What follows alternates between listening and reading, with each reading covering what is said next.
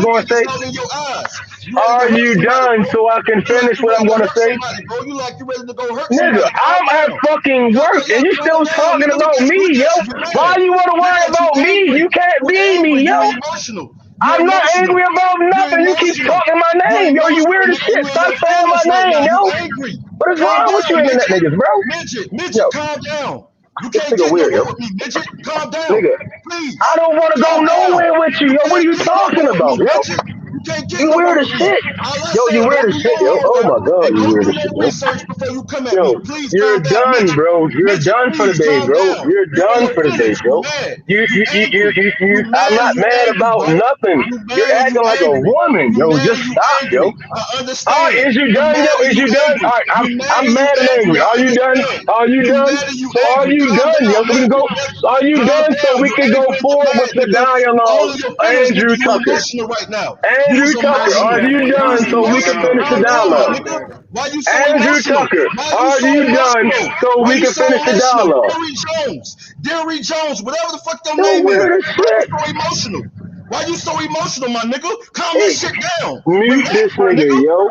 He's worried about me, yo. Stop hating on me, yo. calm Yo, hey, down. yo, You in chat, emotional. this is what You happens emotional, nigga. when your Stay wife off wear the them pants. drugs, nigga. This is Stop what they smoking do, that yo. bad This weed. is what they do, Stay yo. off them This is what they do. drugs. I don't Stay do off them drugs, yo. drugs, nigga. I You don't do drugs, emotional. yo. You emotional. You Stay off don't them drive drugs, nigga. what I drive Stay doing off them drugs, yo. drugs, nigga. You emotional. You don't look like this doing drugs, yo. You got a You don't look problem, like nigga. this.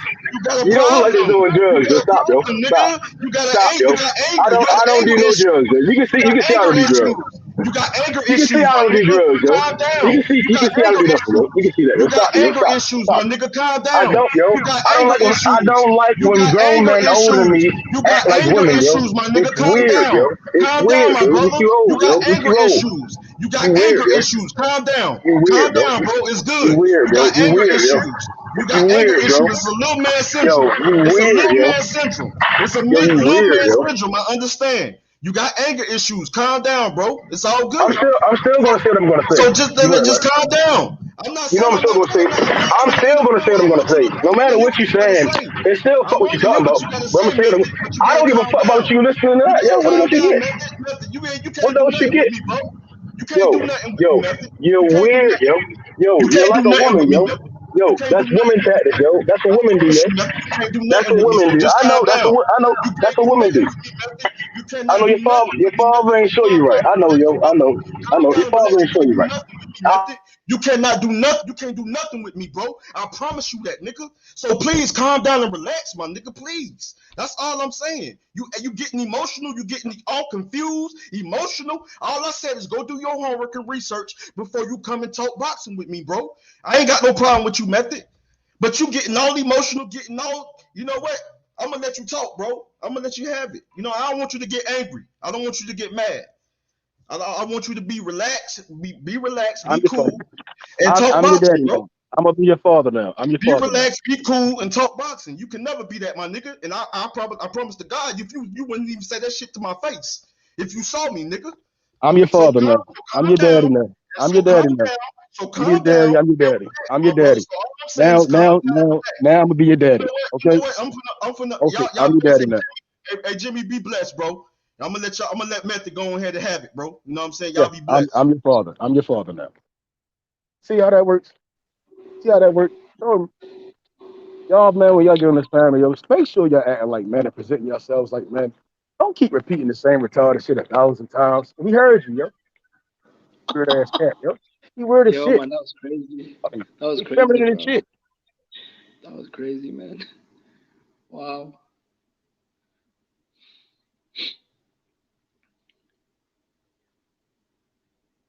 So what do you think is gonna happen though with the legal situation with Bud and Top Rank?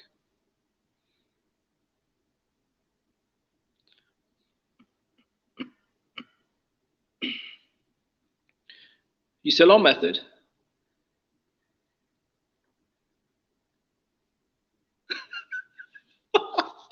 Method, are you still on?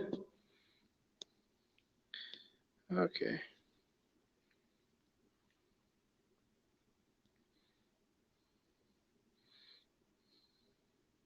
Yeah, I think they both dropped off chat. It's just me, man. Last one here. Man, Yeah. damn, boy, they got chill Oh, are you out. still on? Yeah. They Yo, got chill out, hey, boy. Jimmy, don't be that guy, Jimmy. You want to be like him, yo. You gotta keep repeating yourself. Crazy. That's weird, yo. That was crazy, man. Can I be honest, bro? I literally understood nothing any of you said for about a good 20 minutes. Because he repeats himself 1,000 times, thinking nobody. I heard him right, and I said, "Okay, I understand what you're saying. Let me say what I gotta say." No, that's women. That's feminine, yo. You don't do all that. You're not supposed to do all that. I heard what he said. I respected what he said. But when you keep cutting somebody off because you upset, that's weird, yo. That's weird. Yep. Yeah, man, I forgot what niggas was talking. Well, I ain't forget what niggas was talking about. But goddamn, They went at it, bro. They went at it. if niggas ain't even go at it, they would just niggas just repeat the same shit over and over. Like, damn, y'all just, you know what I mean? You know what I mean? You know.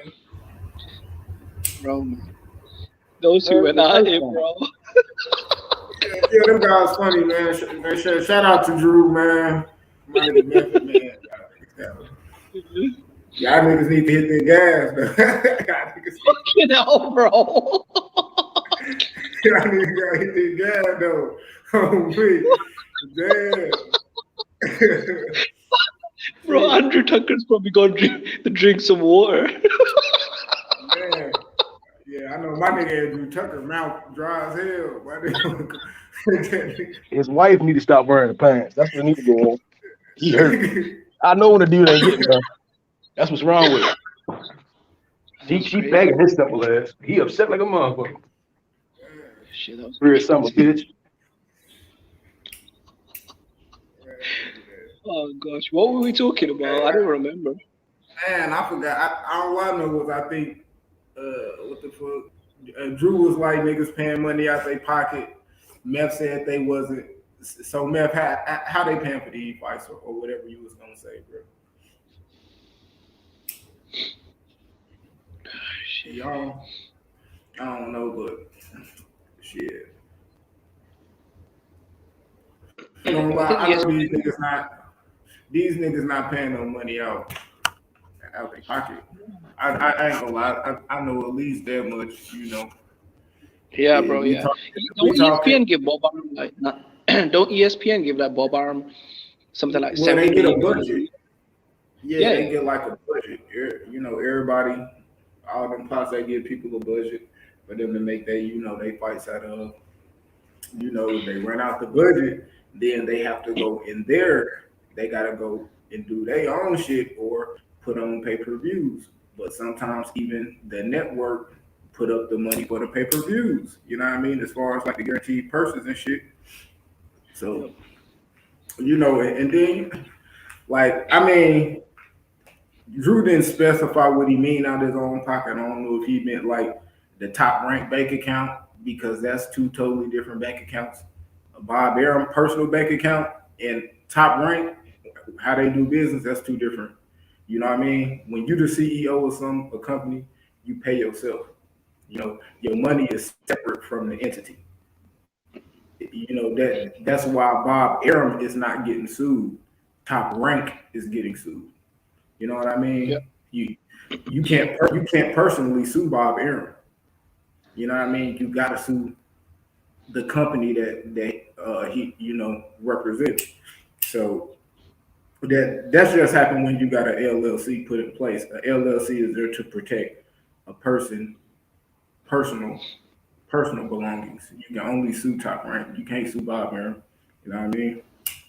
Or shit. Even when Bob Arum making fights, he could go to jail if he used his own personal bread, like paying niggas under the table and shit like that.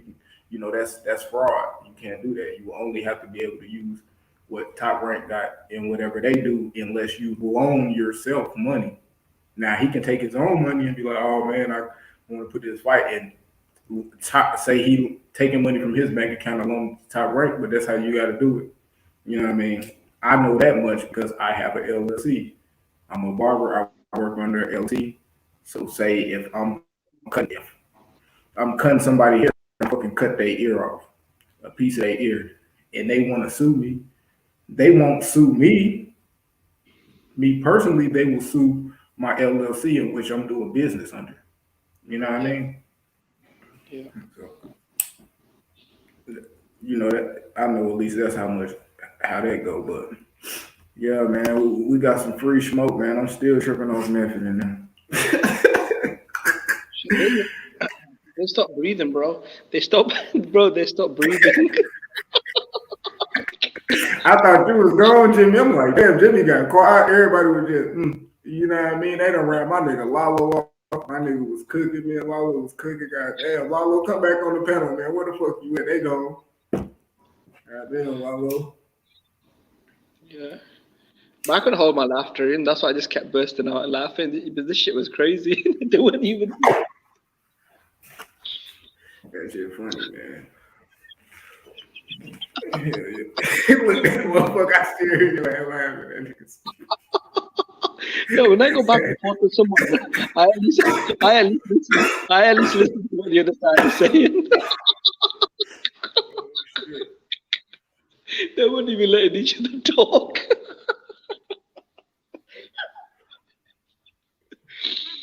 Oh man, that was crazy. That shit, man. Shout out them niggas, boy.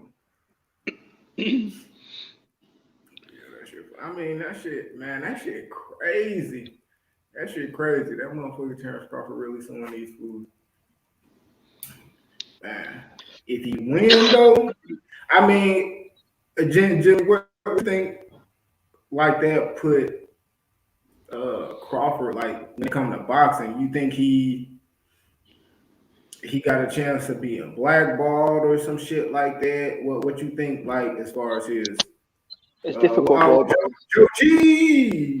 Salute, bro. But Bud's one of my favorite fighters, so I hope this doesn't derail his career. But it's hard though because the PBC have come out publicly, and this wasn't just any old random guy. This was a PBC executive on their official podcast, and he said that basically they're not interested in making the Crawford fight. It's a fight that they don't think would do big numbers, and they're just looking at other things right now. Eddie Hearn said that he doesn't really have any welterweights for Crawford, and that was kind of burned his bridge with Top Rank. So I really don't know where Bud Crawford goes from here. Yeah. Shit. I mean, shit, off there alone, that damn near sound like Crawford fuck around and win the lawsuit. You know, motherfuckers. Yeah. You know, people feeling that. Bob Arum was making these horrible comments because what I was trying to say before is, look, all these promoters have lost money. Eddie Hearn's admitted that since arriving in the US and doing the zone, he's lost so much money. Whenever Boo Boo fights, he makes $3.5 million. He loses money. Whenever Golovkin gets paid $10 million to fight Steve Rolls, they lose money. But none of those, even with PBC, you know, when I'm sure when Mikey and Danny Garcia and Errol Spence fought, there were big rumors that event lost money because the pay-per-views were really low and they had to pay Spence a lot or something. But Bob Arum was the only guy out here throwing his fighter under the bus, talking about how much money he lost. Because I mean, it's well documented that PBC have lost hundreds of millions. It's well documented that the zone have lost hundreds of millions. But I mean, why is Errol Crawford the only one? Sorry, why is Terence Crawford the only one that's been fucking embarrassed out here? You know what I'm saying? When his events lose money. So that's why he's actually suing them, because he feels that Bob Arum's constant comments have actually damaged his market value. And he feels that Bob Arum purposely did this because he knew that their contract was almost up. Because Bob Arum has a history of doing this. That's why he kept robbing guys like Pacquiao and Oscar, because when they're about to leave him, he wanted to, you know, basically when you want to kind of damage the product before it moves on to someone else. Yeah. So Bob Arum's got that old mentality, in it, like the Don King mentality, that if I can't have you, I'll fuck you up before you go somewhere else. Yeah, he couldn't. He wasn't really able to. He wasn't really able to capitalize off Terence Crawford, I think, how we wanted to, kind of to the fault of what he couldn't make happen as a promoter, you know, as far as some of the fights. And shit, Terence Crawford actually being able to put together a good deal. You know what I mean? Like Terence Crawford and his team or his lawyers or whatever was able to have him a real good deal with Top Rank. You know, I think it was like $900,000 he was supposed to get if he couldn't get the fight with Earl after Kambosos and things like that. I think that's where it's all stemming from. I think if he couldn't get the Pacquiao fight, the Pacquiao, the Spence fight after Kavalauskas, I think Arum was. And also, you have to remember when Bob Arum went over to ESPN, he took Crawford with him and showed ESPN, look, I've got all these fighters. I've got Lomachenko, I've got Crawford. That's why he was able to get a big deal with ESPN, because he was saying, look, I got all these pound-for-pound fighters, and Crawford was one of them. You know, he basically made money off Tyson Fury through the Wilder fights, right? And I'm assuming he wanted to make money off Crawford through the Spence fights. The only difference is the Wilder fights happened because outside of the Wilder fights, bro, I mean, when he was paying Tyson Fury $15 million a fight, and there were like 3,000 people in Vegas, or normal like fucking. Yeah, that probably lost him fuck knows how much money. Yeah, he lost money putting on those fights.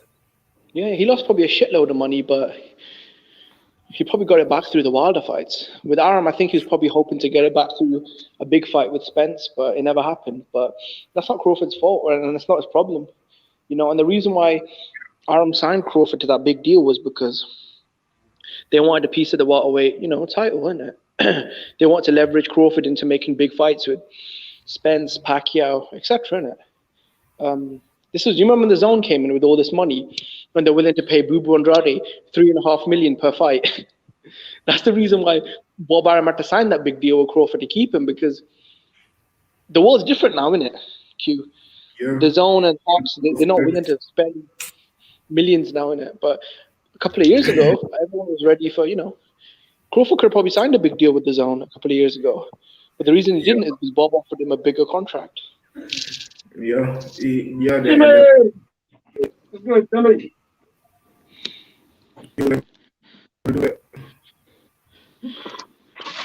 Nephew back on, who you talking to? Kush, jump on. Jump on, Kush. Kush!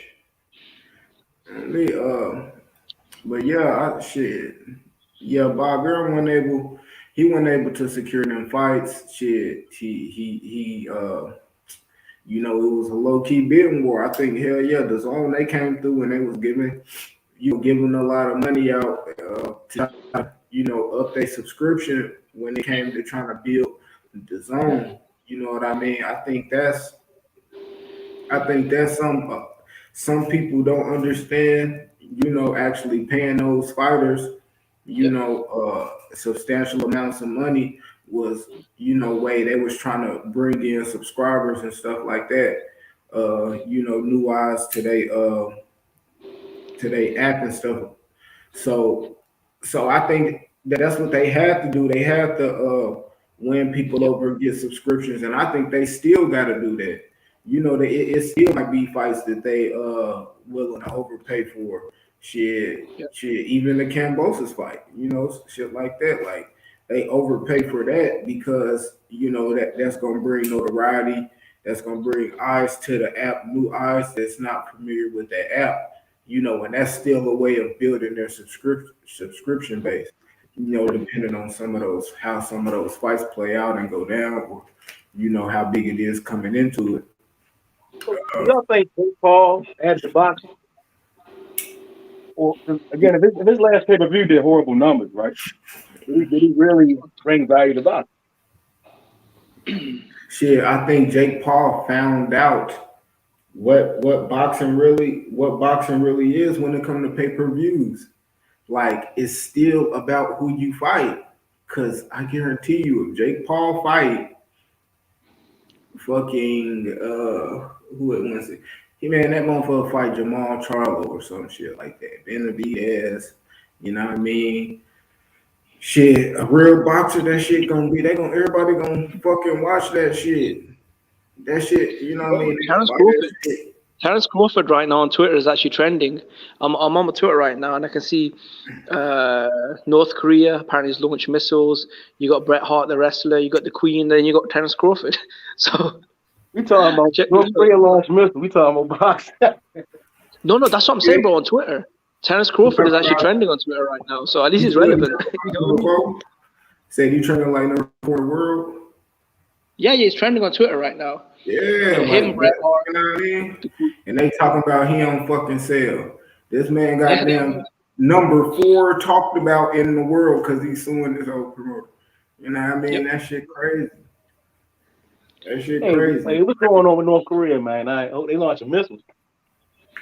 Yeah, apparently America's putting sanctions on them. Oh shit, we about to go to war. Oh shit.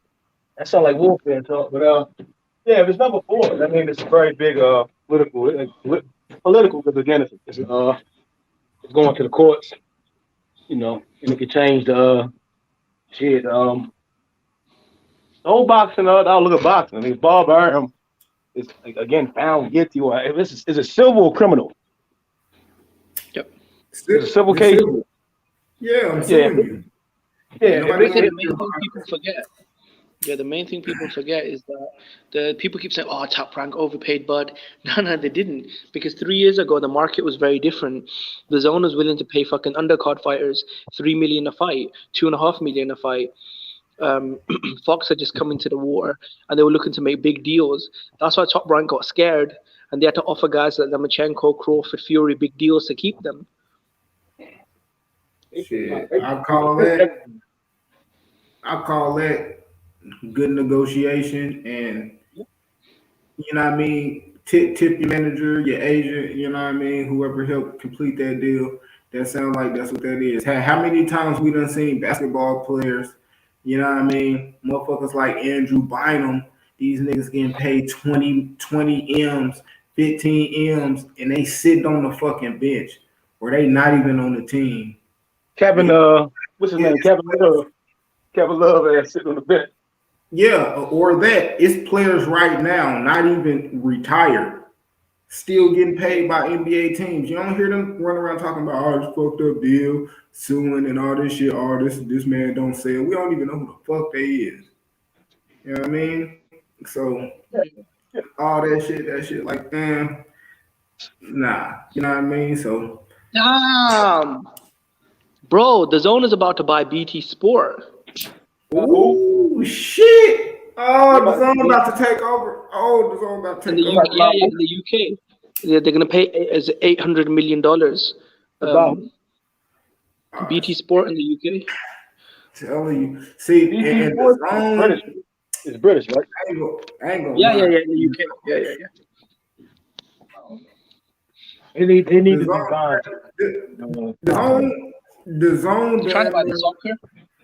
They're trying to buy European soccer in the UK. The Zone down there could try to. I ain't gonna say model that shit after the UFC, but kind of do something like the UFC because they actually got a strong hold on women's boxing, and on contrary to some people believe, or they might like women's boxing or not, that shit actually growing. Some of these females out here, they got a little sex appeal and they beat motherfuckers up. Whether you feel like what their competition is or not at this point, because it's a lot of them undisputed, a lot of girls, doing their thing out there. Certain ones is kind of top heavy, but the Zone actually got a stronghold on that. And as long as they putting on their little cards and like how the UFC do, they always do the co-main event, usually 2 women championship bout or something like that. As long as the Zone do that, shit, and then they doing that shit with BT Sports, where they doing their thing a little bit. They signing a few more talented shit over here in the U.S. Alicia Baumgartner, Montana Love, what's the cat name from Houston? Ammo. They do a lot of global stuff though, because in the UK they bought a lot of the sort of European soccer tournaments. They bought in Japan as well. They bought the rights to a lot of stuff there. So in America, I think they're gonna try and get maybe a deal with I think one of the baseball leagues or something. So yeah, man, they kind of branch out. It's just not boxing anymore. Yeah, I'm put on for boxing because that's where they came from. That's one of they. I mean, soccer that's big as hell. It could possibly, at least over there, be big. But as far as how Americans know the Zone, it's on boxing shit. You know what I mean? Could they get the rights to the NFL or American NBA? What you call it? NBA.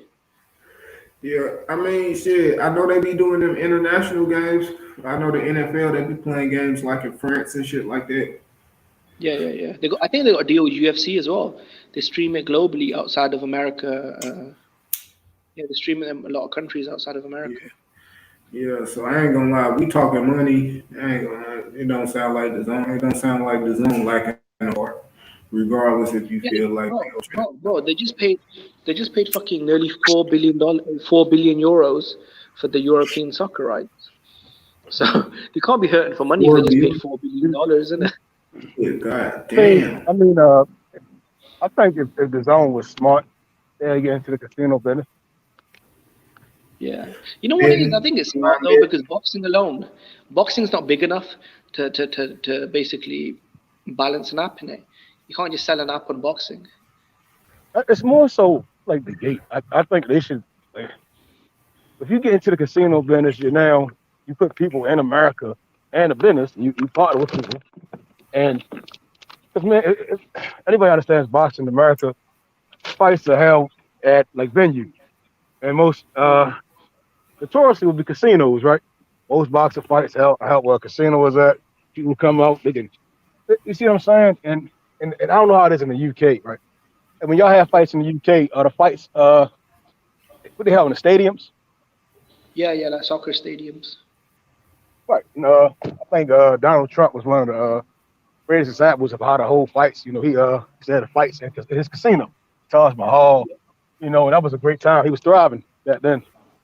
He really made his name greater by hosting those boxing fights. I don't know how can you host fights in casinos though, because casinos are tiny though, man. They're like shit. I mean, like every time they fight in Vegas, it's a casino. Is the MGM Arena a casino? Yeah. Oh shit! I thought it was just an arena. Oh yeah. Yeah. So that's what people say. New York is the Mecca. When they say New York for American boxing is the Mecca, I think it's Vegas, isn't it? Vegas is way bigger than New York. Boxing. New York. Like New York, right? If you ever come to the U.S., right? New York is so damn big. Like, it's so many bureaus, right? And people go to New York just to have damn near a good time. Like Vegas is similar. When New York, it's just a different, way different environment. It's way different environment. Like, everybody won't go. Las Vegas is motherfucker might just be outside. It's a very different environment. Vegas may be as far as like the betting. Well, as far as like good time, most people back in that time would go to New York. It was a different time back then. New Jersey. Mayweather never fought. Mayweather never fought in like Madison Square Garden. He'd only fought in Vegas. So that there must be more money in Vegas than New York then. We can't. Again, at one point, New Jersey was the place to be, right? Donald Trump's Taj Mahal. If we go back and if we look into, they have a movie about, I can't think of his name, the guy that fought Ali. And he lost. What's the name of that damn movie? And all those fights during that time were being held in New Jersey. It was damn near New Jersey was like the place to be because of all the casinos, right? And Vegas still had its name for Vegas, right? But I think everywhere in America, every place, every state gets its shine. Like it's a time when they're up in the business world. Like in my state. They're building more casinos, right? So, and I'm saying now that they have this one of their newest casinos, they're now hosting fights there. And I'm saying these same fights on Instagram. You see what I'm saying? And I can't think of the name of I forgot what's the name of it.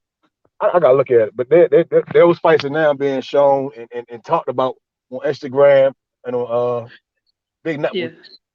So there's a lot of fighters getting their name. What I don't understand is about the other American sports, like basketball, American football. Why don't they put them in casinos instead of put them in it's a different sport. It's an organization.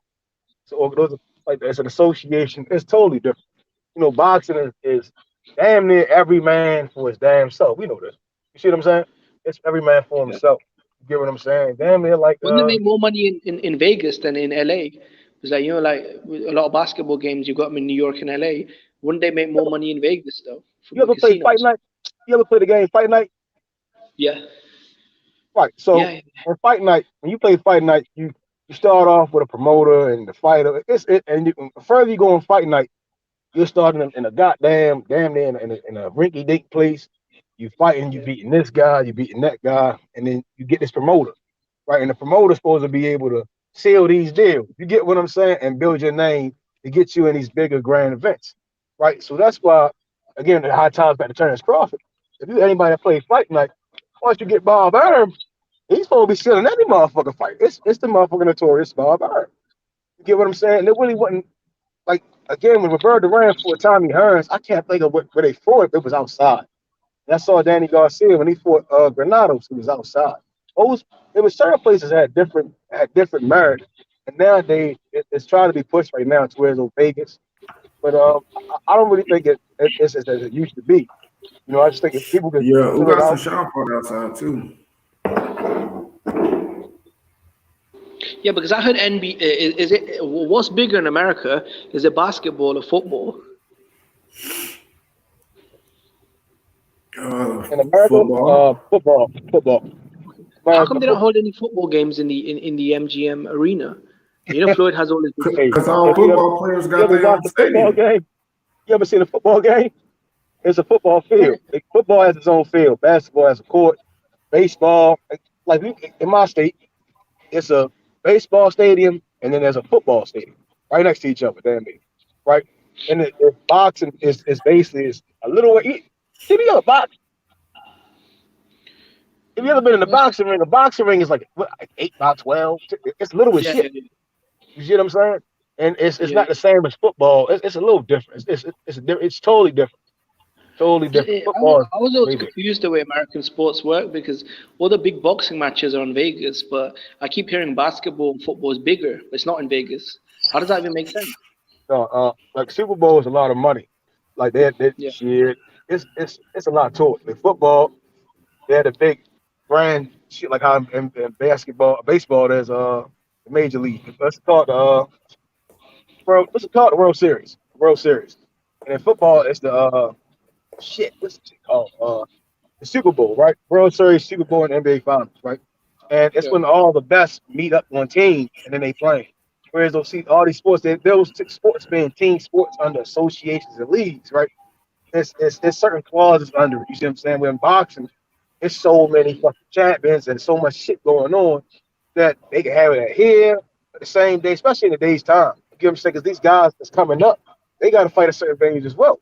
You know, it's probably over hundreds of thousands of people that box right now. And they couldn't just have them all fighting in Vegas the same damn day. You get what I'm saying? This is hella shit to box compared to like NFL and NBA and baseball. Whereas though these teams probably a team of 11, a team of 5, and I believe baseball is 3, 4, 6, 7, 8, like nine people on the field at one time, 8 or 9 people on the field at one time. It's totally different. It's totally different. Totally different. There's 2 men in there. It's totally different. Yeah, but it generates billions. When you watch it, you'll TV. Yeah, it's on free TV, but it generates billions. Boxing's on like fucking pay-per-view. It still generates fucking only millions in it. It is expensive. Like, see, no, because the thing is with football players and all that shit. Look at all the other shit they get to sell, jerseys, and then you get people like Nike, Reebok, Adidas in bidding wars every 5-10 years, so they can make your jerseys be by the leagues and shit. They can billions and millions of dollars to do these things. Aside from the fact that people buying these tickets every game, you know what I mean? And then you got all these different companies that's paying for advertisement during the commercials. So, and all on the field and all that shit. So it's so many different ways of them getting money. So that's why even sometimes, you be seeing boxers with the patches on their motherfucking trunks. You know what I mean? They boxer trunks. Shit, they got NFL on hat. That exactly. And depending on who make the hat, that's money they gotta pay the NFL or the NBA. So like when Adidas was making the jerseys for the NBA, they paid them money to make the fucking jerseys. And now Nike making them. Or then everybody go, they bidding every 5-10 years, to do this shit. So they paying them all this shit, the networks, they giving you all this fucking money. Look at all that channels shit, sports getting played on ABC, NBC, Fox, ESPN. These are all those. How many NBA games are there? Why does boxing try to copy American football? It's like 70 something NBA games, right? And if you talk about 82 games. 52 games? 82. 82. That's 82. All right. So Jimmy, it's 82 NBA games, right? And then it's just totally different. And all the money. And they selling jerseys. Yeah. It's crazy. It's crazy all this money and shit. Ain't no fucking boxer selling fucking jerseys. It ain't no jerseys in boxing. And they ain't selling their fucking trucks and they ain't getting like no, you know what I mean? It ain't even a lot of different. Yeah, it's boxing. It's a college. Yeah, Like I'm like, it's level. And college sports is totally different from the averages. You get what I'm saying? It's totally different environment. You know, and it's again Is that it's like amateur statewide. boxing? College sports, is that like amateur boxing? It's a different level because again, it's like if I say I go to Arizona State, right? If I go to Arizona State and I go, it's and then how can I explain this shit the best way? Like for every sports team, right? Like North Carolina Panthers, with the Carolina Panthers, right? I don't know if it's North Carolina, South Carolina, right? They generate revenue for the Panthers in North Carolina. Then they might have a baseball team, Carolina. What up? Then they have a Carolina Tar Heels. You get what I'm saying? So these teams are generating revenue for this one. You get what I'm saying? This one state, city, whatever. Whereas though in boxing, you damn near just generating money for your damn self. You get what I'm saying? But at the same time, it's a way big organizations leagues. yeah, yeah, and then I say, what I think Cash Ray he say it's because football is the best athlete versus the best, and that's why when you get boxers that fight the best and they got the championships, they get more money than fighters that don't. Right. And right now in You know boxing, what I we're not mean? getting the best fighting the best. And this is what happens when the best don't fight the best. People say fuck it. Yeah, because That's why UFC who exploded. gives a fuck if you fighting this boom? But see, when it comes to Or boxing, give I a mean fuck. not Like boxing, he but said, football and basketball, whether that team is good or not, you still got to play their ass, and they could beat you. Shit, you know, and then you in the tournament. And in football, shit, what number one playing goddamn that's shit why they 8 don't and care if shit. you're fighting in So Vegas or not, because it's not the best fighting the best. You get what I'm saying? And that's how I yeah, play out. It wouldn't matter if y'all fighting in Vegas or New York. If it's not the best fighting the best, the boxing fans or the casual fans ain't really gonna give a shit. You get what I'm saying? It's like, oh, it ain't the best fighting the best. So what? You know, they might come out here and there, you know, just to get, especially now and how the COVID, you know, and come out and just to enjoy a time, you know. But it's not to the same appeal of a Tommy Hearn versus Marvin Hagler, right? When Detroit versus Massachusetts, Detroit versus New Jersey. You see what I'm saying? Like it's totally different. You know, when my hometown, Ravens play the Steelers, the tickets go up, everything. Like it's people coming from different states. They're legitly coming down here damn near every week. When we going there every week, it's a total different environment. Whereas when boxing, motherfucker might fly to the UK. Everybody not about to fly to the motherfucking UK. You dig what I'm saying? Like shit. It's totally different. Boxing is a different animal. Way different animal.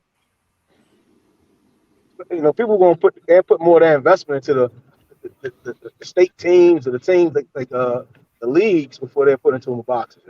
Well, they really compete, you know. Like Serena Williams is an anomaly in her own right in tennis. Is that yeah. why UFC exploded? That's why UFC got so big in it. They had the No. tournament format. Dana White pepping them motherfuckers. He pepping the shit out of them. If you No, go but you back know the and watch, company. if you go back to the Ultimate Fighter days, that motherfucker a pimp, yo. Like you can kind No, of if you see look, he a pimp, yo. it's only been Oh around for 20 yeah, years, but yeah. it's But valued even at $7 besides, billion. It's crazy. It's only even been around for 20 besides years, that, but its net worth is $7 billion. The UFC. yeah. That's And crazy. it's like even besides that you think he pimping, what we talking about is why they numbers are so good because the best competition, shit, they fighting each other all the fucking time. Yep. Shit, Yeah, I yeah, mean, yeah, that part is that's why it's thriving as far as I mean, in its heyday, UFC in its early stages, like Ultimate Fighter, he was making money from that. You know, Ultimate Fighter and the Ultimate Fighter transitioned to the UFC, the legitimate pay-per-view fights. You know, and then now it's kind of dwindled. I'm not saying UFC has died, but it's not to the same appeal as it was when it had like Pride. You know, legitimately like during those times, Pride was still really a high event, and you had what's his name? What's the guy's name? Chris Weidman and I can't think all the damn fighters. Rashad Evans during that time. That's when UFC was at its peak, right before John Jones really hit the scene. Before he really became the big name he was. That was UFC's peak. yeah, yeah. Started making the video games. It started to go down. Yeah, they had them stars and shit.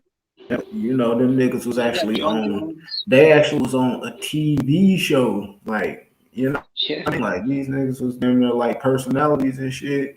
Especially like Nate Diaz and his brother. On me, like that's where Yeah, Nate got his shit off. You know yeah. what I mean? Yeah, Ultimate Fighter. So that's how they build the stars in it. yeah, They had the TV shows, they had the Ultimate Fighter, they had these tournaments. The They had like reality a proper TV shit. structure in place. But That boxing is a fucking hell mess. yeah. the reality So TV with in America. boxing, Yeah, so if boxing was mandatory like that, that should be totally different. You know what I mean? Like if it was mandatory, the top 10 or some shit at a certain point of time every year had to get in the tournament and fight. You know what I mean? Shit, boxing would be big as shit. And pay per views to sell because especially if they always put like the unification, the last, the final four or the final six fights, 8 fights, they all on pay per view, man. They gonna pay for all them shits because they know them gonna be the best motherfuckers fighting on that card. yeah, They gonna get hella yeah, bread. yeah. Like that. It's just like that actually. It's if they have like an IBF belt on this bracket, WBC in this bracket, like they really make it into a tournament style. But yeah, I mean, people would definitely be like, shit, we gonna go watch the IBF tournament, and we gonna watch them. Like people really would Yeah. move around based on the production. You're Yeah. not really boxing, not really producing shit for real. You're not really producing. You're not really giving fans shit. They just bullshit. They just keep throwing straps and bullshit at fans Yeah. and expect fans to keep taking. And that's why it is what it is right now. Shit, you know what I mean? You want to give us goddamn Keith Thurman and Barrios. Hell, I ain't saying that ain't a good fight, but I shouldn't have to pay for that shit. Shit, you know what I mean? Like, and I ain't saying, and I'm not Yeah, saying don't fight them or they're not pay per view fights because I guarantee you it's a fight that they can fight that I pay for. But just right now at this time, Keith that's just Thurman and not Barrios going, gonna do. huh? How many bars do y'all think Keith Thurman versus Barrios? Uh, maybe 100,000, 100K, maybe a little bit more. What do you guys think? What about Earl versus Ugas? Less than, I think maybe 180, 190K. I think maybe 200K if they're lucky because Pacquiao's a way bigger superstar than Errol Spence historically and even in modern pay-per-view numbers. And when he fought Ugas, he only did about 250. So why would they do bigger numbers? I'd be surprised with Dusty Rhodes. Yeah, I think he'll do what Danny Garcia did, about 200,000. So yeah, it might do like 200,000, anywhere from 150 to 200, you know what I mean? Some shit like that. If it does 150,000, right? What does that? What does that mean? if it is 450, I don't think he could do that because So I'm no one saying, cares about you. let's say Earl versus Ugas does 150,000 bars, right? Yeah. Do y'all think that will push closer to an undisputed fight? Probably not. I don't even know. Shit. To be honest, I don't even think the reason why they not fighting is about money. Yeah, I don't think so either, man. Because it's one thing after another, and it's get a belt, he gets a belt, then okay, Porter's got a belt, then I'm gonna clean my side of the street up, then you have to cross the street, and now he's a free agent. Okay, we're not interested in the fight. Like, come on, man. At some point, man, you gotta realize that Spence don't want the fight in it. You know what I mean? Yeah, at some point you like, damn. And it's people that saying that shit like, damn, this motherfucker really keep doing some shit. Like I Bud want need to to see the go shit to Rocky now. Balboa. Y'all saying Bud need to go to Rocky Balboa route before Tommy Gunn and fight his ass in the alley. Bro, he really did that, bro. Bro, he cornered him in the fucking hallway, made him save his number, bro. he made Spence save his Nigga number. said you made him say his number. Yeah, he's like, take your phone out, put my number in. Oh shit, that didn't Jimmy on that bullshit. He said that was me calling. I'll call you tonight. Errol was looking good. Do you remember when one of Errol's homeboys tried talking to Crawford, and Crawford said, "Nah, I ain't here for you. I'm here for Spence." You see, Spence put that hoodie up, trying to blend in the crowd. Nigga, what? Nah, when did he do that shit? You want to face stuff in the hallway? Spencer's got his hoodie up. I bet you thought Crawford wouldn't recognize him, bro. What you talking about when they was in the all red and shit? Yeah, do you remember Spencer wearing that red hoodie? Oh shit, I remember Spence was on Red Bud hoodie. homeboy head. Oh look, Spence was on Bud homeboy head. Hey, I was like, damn. Hey, Bud had his back though. Bud said, "You ain't talking to him, better talk to me." Hey. I'm here for you.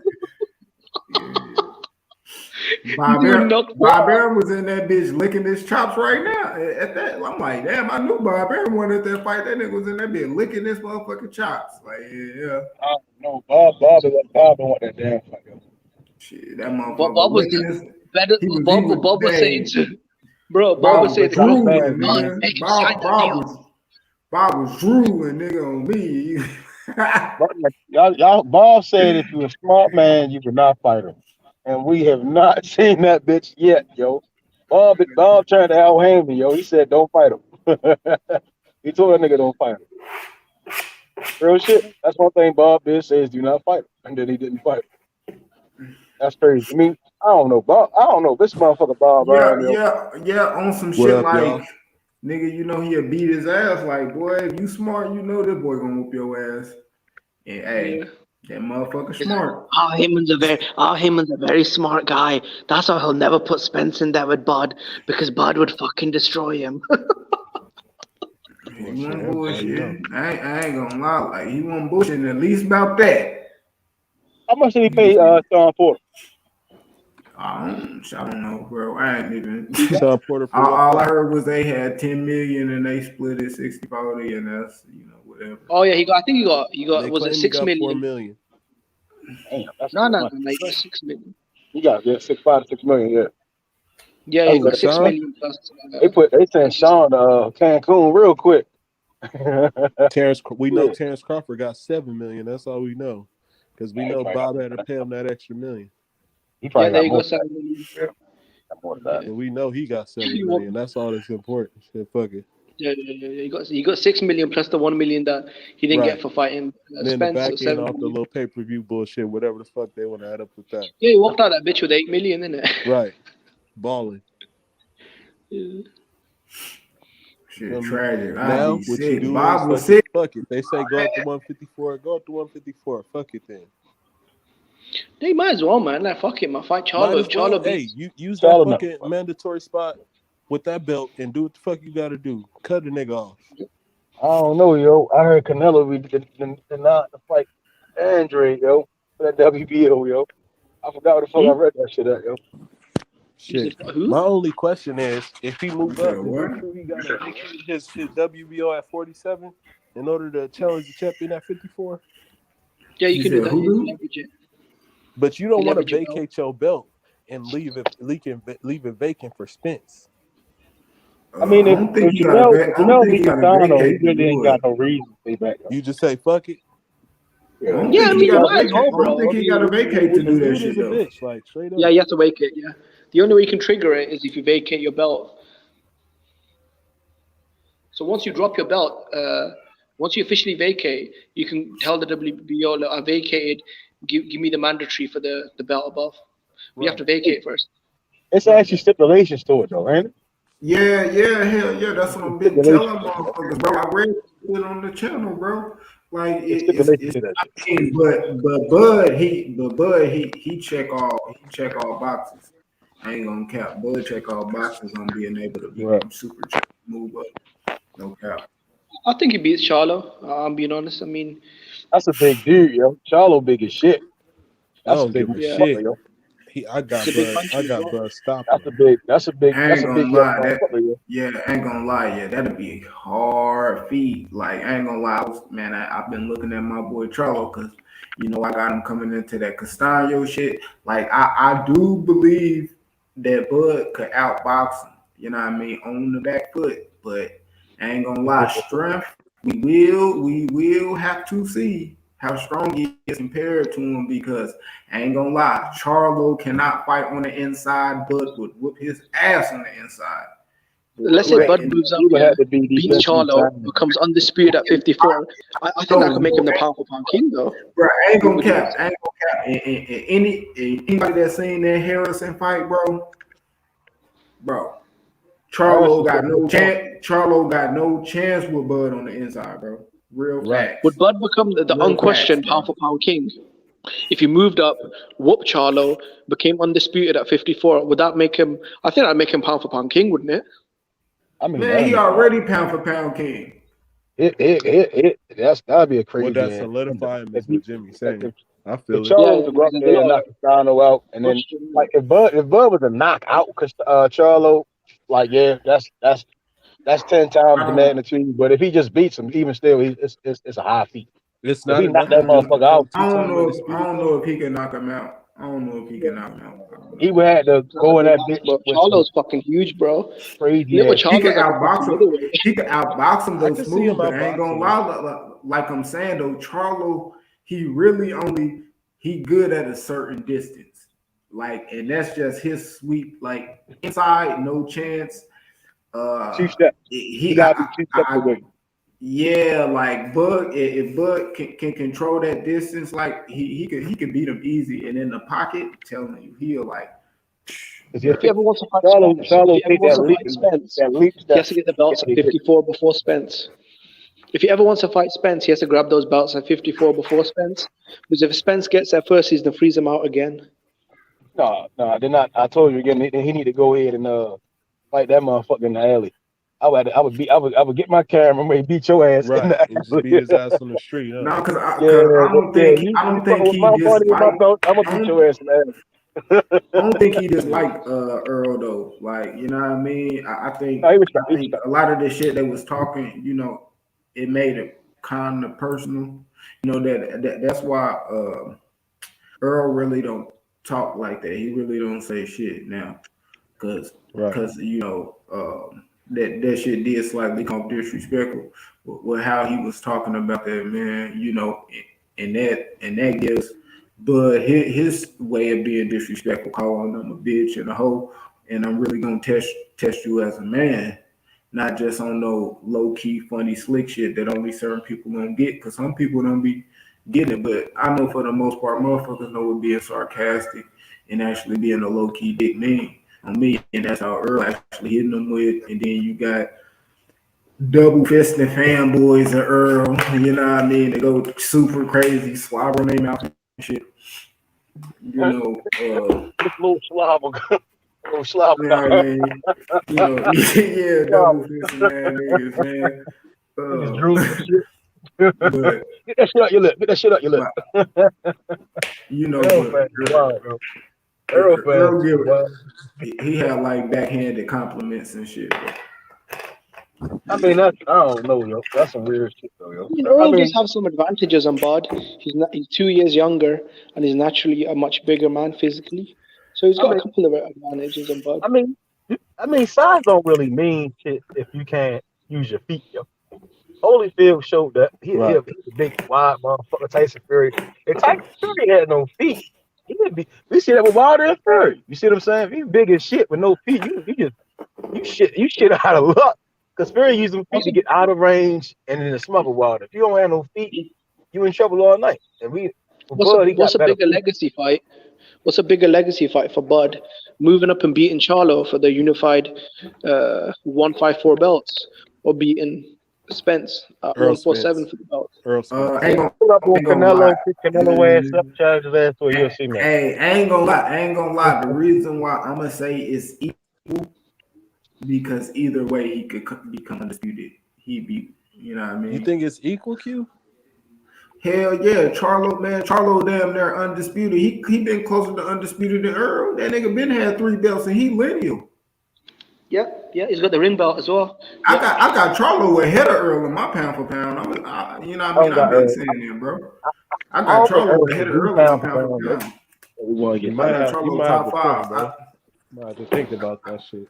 I mean, pound for pound is what it down to, yo. I mean, and that's just my list. That's my list personally. I got trouble 5 on that bitch. Everybody in my top 5 is undisputed. If we want to talk pound for Or pound, been it shouldn't be no motherfucking 10 people. It should be like 5, and that's it.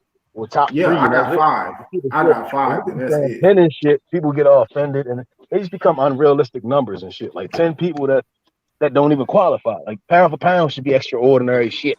Not because I won 1 belt, I'm pound for pound. Like Kambosos don't belong on no fucking pound for pound. Like RBI, he only beat Theo, and Theo was an extreme boxer. Thank you. Yep. I'll keep it real, bro. I mean, someone like an Artur Beterbiev, when he destroyed Vod, he destroyed the number 1 light heavyweight in the sport, right? Because Vodzik beat Stevenson, the lineal champion, right? Spencer's never beat the top guy in his division. He never beat Thurman. He never beat Pacquiao, and he is not fighting Crawford. Yeah, and I haven't heard. I mean, if the fight get closer, and I guess if Ring Magazine could maybe possibly, but I doubt it because I see they got put in welterweight, so I doubt that they put the lineal title up there for Ugas and Earl. No, because Bud's the number 1 guy in it, so they got him. I mean, but when Earl and Pacquiao was gonna fight, they was gonna put the Ring Magazine up for grabs. Right. Yeah, because Is Pacquiao that was. shit I true? think They putting it up for the Earl versus Ugas, bro. That shit. No, I don't know. I don't know. I don't think so. Because shit, you just seen the rankings. They got Bud number 1. Hell yeah, that would be weak as fuck to put the Ring Magazine belt up for them two, bro. That's supposed to be for the mega fight. Yeah. The reason why they put it for Pacquiao is because Pacquiao was at that time the number 1 welterweight. He beat Keith Thurman, who 3 years ago, Keith Thurman was above guys like Spence and Bud, didn't it? He unified 2 belts and beat Porter and Danny before Spence did. Right. That actually made sense, bro. Like, yeah. Put him on the inside, put him on the outside. This nigga method retarded. Yeah, I'm off work, yo. I'm happy as a bitch. You know what Bud needs to do? He needs to go up to Golden Boy, sign the deal with them, and fight Virgil Ortiz. That's a big fight. They're not going to make that. I think Virgil Ortiz coming right to him though. He ain't got to do nothing. Virgil don't want to fight for him. He do, bro. He's trying to prepare himself. I think he does. Though. Let the kid prepare himself, He'd bro. rather. That's not Golden Boy game plan, right? We seen Honeymoon Gear. He going everywhere around Andre, around them other fighters. He was just a champion, right? And they talking about he not ready, but he was ready to get a belt from Saddam Ali. You see what I'm saying? That's not that game plan how they work over there with Golden Boy. If they don't have the original Golden Boy. They trying to find him, but it's hard to find him when you battling PBC and top rank for quality fighters. You get what I'm saying? Yeah. But Virgil Ortiz, he cool. He knocked out. I'm not gonna say he beat him, but he just knocked out. We can knock his little ass out. You know what I'm saying? I think Virgil Ortiz is underrated, bro. He gotta go to 40. He gotta go up 54. Too big. When they're building him up though to fight Crawford because he beat. I like him, bro. I think that's a good fight, bro. People sleeping on Virgil, bro. He fought in the WBO eliminator. I'm not saying he a world beater like he about to beat Bud, bro, but that's a good fight though. Xander Zayas or Virgil Ortiz? Who y'all got one? Virgil Ortiz. Over that, Virgil Ortiz is better than him. I don't know. I don't know why I see him better than him. But Bud and Virgil was a good ass fight. I'm about to look in the chat and see what they saying. I think Virgil is Hey, who y'all think will win? Xander Zayas or Virgil Ortiz? They tell y'all Xander Zayas will beat him up. He can box, yo. I mean, I know Xander Zayas is in a bigger weight class, but he's just a kid, bro. He not ready for no fucking. Xander Zayas is that like Chinese welterweight? No, Xander Zayas is like fucking 17 years old, bro. You moving him quick, man. Hey, bro, don't get him hurt, bro. No, I'm saying is that the Chinese Olympian you guys are talking about? Xander Zayas. He what he Puerto Rican or Dominican? That boy a little kid. He not ready to fight no contender. He gets busy, yo. I had to think about that for a second, Method. He get in that ring and let them bitches go. When it's man straight. Yes. you know, some guys get fat so long they're stripes. You see what I'm saying? He's gonna be treacherous. Virgil's one straight up and down. I feel like you degrading my nigga Virgil's tough right now, my dude. Give my nigga Virgil a little Virgil's bit of a beast, credit, man. bro. He beat Mean Machine quicker than Crawford. No, he didn't, man. Mean Machine could have He held didn't beat on him and better made it than out no the round, Crawford, and he bro. got knocked Come out in on, the ninth. man. Mean Machine could have held on and made it out into the ninth. This Right. retarded Jimmy, motherfucker go backed up. back and watch that Mean Machine and Crawford fight for saying that, bro. Crawford destroyed him. Yeah. Yep. Mean Machine could have made it to the ninth with a 10th. He just his dumb ass didn't hold on for dear life. No, I think Bud would knock Virgil out. Yeah, no, I agree with you guys. I think Bud Crawford Virgil knocked Ortiz Virgil out. destroyed him But too, though, bro. But not to that Look, extent. and I'm glad niggas brought up that motherfucking fight, bro. Okay. Now, and this is what I'm saying about Bud. He got so many different styles in his arsenal. Like, if you look at Bud, you can see him beat niggas up so many different ways. Now, he actually beat Kambosos' ass Mexican style. Real talk, nigga. Go look at that fight. He whooped that man ass Mexican style, and that shit looked way better than how Virgil beat him up. Right. I'm gonna keep it a buck. Like, Virgil got it out of her, but Bud, it looked way better with Bud doing that shit. I ain't gonna cap. But DJ in the chat, he said Zayas just turned 20. Hey, he just turned 20, but he's still not ready. And he from Puerto Rico. It ain't even just about age, it's about experience. Yeah.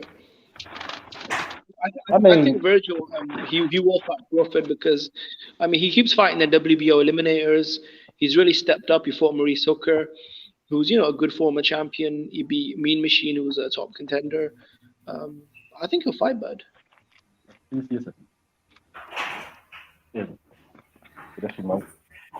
I ain't gonna count. Golden Boy fuck around and do Virgil Ortiz. How they doing Jamie Munguia? Yeah, the disappointment. Munguia the goods. Munguia, he in the good. Like he, gosh, Shit, people sleeping on Virgil. He's in a good position, right? I think Virgil just as good as Boots. Who said that All shit? them guys that Hey, Kush, man, log out, Kush, man. Kush, log out, Kush. Hell no, yo. Boots beat the shit out of Virgil, no? He'll beat the whole. Bro, that's a 50-50 fight. You don't know that, bro. Always that's a 50-50 fight. My problem with Boots is he's actually never fought a welterweight. Guys at DeLorme and the other guy he fought, what's the name, Lipinets. These guys are like blown. It's telling good, though, but Boots is too big for Virgil. They're kind of washed up as well.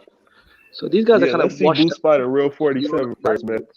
Come on, man. I saw Virgil get hit in the chin with the uppercut. That nigga hit. Y'all ever seen the Rock'em Sock'em robots when the head get hit and that bitch flying in the air? Oh, come on, that's what happened to Virgil when Kambosos hit his ass, yo. What'd he do? And then what'd he do?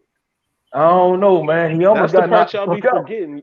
Hey, bro, you don't like when people do that with Bud. Now, how you gonna do that to Virgil right now? Bud you ain't seen what happened after that, bro? Never hurt what happened after that, Method? Keep it G, bro. He destroyed him, right? All right. I mean, the retarded motherfucker got tired. Yeah. Then Gary Russell's little brother knock out Boots though in the amateurs. No, hell no. He didn't knock him out. He didn't knock him out. He just won. He beat him. He beat him twice, 2 or 3 times. I don't think that, bro. If I remember right, Boots ain't never beat him. They fought multiple times. Boots will beat him right now, though. Yo. Boots will beat him. Of course, he too big for him now. He too big. No, I'm just saying, like even because Antoine could fight at 47 and give Boots some problems because he can box. Fuck that. I don't know who will win that motherfucking fight. I don't know who will win that motherfucking fight, boy. See, now how we gonna act like this man is a world beater? He put that bitch in the balls, man. He tripping, man. Man, I hear y'all talking about Virgil, man. What's going on with Virgil? Virgil, my guy, bro. Virgil. Hey, hold on, man. Y'all, I'm hearing something about Virgil and Zayas, man. Virgil will hurt that boy, man. Y'all better stop playing with the boy. Come on, bro. Stop playing with the boy. Hey, listen, man. Hey, I like Zayas, but man, he's nowhere near Virgil, bro. Both his eyes. Xander Zayas will close both his fucking eyes. What? Then Oh, you stop tripping. in the 11th round. Bro, there's Straight levels. up. He not getting There's past. levels. He not Straight getting up. past Virgil He or going, There's Jimmy. levels, Xander's going to bro. drag Bro, Virgil He not to getting 54 past to Virgil knock his Jack, ass bro. out. Hey, man said I'm telling you Zayas for a never fact. fought the fighters that Virgil fought. Virgil ain't never fought Zayas. Zayas get good work. Bro, he can get Zayas good is a work, but little he's ass nowhere fucking near boy, right bro. now at this Virgil level, ain't bro. no good work. That's Bro, why he Zaya's a little boy, man. That's what Zaya. I mean, he's good. He got talent. Don't get me wrong, but there's levels right now. Hey, Virgil and Virgil completely got to level. go see him at 54. Just know that, right? When he go to Zayas gotta 54, get he's moved going to do his best. Bro, All his look, best I to like avoid Xander. Zayas, but Zayas will get hurt. He's gonna get body. Virgil will duck Xander's eyes if he ever go to 54. Bro, Man, you they better sound keep moving crazy, Zayas bro. slow, Come on, bro. bro. Hey, They better it's keep gonna moving him happen, like they bro. moving him. Listen, Xander's eyes is a big kid. Hey, He's gonna Xander put Zayas palms better on stay Virgil. away. Top rank better keep that boy away from Virgil. Listen, man. Xander Zayas will beat the fur of Virgil, yo. That's Bro, why you he went to tripping. 54 because he tripping. said when Virgil get his tripping right ass now. up Bro, here, hey, man. I'm gonna knock his ass out. Puerto Hey, Rico tripping for right Mexico. now. Puerto Rico go for Exactly, the that's what I'm Virgil saying. Ortiz It's is gonna a happen down the real line, and threat, when it bro. does happen, Zaya's gonna get body, No, and you gonna learn. Xander's eyes gonna put a dent in his head. Bro, man, you tripping. Hey, I don't know if you trolling or you actually serious, man. He must be trolling. Xander's eyes He just trying to hate on Virgil, bro. Hey, He just that's what trying it to hate sounds Virgil like. right now. That's what it sounds like. Ain't He got no Virgil Virgil. fucked up all the way, man. Virgil cool, Bro, yo. Virgil done He fought cool, way yo. better But who fighters the than He fuck ain't is no Zaya. Virgil cool, bro. fighting, He yo? a top What guy, you know? bro. He just beat a former. He Why is ain't no Virgil fighting? cool, bro. Bro, Yo, I He's a can top name you the contender. fighters he fought, bro. Mean No, Machine, who is he who gave fighting next? What's the guy next? McKenzie from the UK, undefeated He trying to fighter. get ready. He trying to get Bro, You don't ready, even know bro, this to fight a motherfucking champ. name. It's McKinnon. Bro, you know who I'm talking about, bro. The one thing I'll say about McKenzie, McKenzie. Go ahead, He's say trying it, to Jimmy. get ready to fight a champ, bro. That's Jimmy, what he's trying to do. the one thing I'll say about McKenzie is he's like a southpaw, so I think they're getting him ready to fight either Crawford or Spence. Yeah. See, Method trying to ignore that shit. Method trying to ignore that, bro. Hey, Method over here trolling, man. I can't take him serious right now. No, I'm asking dead serious. When I said Xander's ass put a dent in his head, Xander's eyes would beat the fur off. Bro, I can't take you serious, man, because there's no way in hell Virgil Zaya's ain't- doing Virgil anything not to ready Virgil. for no Xander's eyes, man. He too little. He gonna body. I don't see it. Hey, that's a joke of the day. I heard, bro. 23 years old. Virgil gonna be like 27, 28. Hey, that's He the gonna joke finally of the start day up I just 54. heard, man. Hey, man, hey, hold on. In the panel, do y'all agree with Method? Y'all really think No, Zayas I will don't. beat Virgil? Let's go, Jimmy. I don't think Zayas is, bro. I'm gonna keep it real. Who is this guy? Zayas.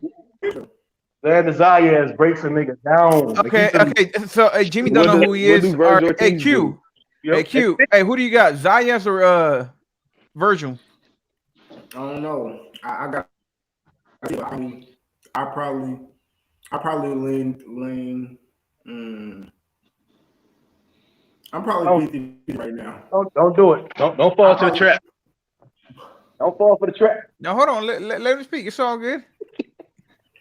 All right. You know what Y'all I'm believe what y'all want. I know what So I everybody got Virgil, right? Hey, Q. So who you leaning towards? Alexander Zayas?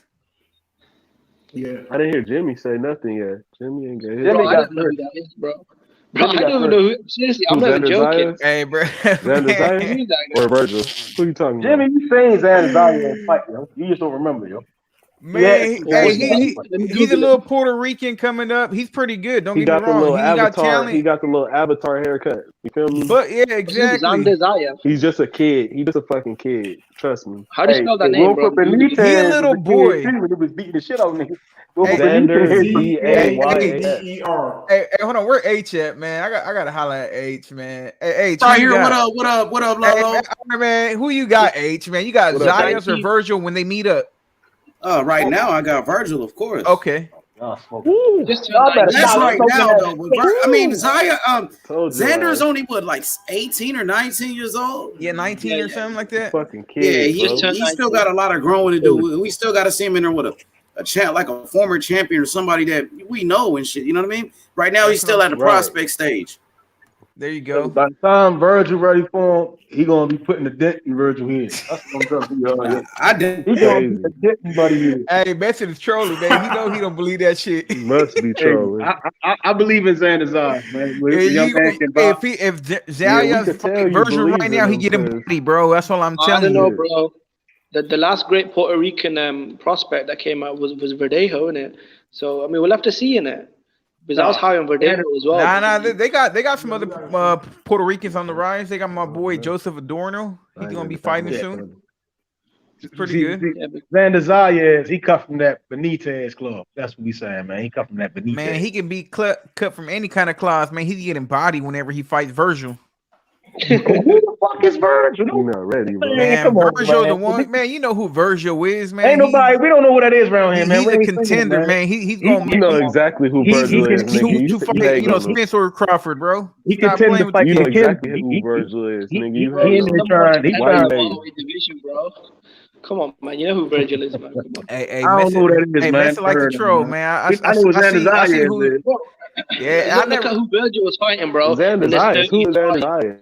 Mauricio Herrera. Hey, hold on. Hey, hold on. Hey, I got a quick question, man. Hey, I'm gonna give you a few seconds to answer this. Hold on. Hey, Messi, I'm gonna give you a few seconds. Name Zaya's last 3 opponents right now.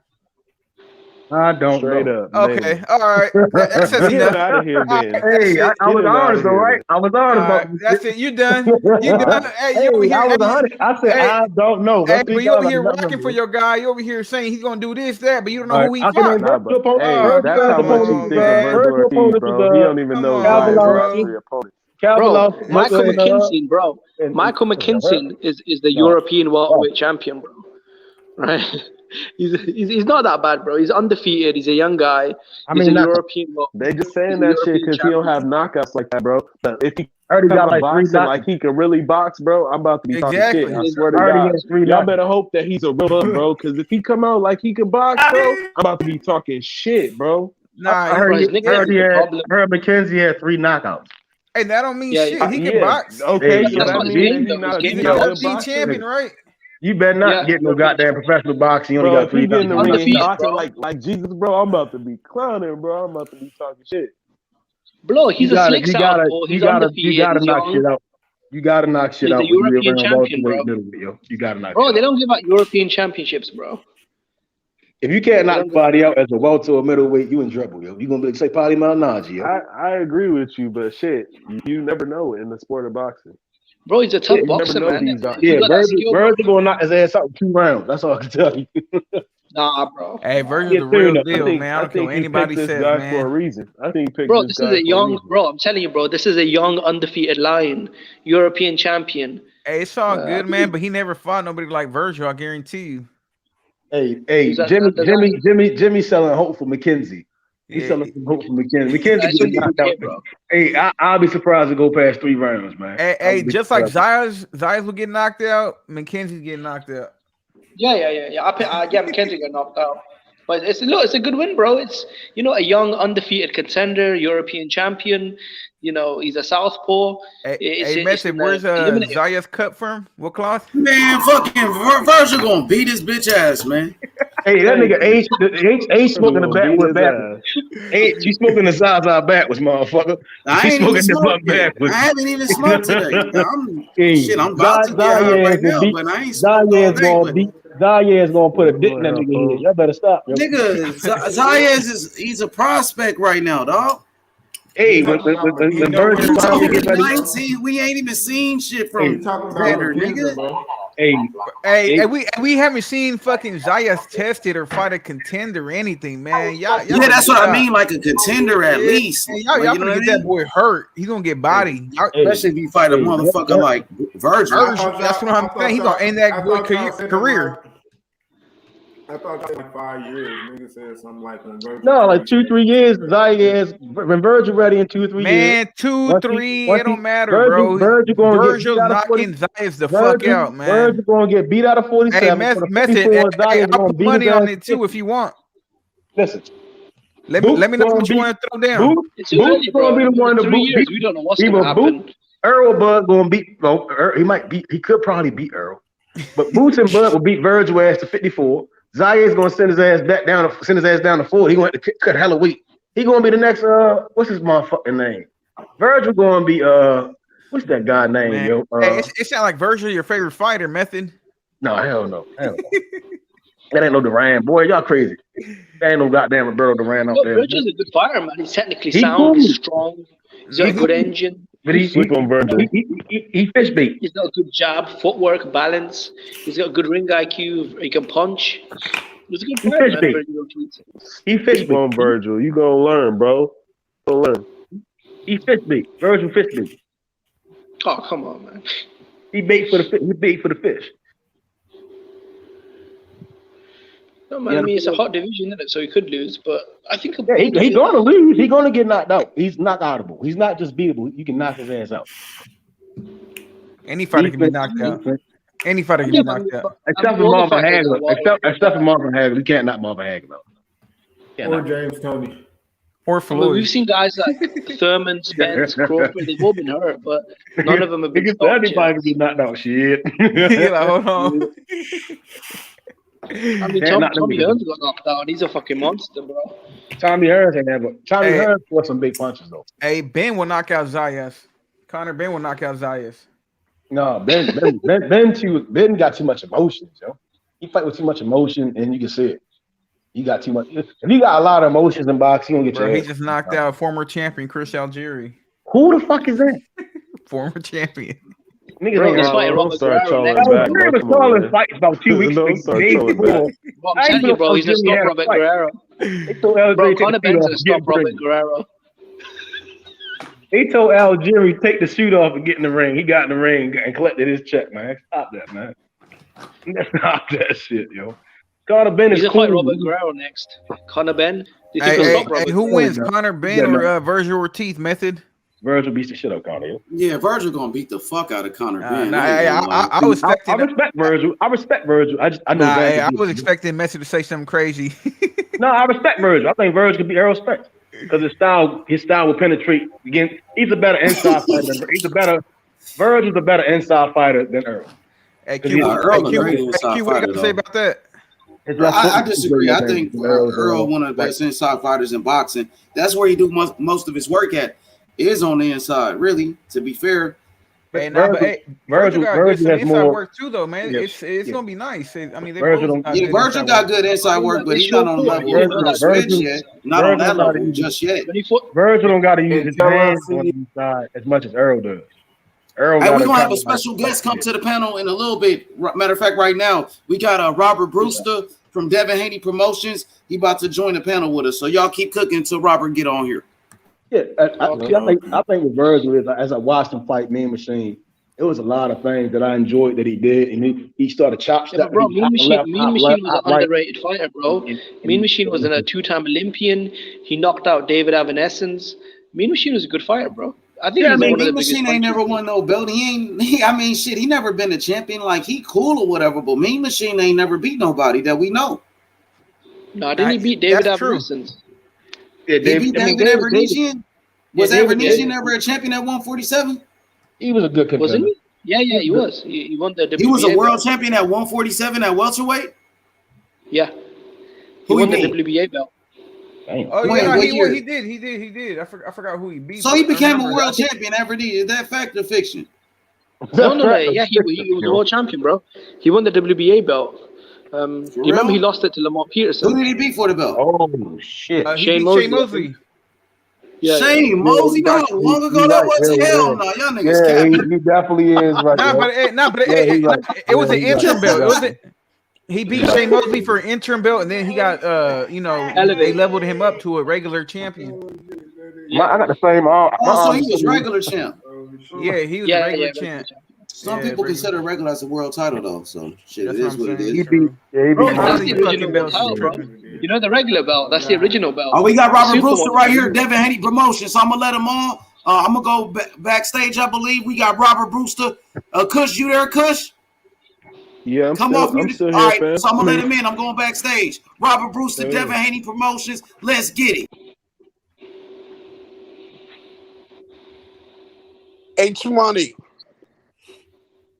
H-Money, you there? Yo. He just dropped off to let you on, brother. Let you on with us. How y'all doing tonight, man? How y'all doing? Doing good. I'm doing good. How about yourself? Oh man, happy New Year. Yo, Robert Brewster, what's good? RB. Salam alaikum, brother. Walaikum salam. You breaking up, H? What's going on, man? Robert, how you feeling? I'm doing well. I'm doing well, man. Good to hear you. I see Absolutely, brother. How's everything been going? Clear, H. You're not clear. You can hear me? Huh? Yo, you can hear me pretty good, Robert. I'm good. Breaking up real bad. I can hear you pretty good. I can hear you. I can hear. I can hear you. I can hear H. I can hear H. I hear everybody. Hey, Robert, come back in. I think your connection is kind of off a little bit. Come right back in. Come right back in. Yeah, I hear everything smooth. Yeah, y'all hear me smooth? Yeah, I hear both of y'all. I hear him too, but it is breaking up Robert, a little you bit. can hear me now, Robert? Loud and clear now. Okay, what's going on, brother? How you been feeling? I've been feeling good, man. It's good to hear from you, man. I'm happy you keep working and you keep putting that work in, man. Yeah, absolutely, man. And you know, like I said, you know, me and Bill, we had went through a little situation or whatnot, but we good now. You know what I mean? And I'm looking forward to the future for Devin Haney. You know what I mean? What did you think about Teofimo Lopez taking that loss to Kambosos first? Let me get your thoughts on that. Right off the bat, I was ringside at the fight. From the very first round, it seemed like he just wasn't into the fight. Me personally, I mean, he kept running into the guy with his left hand down. I mean, you ask him to get hit with a right hand or get hit with something. So, to me, it just didn't seem like he was mentally there. But as the fight got going on, you could see he started trying to turn it up some, and he started doing a little bit better. But by the time he started doing better, it seemed like the fight was over. You know, I mean, you got to give Kambosos a lot of credit. He weathered the storm when he got hurt, and he came on and he won the fight clearly. Clearly, he won the fight. Absolutely. You know, now we looking at this fight with Devin Haney and Kambosos. What's your thoughts on that matchup with Devin Haney and Kambosos? I believe it's a great matchup of a good counter puncher against a superior, a great boxer. Devin is, I tell you this a long time ago, and I'll tell it to you again. Devin can do what he wants with anybody whenever he feel like it, because Devin is the best pure boxer in all of boxing today. I mean, when you talk about great boxers, Ray Leonard, Floyd, Ray Robinson, he's in that class. He makes it look easy. The great ones make it look easy. And you'll see another level of Devin when he goes to win all those titles and come back home a world champion, undisputed world champion, because he's a world champion now, but an undisputed world champion. Absolutely. And I mean, what do you think about Kambosos as a fighter and his skills? Listen, you can't take nothing from Kambosos. He came to foreign land and conquered. I mean, you gotta respect him. He's somebody that you have to pay attention to. You have to take him serious. He's not no guy to take lightly. The beautiful thing about Devin Haney is that, like when most guys, Marvin Hagler says, hard to get up 5 o'clock in the morning when you're sleeping on silk sheets. Well, here's the thing. Devin's sleeping on silk sheets. You understand? He wearing satin, pajamas. You understand what I'm saying? And the guy was in the gym in New York City the other day, working hard, like the fight was next week. So he's always in condition. He don't smoke. He don't drink. He takes care of himself. If it's not in the gym, working with the gloves on, he's working with strength and conditioning. He puts the best vitamins in his body. I mean, these are things that's unthinkable for a 23-year-old. more or less a world champion who has some age on him. You know, you got to fight those guys to do the right thing. This 23-year-old, he's groomed. He was bred to be a world champion. He understands what it's all about. You don't have to tell him. He already know. He called me up and said, I'm going to the gym. I said, what time? He said 3 o'clock. He called me the next morning. He said, listen, change it. 2 o'clock. Yes, sir, boss. Because he is the boss. So, you know, if the boss say he want to go at 2 o'clock, then we got to open up the gym at 2 o'clock for him in New York City. So you know, this kind of guy we talking about. He has that stick-to-itness about what he believes in and about what he wants to do. He's going to be, when the books are closed, he's going to be the greatest fighter of his era, period, bar none. Nobody in the lightweight division can beat Devin Haney. And for that matter, nobody in the junior welterweight division can beat Devin Haney. I mean, you know, we respect the champion right now, the undisputed champion, you know, and we understand how that's going. He going to defend his title and probably move up. And one day Devin going to move up and fight for that title. But I don't want to get ahead of myself, and I don't want to get ahead of you guys, but Devin will win the undisputed lightweight championship and move on. Period. Absolutely. And that move on to 140. Is that correct? Yes, sir. Yes, sir. For sure. And what did you think about Devin Haney's last performance against JoJo Diaz? Hey, if you really want to know the truth about that fight, I'm going to tell you something. Devin did whatever he wanted with JoJo Diaz whenever he felt like it. He outboxed him. He went on the inside. He traded with him. JoJo Diaz didn't have no answers for Devin Haney. He put on a rally, and when Devin answered that rally, he went away. He didn't come back. You know, Devin beat that man. He dominated the fight. I was ringside for that. I watched every round. He wasn't even in the fight. I mean, you know, it looked good. You know, he had some Mexican fans rooting and cheering for him, rightfully so. But at the end of the day, man, it was only one winner in that fight, and his name was Devin Haney, the Dream. Absolutely. And, you know, he stepped it up in competition, went against JoJo, who's a former champion and Olympian, JoJo Diaz, who's been in the ring with some of the top guys, you know, and Devin Haney, you know, clearly outboxed him. I felt like he outworked him in that fight. And, you know, it was a good test. I think it was a good test for Devin Haney. And, you know, to help Devin Haney establish his resume as one of the top lightweights in boxing. I felt like that's what he did with that fight with JoJo Diaz. What you have to really understand about boxing, you got a lot of good fighters out there. I mean, a lot of good guys. But in order to bring the best out of the great ones, you have to be on an elite level.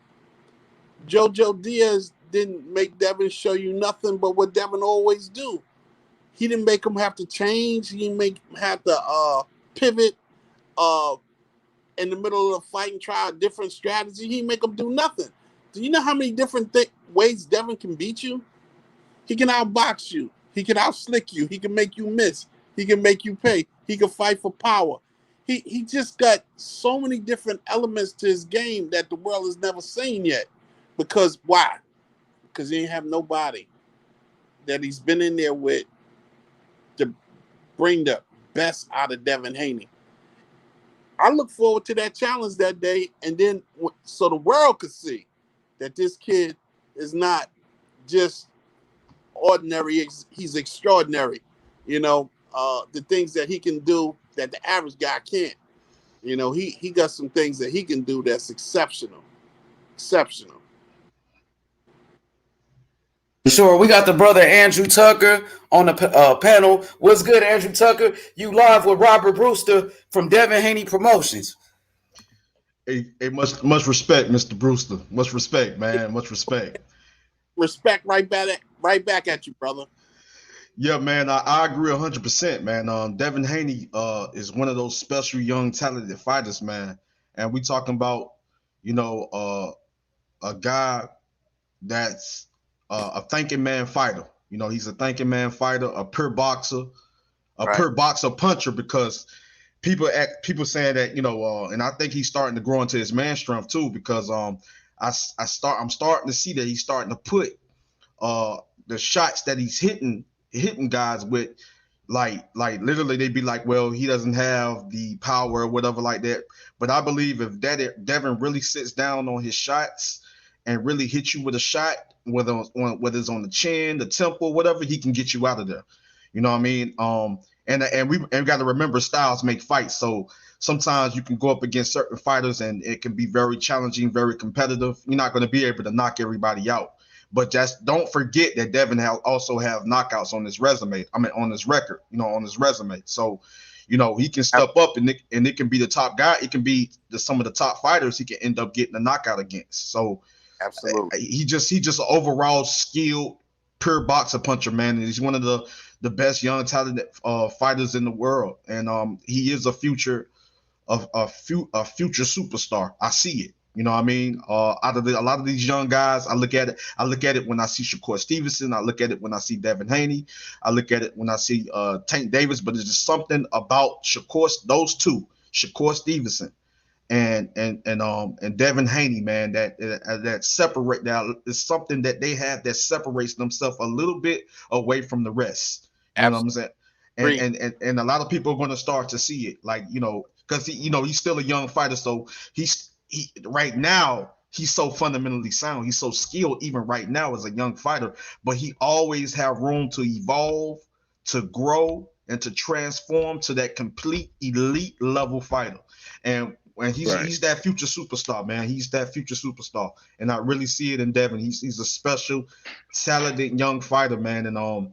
And I think when we seen him against Jojo Diaz. You know, you got to respect Jojo Diaz. I believe, if I'm not mistaken, Jojo Diaz is a 2-division world champion or something like that, right? Right. See, but here's the thing. You talk about punching power. Let me kind of stop you there for a second, so you can really get an overall view, understanding, a snapshot picture of what we witnessed. Mm-hmm. We Jojo Diaz come in the ring looking like a regular guy. We witnessed him come out the ring busted up. Facts. Yeah. Some guys take a good punch and they just get busted up. Just get busted up, yeah. Out the ring, you know, they ain't get stopped, but they got busted up. They got beat up. And sometimes taking those kind of beatings could be worse than actually getting knocked out. They asked Joe Frazier, what would you prefer? To go 15 rounds with Ali or just to get stopped by George? He says easier just to get stopped by George. You understand? So, yeah. So who wants to take a beating for 12 rounds? Because exactly. He took a beating for 12 rounds. You understand? Yeah. I agree 100%. The ring and with the commentator and say, I want to rematch. I think I won the fight. He ain't jump up and down. He ain't say nothing. He got out the ring and went to his locker room and was looking for where his check was at so he could go ahead on home to his family. You understand? Exactly. So that's what people. What's going on, Mr. Brewster? It's Country Great. How you feel? To interrupt you, I just wanted to ask you a question. Yes, I've been critical of Devin Haney, but I like Devin. I understand. I would like to see Devin Haney fight Lomachenko. I think that it would clear the air of a lot of crap that was in the air in the past. How you feel about that fight? I know you believe that Devin Haney will win, but I would like to see the fight. All right. How do you feel about the idea of that? That for you. Here's what I want to do. Okay. I want to put it all in perspective for you, because sometimes people don't really clearly look at reality. Here's reality. He was the champion. Devin Haney was his mandatory. Guess what he said? He said, fuck the belt, fuck Devin Haney. I don't want to fight him. I'll I'll do something else, but I'm not fighting Devin. That's what he said. Whether the world, the public want to acknowledge what he said, that's what he did, and that's what he said. The facts is undisputable and undeniable. He said, I don't want to fight that young monster. He's a problem. Yes, sir. And guess Yes, who else said it? Guess who else said it? Bob Teofimo. Arum said it. Bob Arum said it. Because he Bob made no did say it. about let's fight him and get it out the way. Because if he was an easy out, he just said, let's fight him and get it over with. He didn't want to fight him. So that means if a person don't want to fight you, right? Listen. If a person don't want to fight you, that means he's a little apprehensive about whether he can win or not. Does that answer your question? I mean, that's one of the stories that's out there. Now, me, I'm willing to level with you there. That still doesn't defeat the purpose, the fact of right now that both of these guys, in my opinion, deserve to fight, and I think that they both should fight it out in order to see who really deserve to fight Kambosos. That's where I'm at. Who deserves? I think they both deserve to fight. Wait a minute. Loma did have his chance already, Kush the Greatest. Loma had his opportunity. He lost when he fought Seal. Now Devin Haney's next up. You're breaking up a that's little. True. Devin definitely deserves a shot. I'm not going to take that away from him at all. He defended his belt 4 times.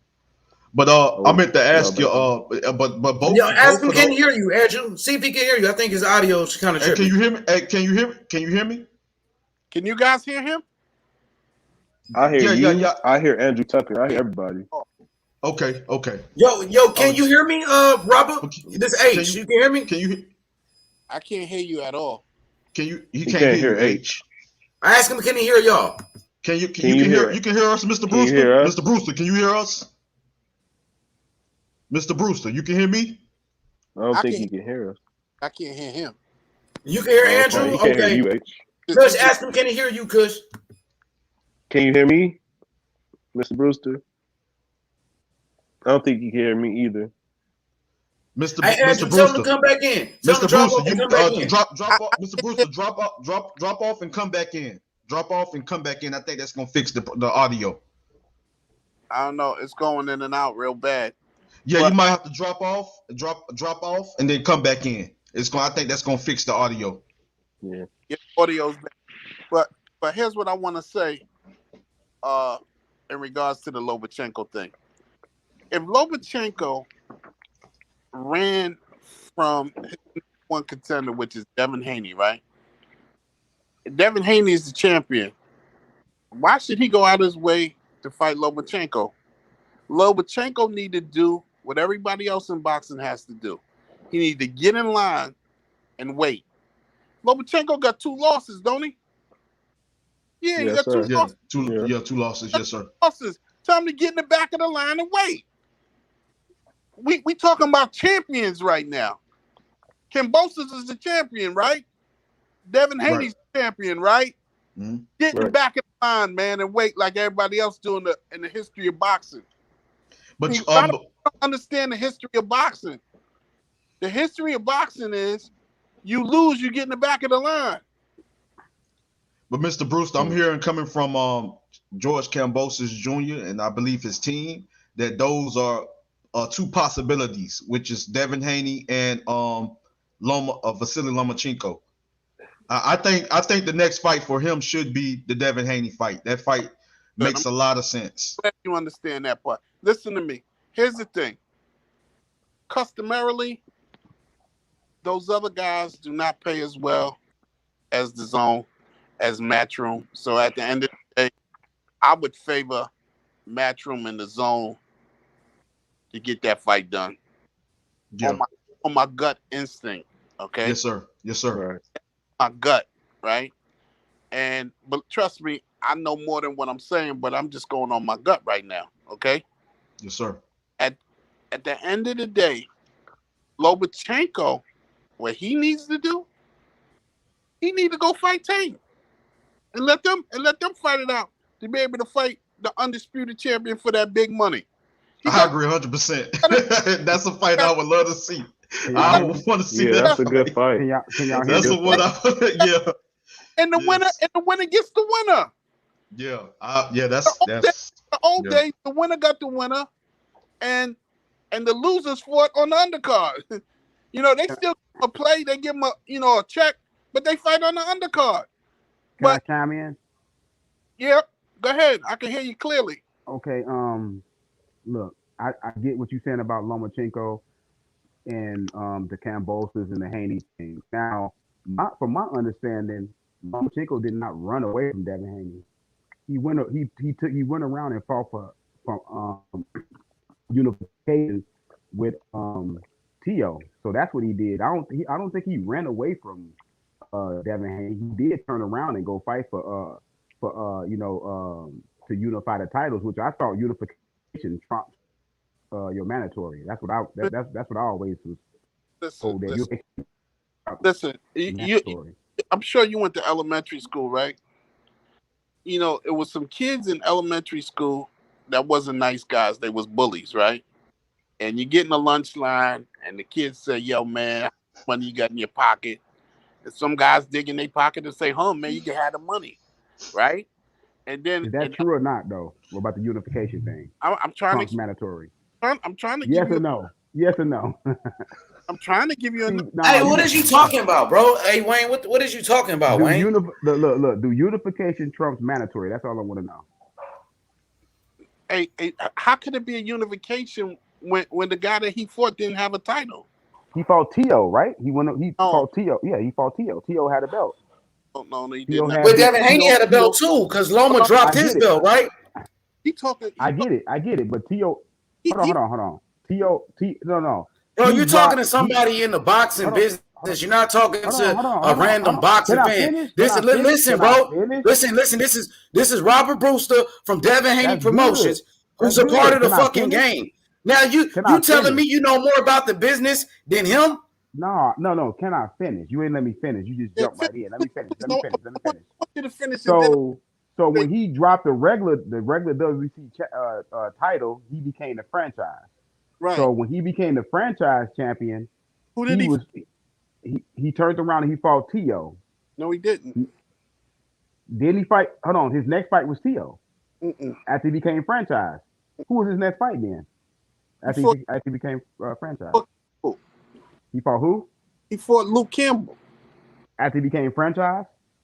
He fought Luke Campbell. And then instead of fighting Devin Haney first. Okay, so Devin Haney at that point, if he fought Luke Campbell, then Devin Haney did deserve the fight. Now that you know you was wrong on that, can I finish what I was saying? Yeah, so when you go in elementary school, right? And you're in the line, you're getting ready to go buy lunch. You have some guys who was bullies, and the bullies say to the guy in the line, "Yo, man, go in your pocket, man. I ain't got no lunch money. Give me your money, man." It was some guys that say, "I ain't giving up my money." And this other guy said, "Yo, man, how much you want? How much you need, man? Huh. So you don't get slapped up." But Lomachenko gave his money up, man. He gave his belt up. He said, Devin, you have it. I don't want it. But he did. He gave it up. So you think he gave it up because he was scared? He clearly didn't want to fight the man. Yo, listen to me. The man want to fight the man. The man, listen. If the man wanted the man, Bill Haney and Devin Haney would have signed on the dotted line.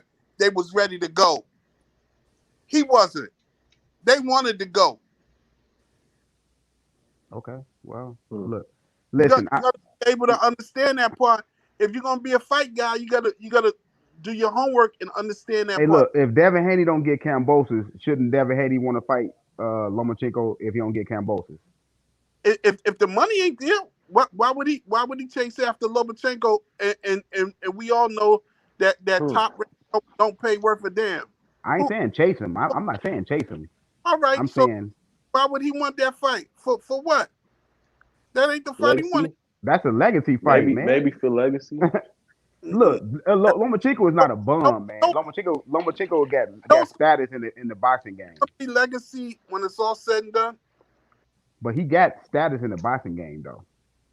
He's not a bum. He's not just because he got 2 losses don't mean he don't have legacy left.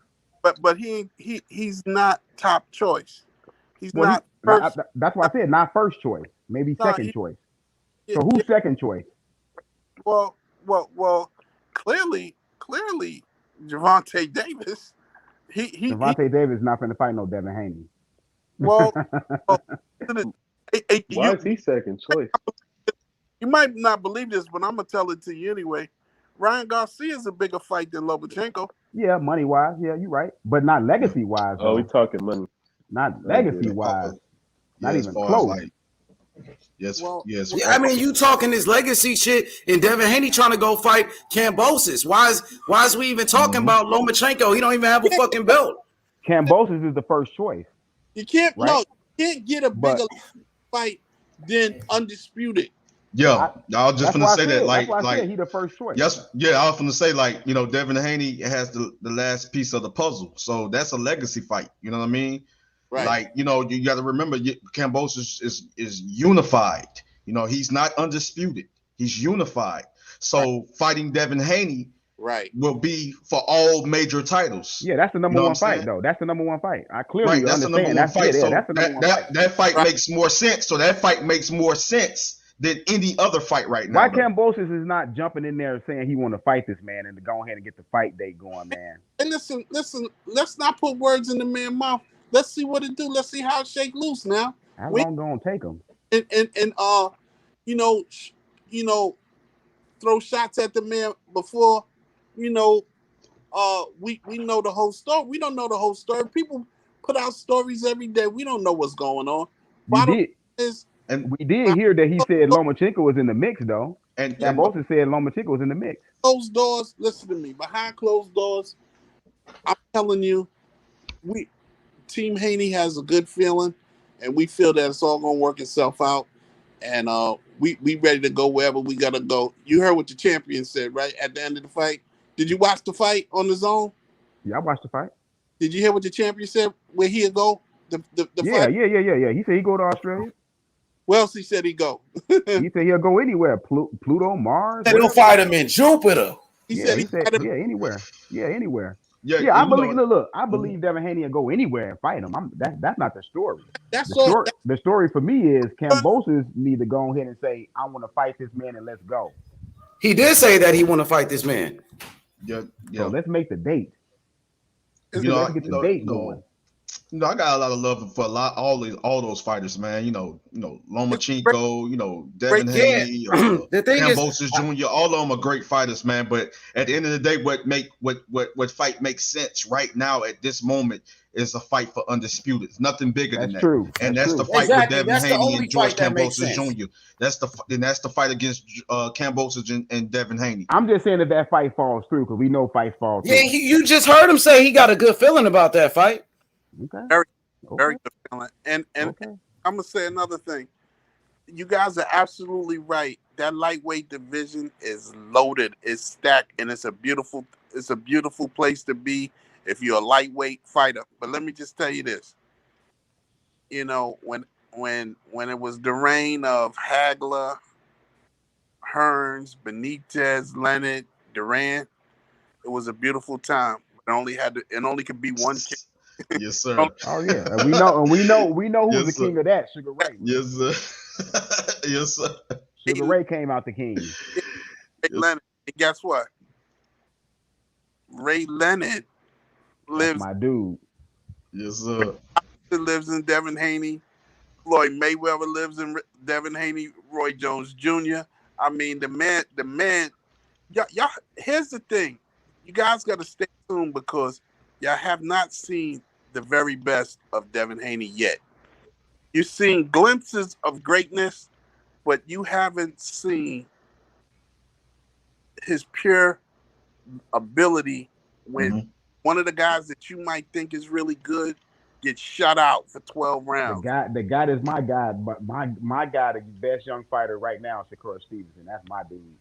Well, Shakur got to put on. He got to eat him some more steaks right now. That's good. Yeah, Shakur. I mean, Shakur and Devin Haney. First of all, they good friends with each other. Shakur fights at 130, and Devin Haney fights at 135. And Devin Haney gonna be moving up soon anyway. Right. The only fight to make for Devin Haney is George Kambosos for the real undisputed. There you go. Yeah. There you go. Right. There you go. Right.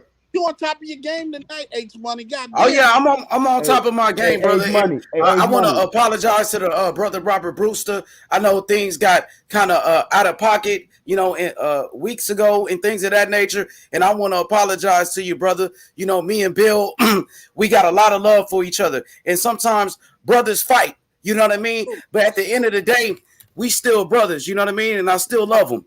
Absolutely, and we know that, and he know that.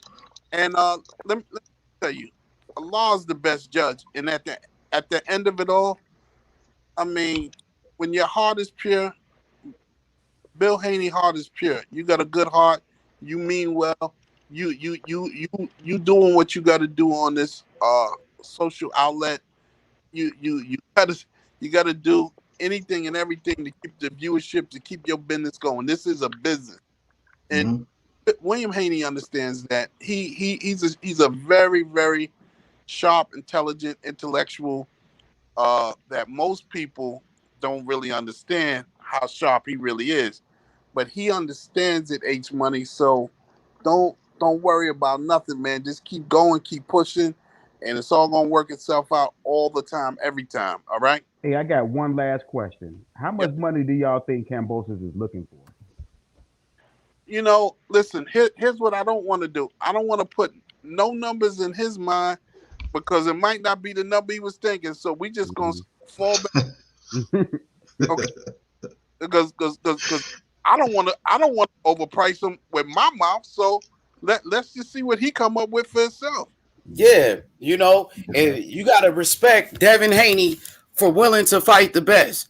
When Lomachenko was on top of the lightweight division, Devin Haney called for that guy, and he put the smoke on him. And Loma vacated his belt. No matter what you say, he gave up his belt. You know what I mean? His pocket and gave his change away. He said no. Absolutely. And then you got a fighter like Teofimo Lopez. When Lopez beat Lomachenko, Devin Haney said, I want Teofimo Lopez. Called him out. Same thing, Kambosos beat Teo. Now Devin Haney's calling out Kambosos. So whoever got the belts, he want to fight him. And even if he said in Australia, you got to respect that. George Kambosos, undefeated. He's pound for pound right now. And Devin Haney want to fight the best. We should be pushing for this fight. That's right. That's correct. Pushing hard. Yeah, he talking. Yeah, and it's very big for Devin Haney because you're talking about if he does go over there, which I believe could possibly be the case, go over there to Australia to fight, George Kambosos Jr. at home.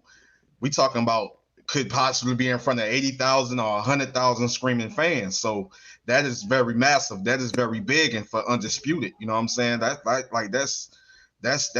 that'll be big. You know what I mean? Can you imagine the nerve of a 23-year-old willing to go in front of 80,000 and show that he's the best in the entire world? Yes, that's gonna be big. Hey, I won't look. That'll be epic, man. That's legacy. To me, I think it's good when these American fighters go to other countries and fight. I loved when Earl Spence did it when he fought my guy Kell Brook. He went over there. He went in Sheffield in that man's backyard and he took the belt. That's his best legacy fight right there because he went in someone else's backyard and took the belt off of him, and it was a really good fight.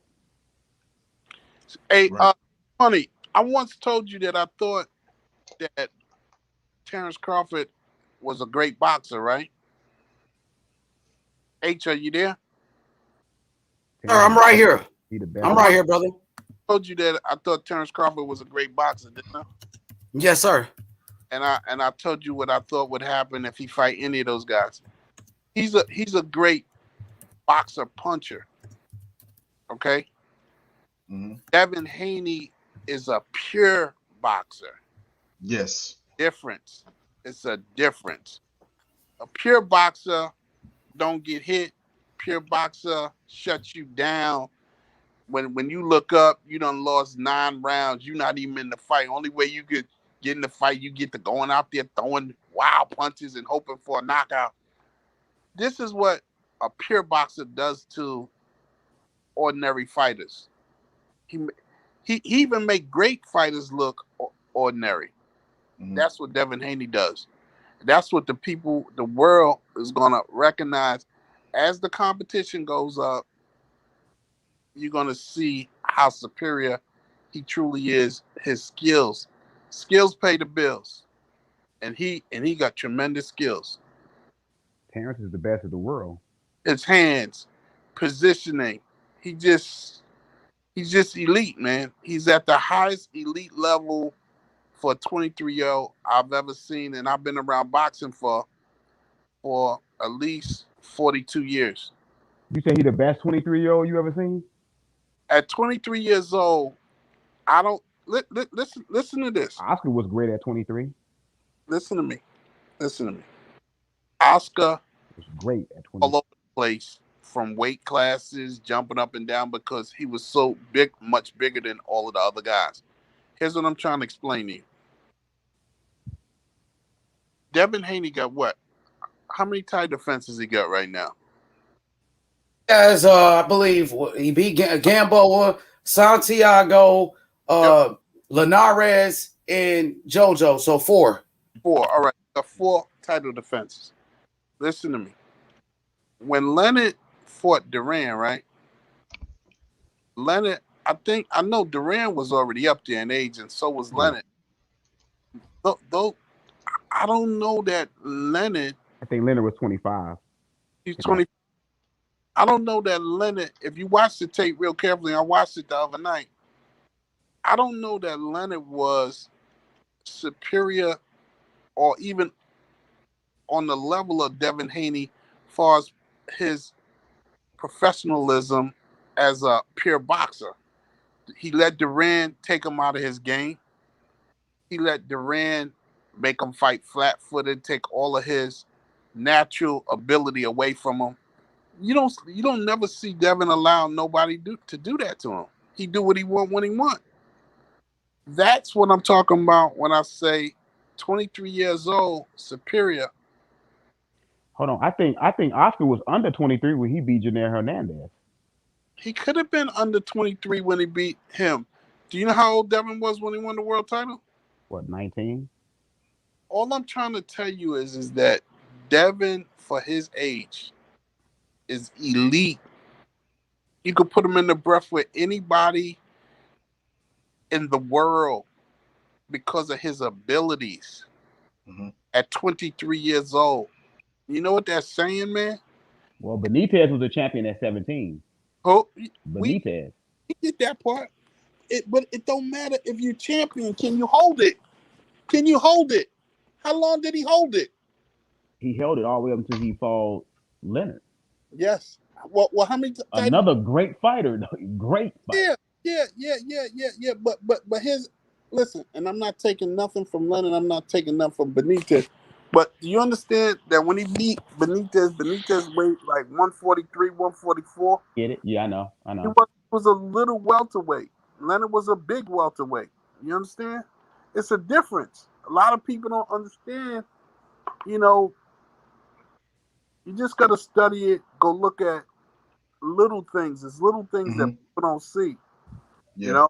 That's why I agree. That's why I do film study, man, and I study these fighters, man. I pay close attention, but I also see how they can evolve and transform and things they can work on, going forward. Right. And the thing is, just like for a prime example, Jab Judah, was one of my favorite fighters coming up. You know what I'm saying? Along with Floyd Mayweather Jr. Like Floyd Mayweather Jr. Like you just said, Mr. Brewster, Jab Judah was a boxer puncher. Floyd Mayweather Jr. was a pure boxer puncher. Exactly right. And when you have a clear understanding of what you just said, you understand that it's certain people who are really good and it's other people who are elite. Zab Judah was undisciplined too, though, man. He was undisciplined, my dude. Like, he was undisciplined. You seen when he fought Casa Zoo, how he was pulling straight back. He was undisciplined. And he was young then. He was young and he was reckless. But if you go back and watch it, he won the first round though. Zab Judah won the first round easy. You know, but he just got he was too he had too many he didn't have the experience at that time. That's what I'm trying to say. He was inexperienced at that time. He got hit with a big shot, and it happens in boxing, you know. But he was young. Well, we got some great young talent inside Devin Haney promotion, and we bring them along slow, but and we let them learn. They in the gym with the world champion, one of the best fighters in the entire world. I didn't say in America, I said in the world. And when you get brought along slowly around this type of experience, all you could do is become elite one day. Devin became elite because Devin was around some of the most world-renowned boxing trainers in the world. Most trainers in the history of boxing, and I'll give you a little story on this because, again, you know, I follow boxing so long that I know what I'm talking about. Joe Louis had a trainer, and the trainer told Jack Johnson if he ever came in front of his fighter again to show him that anything, to tell him anything, he said he'd blow his brains out. All right? Now, the point I'm making is nowadays, Devin Haney's father, he's a special guy because he took his son all across the country. The more renowned you are as a trainer, or the lowest trainer, the littlest trainer in the world, a guy, dirty clothes, who just been in the gym, just wanted to show his son something. He took the time to let these people touch his son. I can't even tell you how many different trainers has touched Devin. So when you're looking at Devin doing something, you don't know who he got it from. People say Floyd. People say Roy. People say Ward. People say this one, that one. Who you don't know what he doing. He a scientist, a 23-year-old scientist. You understand? He just special, and he can see things and do things that most cannot do. That's why it looks so easy when he's beating up on these guys. And you saying, "Damn, what the hell's going on?" You know, it make me laugh, man. You know, and I bring this up because we just talking boxing, and I could talk boxing until the sun come up because I'm just that crazy about it. Linares, he got shot out of 9-10 straight rounds, then he touched Devin. I was looking at a video the other night of every fighter who got they bell rung and were in much more trouble than Devin was with Linares. You want me to go the top 5 that come across my head? Because I could, So Leonard got his bell rung with Linares, right? I mean, excuse me, Leonard got his bell rung with Duran, right? Ali got his bell rung. Ray Robinson got his bell rung. I'm talking about Joe Louis got knocked out. Fighters gonna get hit. I mean, that's you in the game of boxing. You gonna get hit. Yeah, and we talk about one round of a guy getting buzzed. I ain't say bell rung. I ain't say knocked out. I said buzz. I was impressed by his recuperative skills. I didn't even care about it. He got hit and got banged and got bell rung. That young man work out, you just have to know that he was going to be able to recover. And what it comes down to is not only, like I heard the guy on the Zone say he got the best jab in the business. He don't only got the best jab in the business. He got the best feet in the business, and he got the best legs in the business. Your legs get you in and out of danger. His legs is always going to be able to put him in a place where he can escape. I don't care who you put him in front of. Put him in front of the biggest puncher, he's going to be able to escape because he got legs. The man runs mountains. The man runs like nobody ever seen in my life, and it's like he got a Ferrari engine or something. You know, I'm telling you, I watch it, I witness it with my own 2 eyes. Too many days I don't watch it. You know, you say one day, damn man, the guy look good. You know, shit, yeah, he look good today, but shit, every day, shit. I got to see the Kambosos fight, man. That's the fight gonna tell me something. That'll answer a lot of questions. I want to see the fight. Let's see it. I got to see that fight, man. Make him look ordinary. Remember I gotta see that that night that Robert Brewster said he makes him look ordinary. He makes them all look ordinary.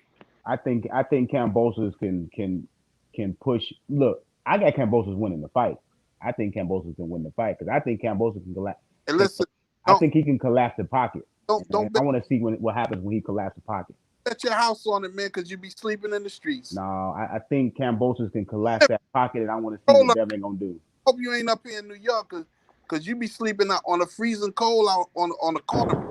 Oh man, I seen some things with Kambosos, and I seen Devin Haney closely, and I think that Kambosos got good enough legs to keep up with Devin. Oh yeah, he got good enough hand speed. Oh yeah. Yeah. Oh yeah. Oh yeah. Yeah. Oh yeah. Oh yeah. Yeah. I seen it. He got quick. Hey, look. One thing about Kambosos, Devin Haney, Kambosos, man. Devin Haney blocked circles around that boy, man. Look, Kambosos blocked circles around that boy. Devin Haney bigger, stronger, and faster than Kambosos. I mean, and way more athletic than motherfucking Kambosos with a way better jab, nigga. And Devin Haney way bigger than that nigga. What you talking about? Kambosos is faster than what people think he is. Man, Devin Haney bigger, stronger, and faster than Kambosos. That's why when Devin Haney pulled, well, hold on, bro, you've been talking this whole time. When Devin Haney pulled up on Kambosos' whole energy changed, bro. Okay. Why you didn't keep that same energy when Devin Haney walked up to him? Okay. I saw that too. We'll see. Yeah. Question. We'll see when they get in the ring, though. Hey, I ain't gonna lie. I like the fight, man. But I favor Devin Haney. I favor Devin Haney, but no, hold on. Hey, the only reason why I favor Devin Haney is because I think he's younger, got the fresh legs, he got a better boxing IQ. Right. Not only that, but I do like Kambosos, confidence going into his last fight against Teofimo. But I just favor Devin how Haney. did Kambosos beat Teo? He was able to outbox him. He won't be able to outbox Devin Haney. He don't have a better jab than Devin Haney. He won't be able to outjab him. And one thing that you missing, Lalo, the size advantage. Devin Haney is a big ass lightweight. Yeah, he should go to 140, man. I heard he was supposed to go to 140 after Kambosos, after the undisputed. But hey, to be honest, I don't think Kambosos want to fight Haney no more. His whole energy changed, like Robert Brewster is from Devin Haney Promotions. He's a part of the team, and he said he felt like that fight gonna happen next. But you said you don't think so? I feel like it's gonna happen. Let Let's see this shit, bro. Let's see the shit. Yeah, let Robert know why you think the fight won't happen. Why you feel like Kambosos gonna duck or he don't want the smoke. Yeah, now I thought just because prior to the fight, going into the Teofimo fight, Kambosos, let it be known, you're gonna get it next. But then after he won, you don't see that same energy that Kambosos kept. I don't think that he really wants this to fight. This fight. Let's see this shit. Let me ask this gentleman a question. Are you the same gentleman that just said that Kambosos would beat Devin? No, that's somebody else. That was me. No. Oh yeah. Robert, that's Lalo's Boxing. He got one of the, the hottest pages on Instagram for boxing. You know what I mean? Yeah, me and Devin went at it before, but now we all good now. He from the Bay, so it's all love. Oh no, ain't no question. I mean, you talking about a really good guy, man. A gentleman, very respectful, humble. Yeah, facts. You got to respect that when you get around a guy who has a lot of success. Hey, still humble and respectful to other people, and you gotta tip your hat to him. I agree with you, OG. But my only problem that I had with Devin is that he don't rep the Bay as like he should. You know, he rep more Las Vegas, and you know he's really from Oakland. He's really from the town, but he really don't let it be known. You know, as he should. Hey, well, listen. Let me say this: if Kambosos bring his ass over to Oakland, we beat his ass up in Oakland. That ain't gonna happen though. Yeah, that ain't gonna happen. That ain't gonna happen. That man gonna fight in Australia. What happened? Yeah. I think they're gonna give Kambosos an easy fight for his homecoming. If I'm being real, and I don't think I don't believe. Say I what? can't hear you. Say it again. I said I believe they're gonna give Kambosos an easy fight for his homecoming in Australia because that's what he mentioned. He wanna fight it. Listen. Let me tell you something about easy fights, right? Lopez thought Kambosos was an easy fight. Yep. You fuck around and miss out on a payday and be mad in the motherfucker if you fuck around and lose that easy fight. Get your ass knocked out. So grab the money while the money out there and jump on it and the best man win. And you know the best man got to be Devin Haney. So there's no easy fights in boxing, man. There ain't nothing. It's not. In boxing. Yes, not. No, there's not. But there's like tune-up fights. That's what I meant. No, but you can't really count out them guys out either because Mikey Garcia should have had a tune-up fight his last fight. Look what happened. Ask Holyfield when he sitting in the crowd when Buster Douglas knocked out Mike Tyson. Ain't no tune-up fights, man. You better go ahead. There's tune-up fights, bro. You better go ahead and get that fight when the fight is out here. No, you better get that fight when that money's on the table. I said that it was gonna be, just based on, looking up Kambosos, because I haven't been following him that long. You know what I mean? Just looking at, his fights and last like 4 fights, and then looking at his training videos and things of that nature. I was like, oh, okay, I see now when I combine styles as I analyze the fight, and I was like, it's gonna be competitive. It's gonna be competitive. Tio gonna be in for a fight, but I feel like Tio gonna stop him late. But I was wrong. When I looked at that fight, Kambosos 1-0 against Team Haney already. That's what I heard. Hey, listen, I'm glad you said that because I was just getting ready to yeah, he beat what's her name. He beat what's her name. He beat what's her name. Can you imagine this? What happened? He struggled with Mickey Bay. Yeah, he beat Mickey Bay. Bay is a part of us. He part of us. We all down together. But we wouldn't let Mickey Bay spar with Devin Haney, man. I mean, you can't put them two in the same ring together. Not at this stage in Mickey's career. Come on. I want to talk to you about that. We know Mickey Bay, one of Devin Haney's trainers, actually fought Kambosos. Right. What did you think about that fight? It was a close fight. It was a split decision. Close fight.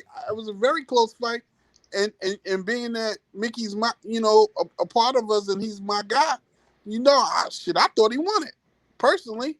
But if you talk about Mickey Bay, Haney, man, come on, man, it's two different, levels of boxing at this stage in Mickey's career, Yeah, I agree 100%, but I think that fight for Mickey, not for Mickey Bay, for George Kambosos gave him a lot of, experience, Yeah, when you get in there with those veterans, man, that can give you a lot. Exactly. But you got to understand everything Mickey Bay is doing is 3 to 5 steps slower. You understand? And one thing we know about Devin the Dream Haney is that Devin, as the fight goes on, his energy level goes higher. Mm-hmm. I mean, he don't never actually. I tell you, got a Ferrari for engine. You don't never see his engine like slow down. You watch his fights.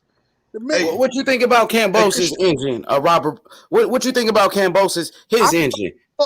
Like I tell you, I was ringside at the Garden when he fought Lopez. I saw him fading. I saw him fading, and then I saw him get hurt. It just Lopez didn't have nothing to finish him with.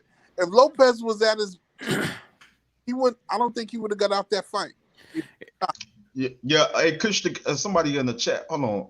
I gotta go back, but hey, Kush the Great, like I'm gonna just keep it real with you, man, because I don't I'm a realist, bro. Y'all know Andrew Tucker world is a realist, and I don't, I'm gonna call it like I call it how I see it. But I'm gonna tell you like this here. No, we're not sleeping on Kambosos, bro. Like I know it's gonna be a competitive, and I know it's gonna be a challenging fight. I know it's gonna be a good fight. But I see a unanimous decision for Devin Haney though. I In a got good Kambosos. fight. I'm not sleeping on Kambosos. Yeah, I'm not sleeping on him. It's gonna be a good listen. It's gonna be a good fight. It's I gonna agree be. with I'm not Tucker. listening. No. I was just replying to Kush, just letting him know I'm not sleeping on Kambosos. Not at all. You know what I'm saying? I know stylistically this is gonna be an entertaining fight. This is gonna be it's gonna be a competitive and challenging fight. But I got you, Devin Haney, unanimous decision. You know what I'm saying? It's in a great fight. You know what I mean? I'm not sleeping on Kambosos. Not at all. You know what I'm saying? I'm just keeping it real. You know, I mean, y'all know.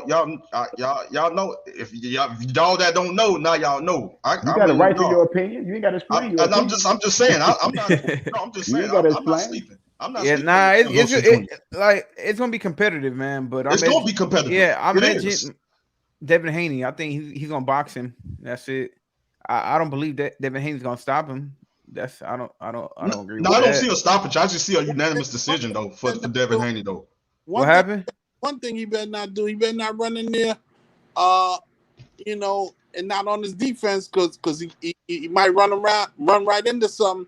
And listen, it's very funny, right? People always say, Floyd Mayweather, he can't punch. He can't punch. He can't punch. He can't punch. I ain't see too many motherfuckers running up in there though. You get hit with especially JoJo especially in the JoJo fight. JoJo, he was being careful. He respected Devin Haney's power in there. He said it after the fight. Devin had a little bit of pop or something like that. Yeah.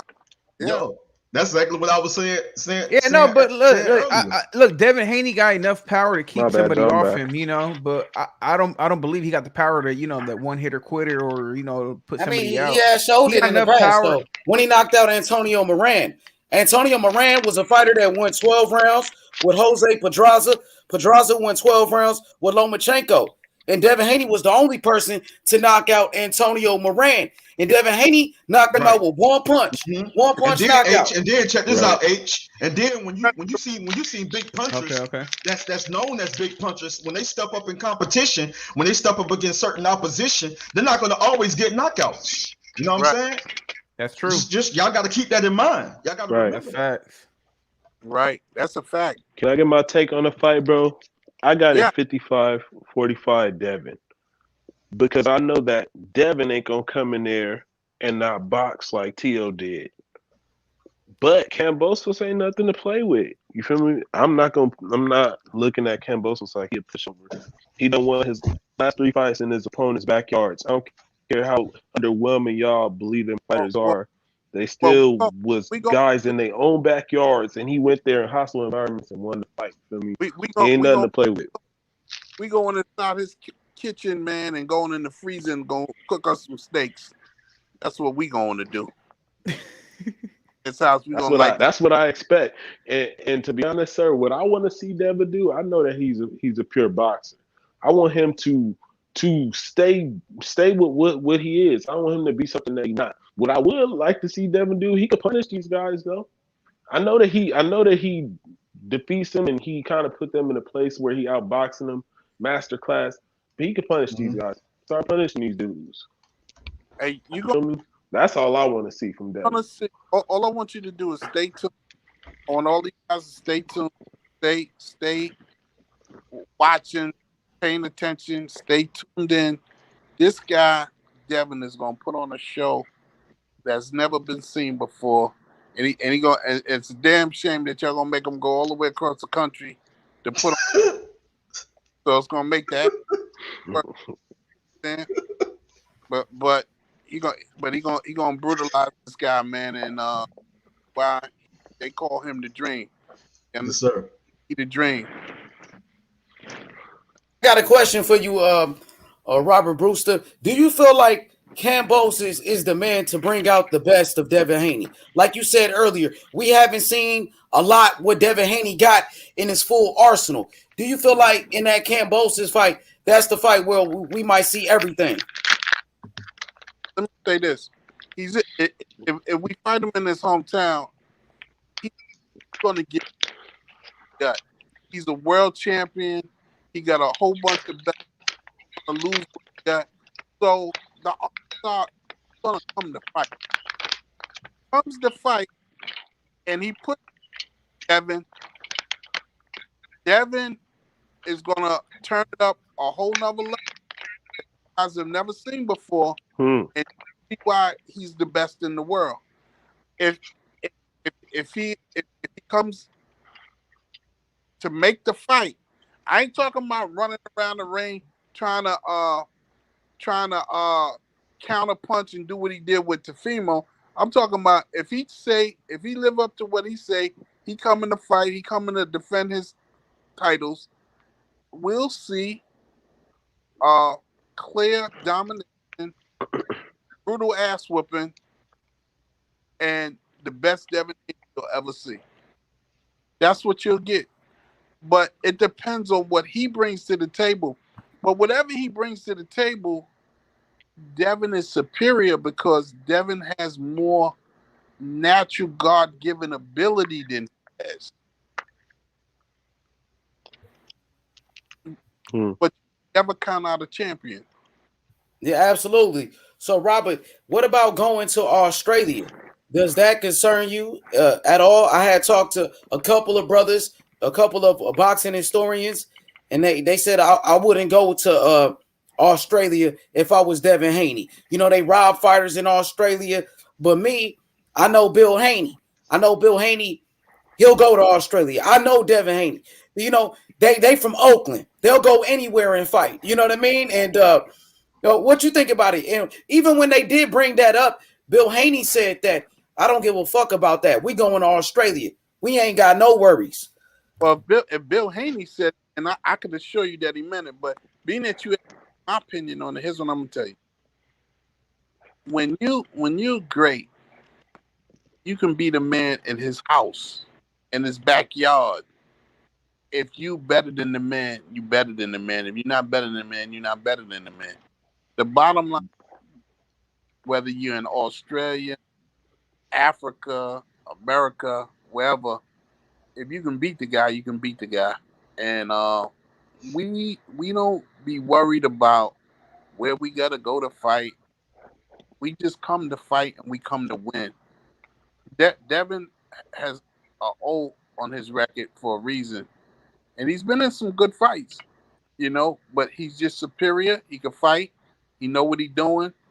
Half the time, he figuring that shit out on his own. His father give him one or two little adjustments, but outside of that, he know what he's doing. And the reality is, he's never really tested because he's so superior above all of the guys he's been in with. Show in Australia or wherever the fight is, superior. So we're not worried about traveling country. We come to win. Period. Okay, and Robert, a win over Kambosos, what does that do for Devin Haney's career? You talking about becoming the youngest undisputed champion in the history of boxing in the 4-belt era at only 23 years old. A real undisputed with no dispute like Teofimo Lopez. You know, well, it'll be time at that point, H Money, for them to give him his props for real, because you know they trying to sidestep it, twinkle toe around it. This man is great. He great. He won the title at 21 years old. He great. The bottom line is he will be all of what we said he was from the very beginning, that he's a phenomenon. Okay? A phenomenon. At 23 years old, undisputed world champion, and he can make the king of the world, and he can make any decision that he want and fight anybody he want. He's a shot caller at that point. And not even in his prime yet. Not even nowhere near his prime. Nowhere near his prime. The man's a shot caller at that point. And again, the man got fighters, and he's 23 years old, and he promoting fighters. I mean, what more can you say about the kid? And I mean, he got some good ones too. Yeah, like Amari Jones, he a hitter. Amari Jones. That boy a hitter. He got him. He got him. Shamar Canal. Shamar Canal. And he got guys. Listen, my phone don't stop ringing. Bill's phone don't stop ringing. They want to be on the team, man. And I'm talking about bad boys. Their phone don't stop ringing. So the thing about it is, we don't know what he might decide to do after he become undisputed. He might want to chill out for a little while. He might want to go right back at it. We don't know. But one thing about it, he be the king of the world, and whatever decision he make is his decision to make. You understand? Exactly. But he definitely be the king of the world. Yeah, for sure. I believe 140 would be nice for him once he, clears out that 135. He got two hitters. Question: do you think it'll be officially cleared out once he get all of the belts, or do you want him to stick around for Lomachenko? Do you want to stick around for Tank? What you want him to do? He clearly told me before that this is his last fight at 135. If he don't get that Kambosos fight, he want to move up. That's what he told me. I know he's gonna move up. If you ask me, and plus he's struggling to make weight. If he becomes undisputed, he can move up. But if he really wants to be great, he should fight Lomachenko. Listen, he makes weight easy. Hey, that's not what the scale said last time. No, his last I'm fight. only saying that. I'm only saying that, sir, because I heard Devin Haney on the interview say that he was trying to move up. That's why I said that. Probably would, but here's what I'm saying: if he defends his belt, then the scale said he weighed 5. He didn't weigh above it. Okay, he didn't weigh above it because if he weighed above it, he would have got stripped he'd have lost his belt on the scale. So he making weight, and he has to make weight. I don't doubt he makes weight. I heard he struggled to make weight his last fight. I don't think he has weight problems. Not true. But I go off what the fighter looked like on the scale. I don't go off what people saying. I ain't seen him struggle. Yeah, I heard the first weigh-in they did against JoJo Diaz in the morning. Not the you know how the zone does 2, one in the morning and then one in for the fans whatever. I heard that he didn't make the weight. Was that the one that was televised? Was that the one that was televised? By any chance? True, he made weight. I'm gonna go back and look at it. I never seen Devin struggle to make weight, but my point was, sir, I was just saying that if he chooses to stay and fight Loma, that would make me very happy as a fan. That would be icing on the cake. To beat Loma, that's saying I'm the best. No I don't believe doubt. he could beat Loma. I'm gonna put it out there. I like Haney, but I don't believe he could. I don't believe he could beat Loma. Even to try to do it, bro, that's fucking great. Yeah, there's nothing but respect. If he undisputed and still try to fight Loma, bro, that's great. I like Haney, but I think Loma. Tell Bob Arum and Top Rank. I don't know who will win, bro. I don't know who will win. I want to see it. It's a good fight. I'll tell you that, man. The fans deserve that fight. That's a good fight. Yeah, that's a good one. That's a good one, man. That's a really good fight right there. Bob and I'm wanting so bad. Tell him to write a big check. Shit. I'm a email him. I'm gonna do some shit about it. Shit. Yeah, you got to get up in the face and jump up and down. Hey, OG. Hey, what did you think about Terence Crawford comments about Bob Arum? I don't know if you're up to date or not. Yeah, I'm up to date on it, but that's Terence Crawford and Bob Arum. I want to stay away from that. That's not real. That's not my business. I'm in the Devin Haney business. Yes, sir. Yes, sir. For sure. I just want to see what was your thoughts, but I respect that. Yeah, that's not my business. For sure. I wish both of them the best. So besides that, break down the Loma fight for me real quick, OG. Shit. Break down that Loma fight. It's like watching the two best chess players of all time playing chess, but the younger brain gonna win it in the end. Because what wins boxing matches is reflexes. And Lomachenko reflexes aren't quite what they used to be. So busy worrying about bulking up like he's been doing. He's losing sight of reflexes. Those twitch muscles that you need to be able to react. when somebody throw a feint at you, and then a guy could throw a feint at you, and after he throw a feint, he can hit you with about a 6-punch combination, and that's what Devin can do at any given moment. And his reflexes aren't quite the same. Hey, so what did you think about Loma's last fight against Comey? Listen, we wanted Comey. We would have beat up on Comey, but Comey called you guys out. But I don't know what happened. He put it on Twitter. He blasted. He was like, "Man, what's up?" He wanted Devin Haney smoke. You don't want the smoke. On Twitter, I'm telling you, on Twitter, he put it out there. He was just wanted talking. to smoke. He was just Twitter fingering. Because if he was Twitter finger, I do believe it because he put it out there. Not only that, he fought Lomachenko right after that. So I mean, he right. But listen, here's all I can tell you, and I ain't gonna tell you no more than this. Talk to me. If you see what Lomachenko, I'm just telling you that the hellacious ass whooping that Devin would put on him, and I don't even know if they would, sanction the fight at this point. Man, it's a good fight, but to be honest, man, like I seen Loma's performance his ass last worse fight. than Loma did. Damn, that's an ass whooping right there. That man. what? I'm not even gonna cap. I want to see that shit. About what? Hold on, I missed it. Reflex. He said he gonna beat the shit out of Comey worse than Loma did. I'm like, shit. I wanted to see that. Hey, Loma didn't stop him though. It wasn't like Loma knocked him out. He just whooped it out. I mean, Loma beat him. Loma outclassed him, but Loma wasn't able to stop him. Like he ain't knock him out or anything. And that's my problem with Loma. I think he let whoop his ass. See who whooped his ass. He could have stopped him. Yeah, he whooped his ass. He dropped him one time, but look, you can't beat somebody. Lolo, what you saying? You saying that Loma let him off the hook? He did, and you know that. Come on, bro. And that's the thing I didn't respect about Lomachenko. This is boxing. You got to take him out. He's there to take you out. Better. What happened? Fuck that, bro. The knockout ain't everything to me, bro. I like seeing them whoop their ass, bro. For the whole 12 rounds.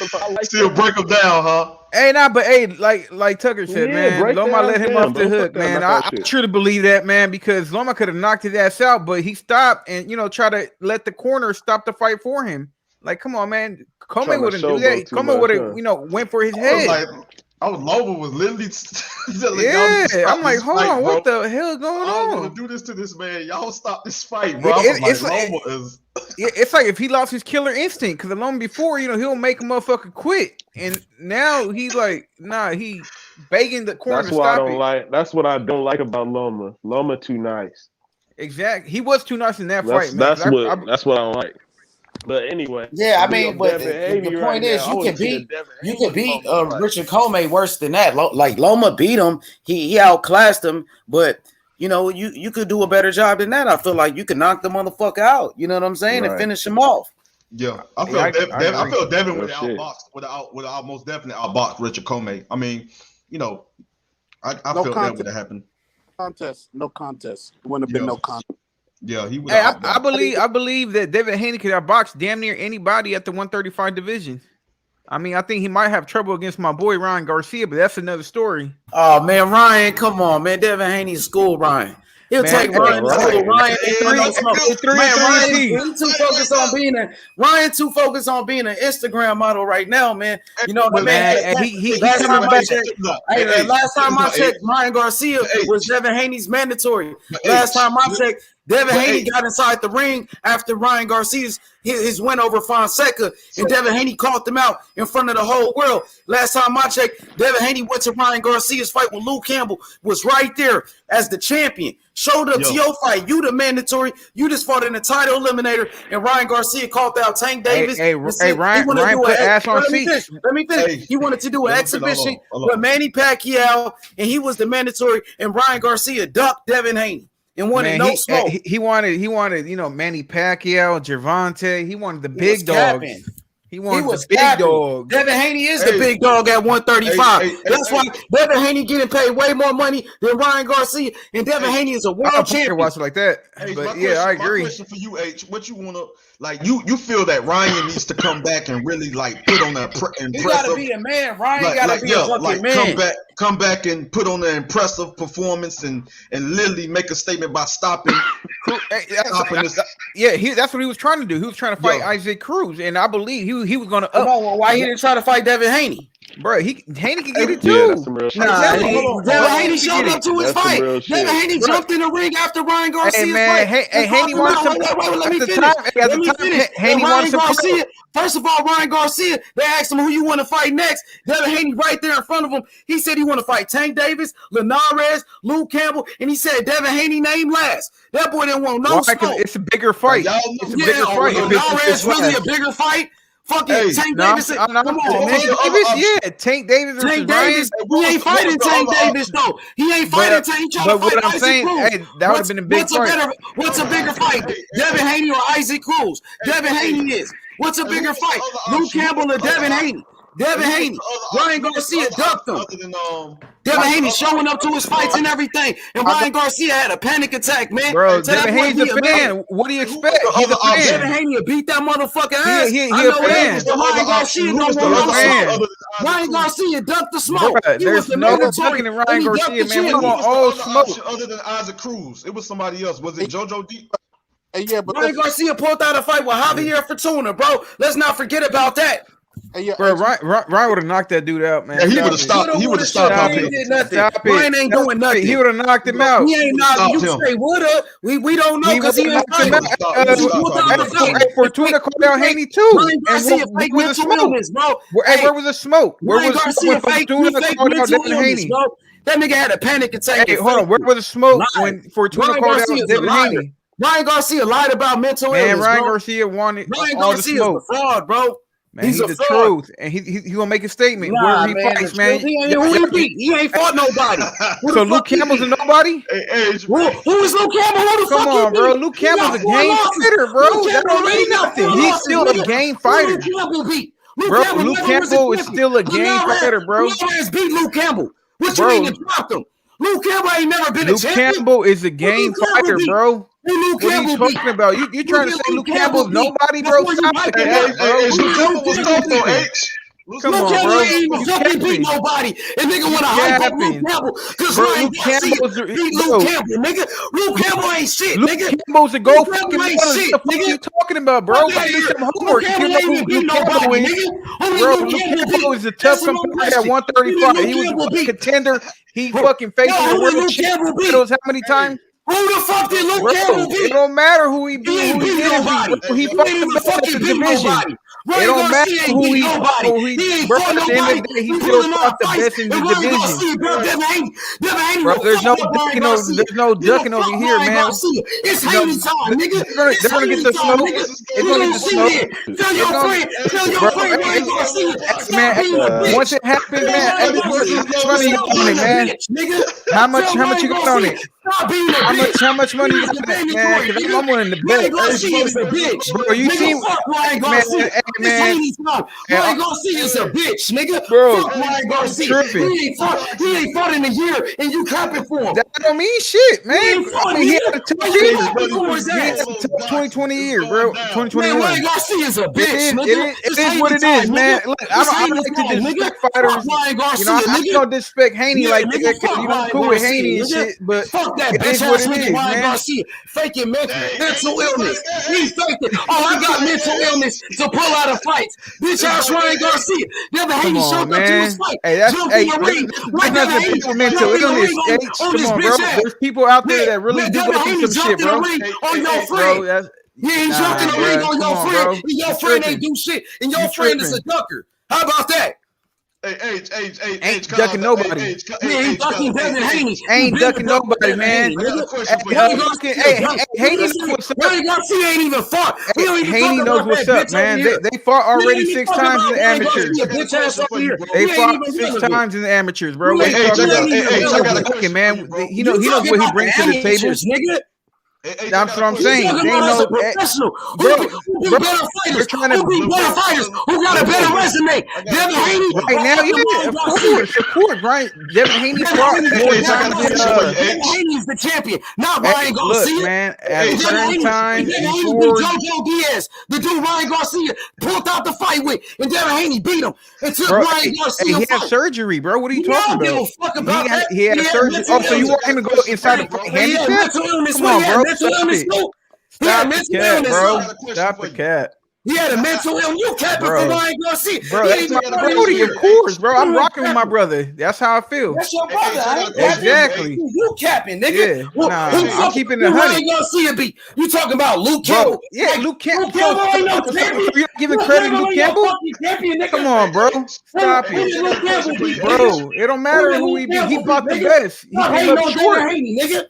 Bro, who the fuck did Luke Campbell beat, nigga? Stop hating on Devin Haney. Devin Haney showed up to Ryan Garcia. I give credit. What the fuck you talking about, bro? I give credit. Nigga, and hopped in the ring on his bitch ass. You treat him like a bitch. Bro, Devin Haney treated Ryan Garcia like a bitch and hopped in the ring on him. I got a question for you, bro. Hey, calm down. Don't give a fuck, nigga. Calm down, bro. Calm down. Ain't no calm down, nigga. It's Haney time, nigga. It's Haney time. It's Haney time, man. Stop the cat, nigga. It's Haney time, nigga. I don't want to hear none of that shit, nigga. Fuck Ryan Garcia, bitch ass. Since when is Haney time? Ryan Garcia. All of a sudden, come on, bro. I want to hear that shit when I got a guest on my panel, nigga. Stop that shit up, nigga. I want to hear that shit, bitch ass, nigga. Fuck your friend Ryan Garcia. We on this bitch ass, nigga.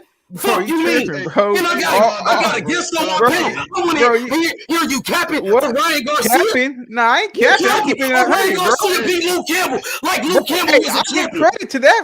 Of course. Bro, I give credit. Hey, hold on. Just like we're giving, hold on. Hey, let me talk. Just like I'm giving Haney credit for beating Linares. How many champions did Luke Campbell beat? Hey, how many times? Champions did Luke Campbell beat? Answer this question. Hey, hold on. Don't know shit about boxing. Hey, let me ask you a question. Let me ask you a question. Who did Luke Campbell beat, nigga? Answer my question. Bro, who did Luke Campbell beat? Since he's such a great fighter. I'm saying he fought the best. He came up short. He fought Lomachenko. He fought Lomachenko. He lost to Linares. Yeah, he fought great fighters. You can't beat them all, bro. He been getting beat up. You can't beat them Luke all, Campbell bro. got 4 losses, bro. but he's such a great fighter. Stop the cap. Yeah, you capping. Who the fuck did Luke Campbell beat, nigga? I'm keeping it 100 with you, bro. Since you're not capping, who did Luke Campbell beat? Bro, I didn't say he beat anybody good, but he fought great fighters. That's what I'm trying to tell you, goofy ass. That's what I've been trying to tell you, bro. That's what I just told you. Oh man, I just told you, bro. What are you talking about? Capping for Ryan Garcia. He fought great fighters. That's who Luke Campbell fought. Because that's your friend. Your friend ain't did shit in the Bro, ring. it's good, bro. You gonna see what 2022 is gonna be all about, bro. Chill. 2022 is gonna be the year. It's a gift. You gotta get back in that ring, man. That's what I'm saying. It's gonna be the gift. Listen, we gotta see. With Tank Davis, we gonna be good. Y'all said Tank Davis fighting to nobody. So why Ryan Garcia trying to fight Isaac Cruz? Cause Isaac Cruz gave fucking Tank a hell of a fight. What the fuck you was saying? Isaac Cruz was a bum when Tank fought him. What, bro? You said Isaac Cruz was a bum when Tank fought him. Hey, hold on. Tank fought him. You said Isaac Cruz was a bum. I never said that. Nigga. I never said that. Yeah, nigga, y'all said Isaac Cruz was a bum. Who y'all Hey, keep the same energy, bro. I never said that. Tank Davis fighting bums. Mayweather Promotions. Let me talk, bro. That's what y'all said. Hey, look, man. I'm trying to let you know, but you're not letting me talk, man. Let me read that shit. Let me read that. Exactly. If you don't want to hear it, then that's why Devin Haney hopped in the ring on your boy Ryan Garcia. Hey, how long ago that was? How long ago that was? Yeah, Devin Haney did a show into his fight. Pass, man. Come on, bro. Was it Luke Campbell's last fight? Stop it, man. Yeah, Luke Campbell was his last fight, and Devin Haney showed up to his fight again. Yeah, Haney's a good fan. What do you expect? Oh yeah, he want to fight. Now, so you disrespecting Devin Haney? Devin Haney want to fight. Hey man, I ain't disrespecting. Yeah, I like Devin Haney. He's a great fighter, man. Ryan Garcia, he showed up to his fight because he want to fight, nigga. I still believe your friend Ryan Garcia. Your friend is a bitch. Hey, Hey, you call it how you want to call it. It's good, man. I ain't tripping. That's you, bro. I might pop his ass Memphis style. Bitch ass nigga. That's your opinion, bro. I might pop his ass. You're entitled to your opinion, bro. It's all good. No, Ryan Garcia dick, nigga. Bro, that's your opinion, bro. That's your opinion, bro. That's my boy. That's your opinion, brother. That's your opinion. Man, your boy is a bitch, bro. That nigga good, bro. You know Ryan Garcia's dick. Why you mad, bro? We want to dick suck Ryan Garcia, bro. You big mad, man. I'm over here having fun. I'm over here debating. You over here big mad. I'm over here just trying to talk boxing, man. On your own time, bro. It's good. You gotta protect his ass. I will, man. I'm talking about every fucking fighter, not just him. Nigga, fuck Ryan Garcia. He ain't fought in a year. That's you. That's your opinion. It's good, man. I didn't fought in a whole fucking year. And you capping for him. Bro, it's good. He Luke Campbell. He had one bad year. One bad year. It's good. It happens. Nigga, there's fighters that sit for 2 or more, bro. Did you give Linares that type of credit? Bro, when Linares beat Luke Campbell? No, you did not, nigga. Just because Ryan Garcia. Hey, how long? Nah, nigga, I wouldn't hear that shit. How long was Linares out the ring when Haney fought him? That's your boy. That's why Devin Haney hopped in the ring. Answer that question, bro. On your boy. Hey, how long Ryan Garcia? Linares out for? Come on, bro. Yeah, Devin Haney hopped in the ring on your boy Ryan Garcia and treated him like a bitch. You said that? You said that like 10 times. Yeah, that's what I thought. You still the same subject. I'm over here on a different subject, bro. Your boy a bitch, come on, bro. Straight up, that's your opinion. It's good. Yeah, he's ducking the smoke. And Ryan Garcia ducking Devin Haney. Ryan Garcia been ducking Devin Haney. I could have said the same shit about Haney. I ain't gonna get there, bro. I ain't gonna get there, bro. Been ducking. It's good, bro. Ryan Garcia's a ducker. He's a motherfucker. That's good, bro. That's your opinion, man. But 2022 is the get back, man. So he's gonna put everybody in 135 on the notice, man. So hey, make sure you don't put on the bandwagon, all right? Make sure y'all don't put on the bandwagon. Come fight for the belt, bitch ass nigga. Come fight for the belt, bitch ass nigga. The email belt. Come on, bro. For the belt. When you get in front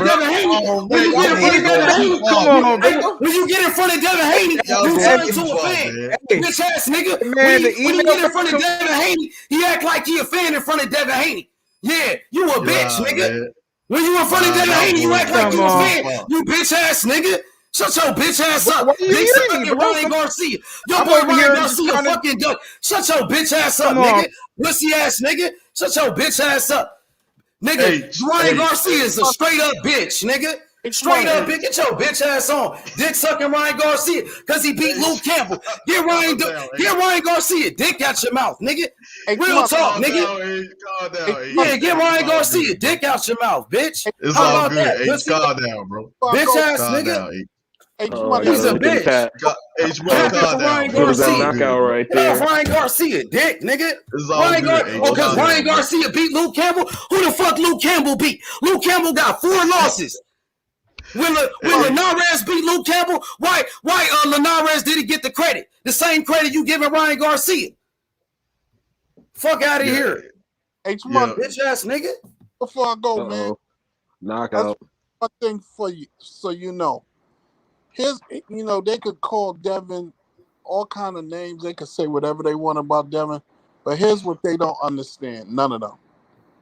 Every time Devin defends his title, the WBC takes their sanctioning fee. Let them hold on to that. And I wish you guys a good night. Unless you got something else for me, H. Oh, for sure, man. I appreciate it, brother, man. And man, shout outs to Shamar Canal, my boy Shamar Canal, future champion, the highlight reel. Let's go. Listen. Him and Amari Jones are something. We were all in the gym yesterday, with the champion, and these guys work.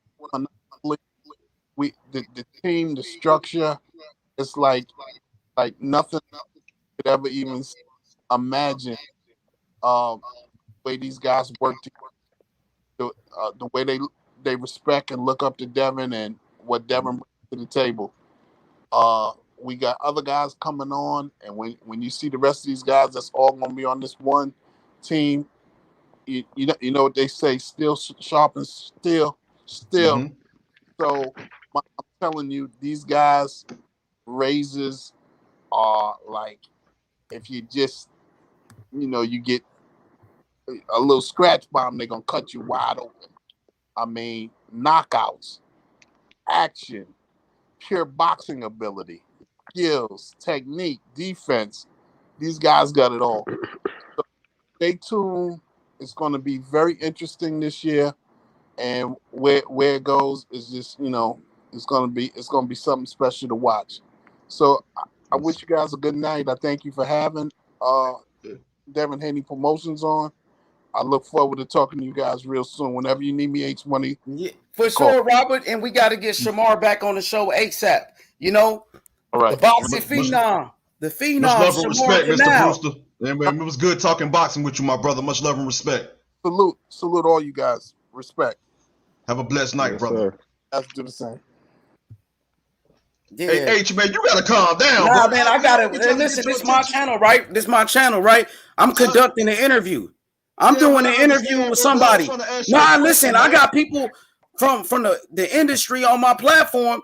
They want to talk. That's what I was saying, bro. Now, I'm saying I don't go to your platform, overtalk you, and you the host on your platform. So I want that same respect. I'm just saying I want that same respect right here on my platform. You had your guest here, Mr. Listen, let me talk, brother. I want that same respect here on my platform that I show on your platform or anybody else's platform. I got a guest here. Don't overtalk me. This is my show.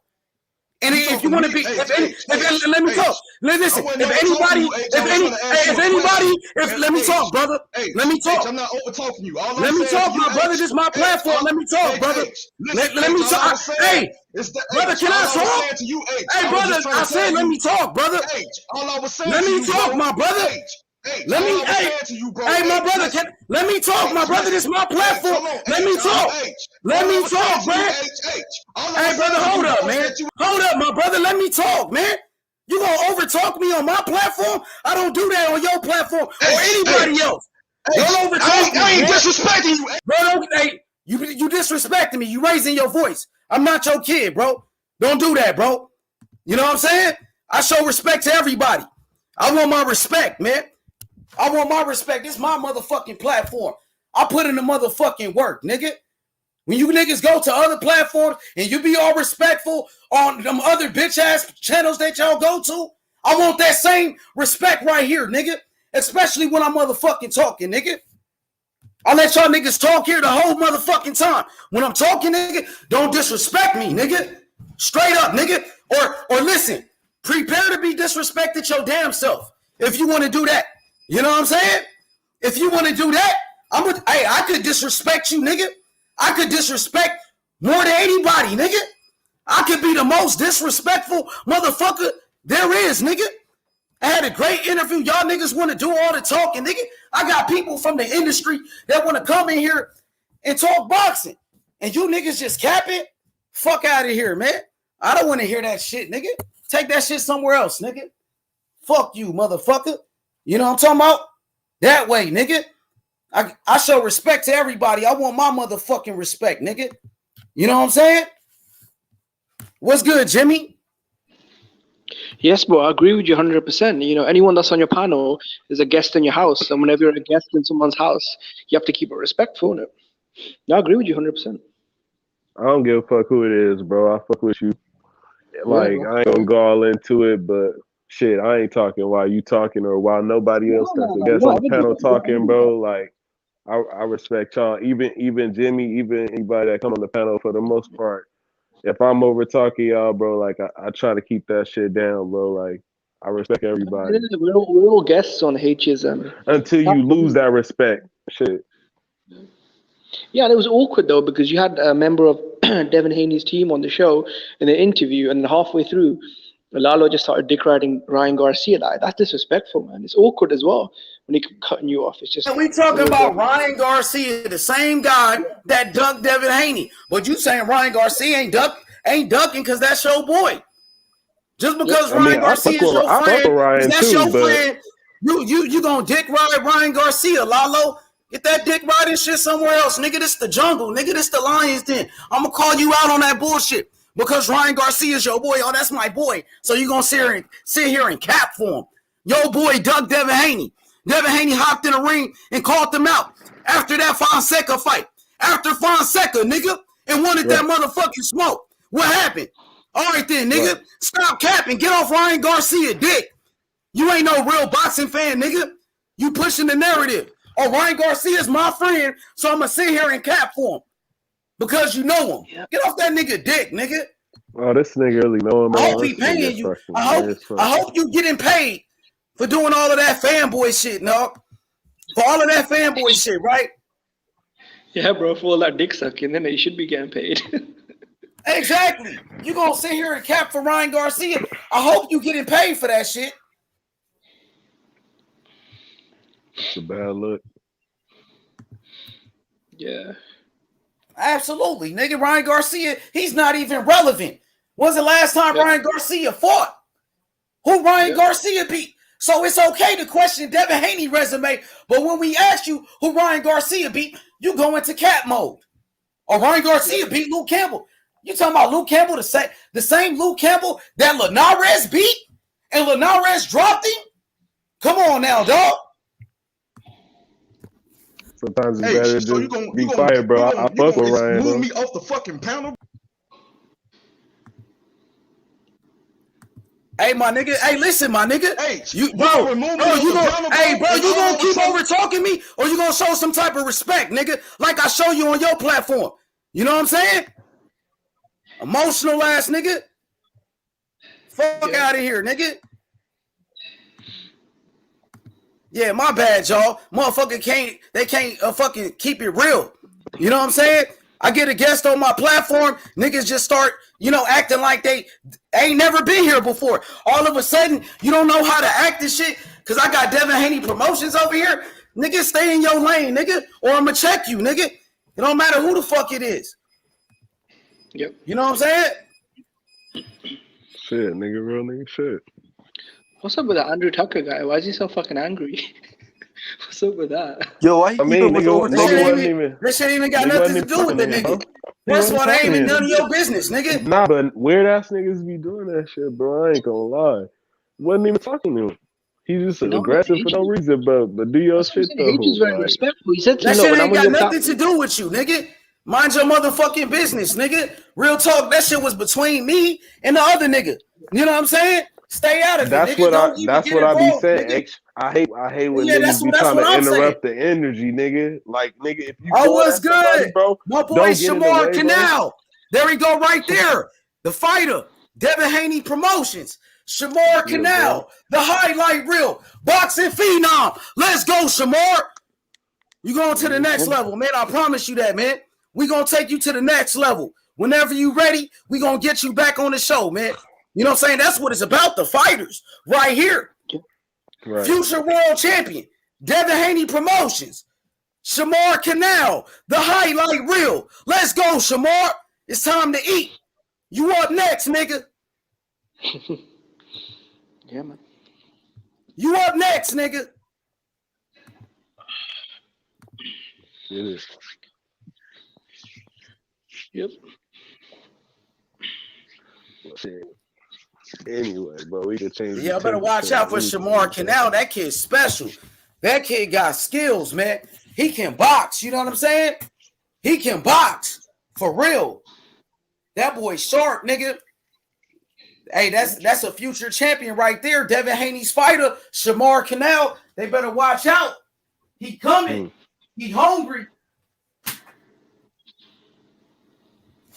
That boy hungry. You feel me? No, oh yeah, but what y'all thought about the interview with Robert Brewster though? What you thought about it, Kush? I thought it was a good interview. You feel me? I had a few questions for him, but I was more interested in listening to what he had to say. You feel me, on his breakdowns on, you feel me, Devin's attributes and shit like that, and what Devin gonna do, like where's his mind at? That's what I wanted to hear. And he told me what I wanted to hear. He told me Devin about the fucking, you feel me, about to show us. And I gave my expectation on in some of what I want to see. You feel me? I just want to see him punish dudes, because I don't want to see him get out of character. He trying to knock dudes out. That ain't what you do. That ain't what you do, bro. Like, do what you're good at and do that shit well. You feel me? Fuck that shit. Yeah, you got all this amazing talent. You got all this speed, slick boxing, agility, footwork, ring IQ, stamina. He's a strong kid as well. So yeah, man, he's got a lot of talent in it. He should stick to his strengths. So it was a cool interview, man. Yep. Right. You see, they want that Kambosos fight. They ready for that Kambosos smoke. You feel me? I'm ready for it. I want to see that fight right now. Let's see That's it. a big fight at lightweight. Yeah, that's the main fight. Yeah. It's a massive Shit. fight, man. You got two I undefeated think champions. it's a good fight too. I think it's a close fight. I don't think it's just a you feel me, a one-sided fight either. Yeah, it's a good fight. You know, Haney And wins. if It's a it massive wasn't, legacy. shit, what makes that fight great if it wasn't? You see what I'm saying? That's the fight I want to see. Yeah. Yeah, they gotta make that fight next, man. It's the main fight, bro. At lightweight.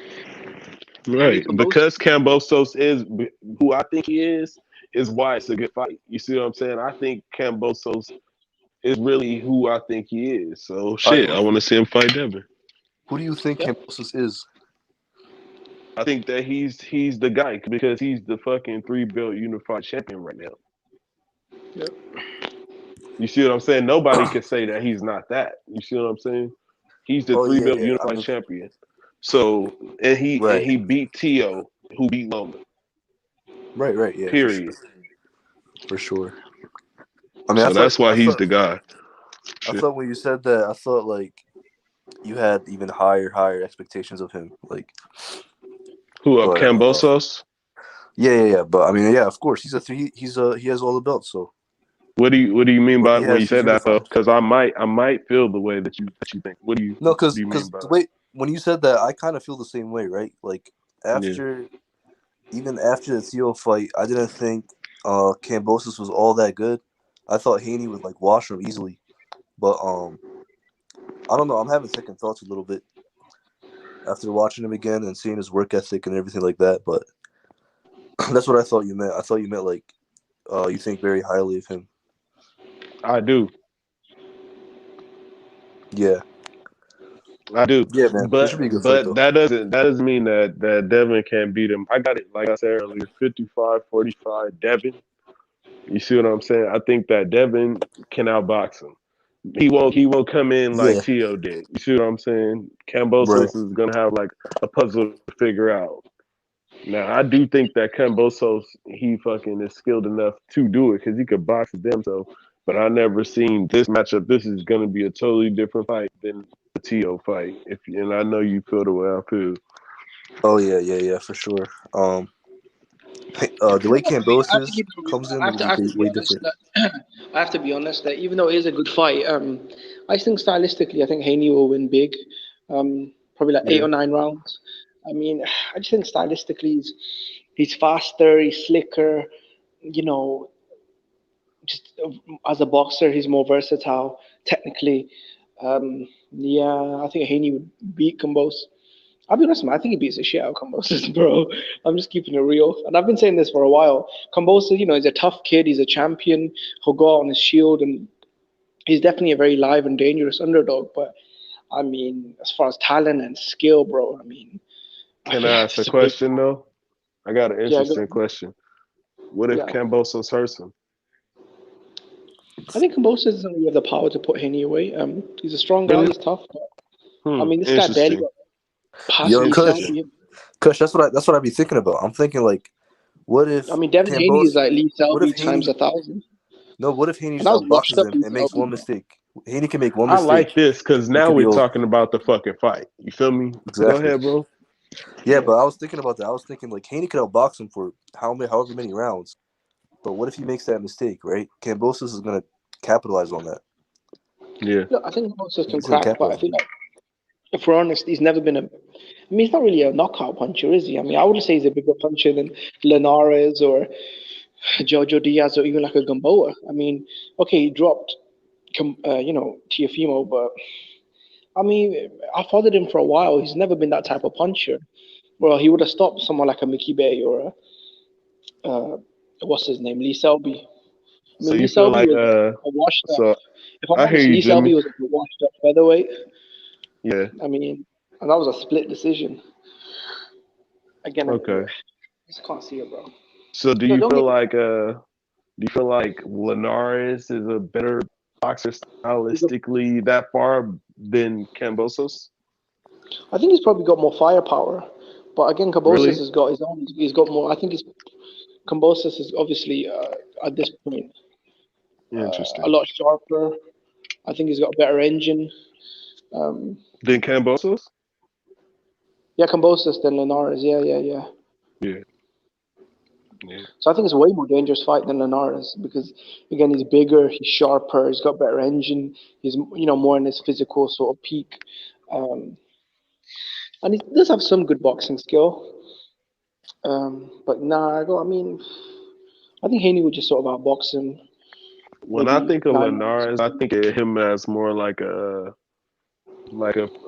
meticulous pressure fighter, try to set you up, and when he sets you up, he fucking just takes fight on you. You feel me? And tries to get you out of there. That's what I think about Linares when I think of Linares fighting style.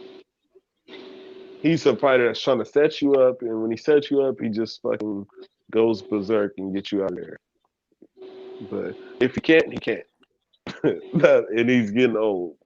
So I don't think that he can fuck with Kambosos. I'm gonna be honest with you. Really? Yeah. Who's that? I don't think that Linares can fuck with Kambosos. That's an interesting take. I'd have to think about that for a little bit. That's why I asked him, because I was sitting there thinking about it okay, so I'm trying to style it. It's weird ass triangle theory shit, but fuck it, it's fun. It's fun to do. Yeah, I'll be trying to think like that sometimes, but I don't know. Linares and Kambosos. You see, Linares though, he doesn't move around that much. He has really good hands. Kambosos has good hands, but Kambosos, he surprised me in that Tio fight because he got some good feet. He moves around really well. Tio couldn't cut off the ring against him at all, so that's a really big factor too. Hey, I didn't say Kambosos was great. I just said I think highly of him. Crypto's talking shit in the chat and saying some shit. I didn't say he was great. Look, he beat Tio, who beat fucking Lomachenko. Bro, that's trying to be great. You see what I'm saying? No, respect to Kambosos. Tio was obviously the unified champion. A pound for pound fighter, a puncher. He was coming off a massive win, so it was a good win, man. He was a massive underdog, fighting away from home, and he showed a lot of heart, skill, endurance, physically, mentally, mental toughness. But he had to weather a storm in it near the end. Right. But yeah, he got the job done. I'm gonna be honest with you. That was Crypto. I'm gonna be honest with you though, bro. I'm not gonna say that I don't want Kambosos to fight Devin, because I do. That's the fight I want to see. But I bet you one thing: if he fought Loma instead of Devin, I bet you that would put him on the pound for pound list. Yeah, I think who will be put on the pound for pound list? Kambosos beating Lomachenko. He ain't beating Lomachenko. We'll put him on the pound for pound. He's already on the pound for pound list, right? No, he's not. Bro, because you think you beat Lomachenko? He's like number 10 or some shit. But yeah, of course, if he beats Lomachenko, he's definitely not on the pound for pound. Not on no real. He'll be top 5. Is he? He's not on number the 10, pound for pound list. No, I can't see. He ain't making it. Not yet. You think he beats Lomachenko? Oh hell no, man. Kambosos? Fuck up. Yeah. That's what I'm saying. Fuck no, bro. Get fucking destroyed. The only person I want to see fight Lomachenko is Devin and Tank. Bro, I want to see Devin Haney and Shakur. Devin, Tank, and Shakur. But Shakur may be in fucking a year or two. Because Shakur got to get Valdez first. I think Lomachenko was saying that he'd only move down to 130 if it was for unified titles. I really don't want him to move down. I want Shakur to move up and challenge him. Oh, okay. That's what I want to see. You see what I'm saying? Yeah, I don't want Lomachenko to have to do nothing. Because Valdez had called out Lomachenko, and so did Shakur to move back down. And I think Lomachenko said that you guys need to finish business with each other, innit? Shakur trying to handle his business himself. I like him because he's really trying to be great. Yeah. You feel me? He's trying to do that Tiafimo shit. Yeah, he's trained by Andre Ward, in it. Or is he managed by Ward? He was managed by Ward. I think he's managed by what's the guy's name? Jay Prince now, right? I don't know. I don't know what the fuck it is. I know Andre Ward is still close. Whatever it is. Shakur is a great fighter. That's all I know. Shit, Andre Ward ain't the trainer, so shit, I don't know. No, Andre Ward and Jay Prince, didn't they open up like a management firm or something? Was they together? I don't really. That's why I'm not speaking on it because I don't really know the ins and outs, how they shit is structured. I just know they're a team. Shit. Look, man, that's talking about Shakur. That's a good fight. Oscar Valdez, Shakur, number 1 versus number 2, unified titles. You've got two undefeated. You got two young, undefeated 2-division world champions, right? Unifying the belts. The winner of that should be on the pound for pound list. I hope they put the Ring Magazine title on the line as well. You know, it has to be that. All that shit has to happen. Everything you just said. That winner has to be on the pound for pound list. Oh, that ring belt got to be up for grabs. I mean, he'll be a 3-belt undefeated 2-division unified champion, isn't it? So, yeah, that's the fight right there. Yep. I want to see that shit. Maybe we'll get it. I mean, they're calling each other out. So, what's the reason? I mean, unless I don't know. I guess Bob Arum fucks it up or something.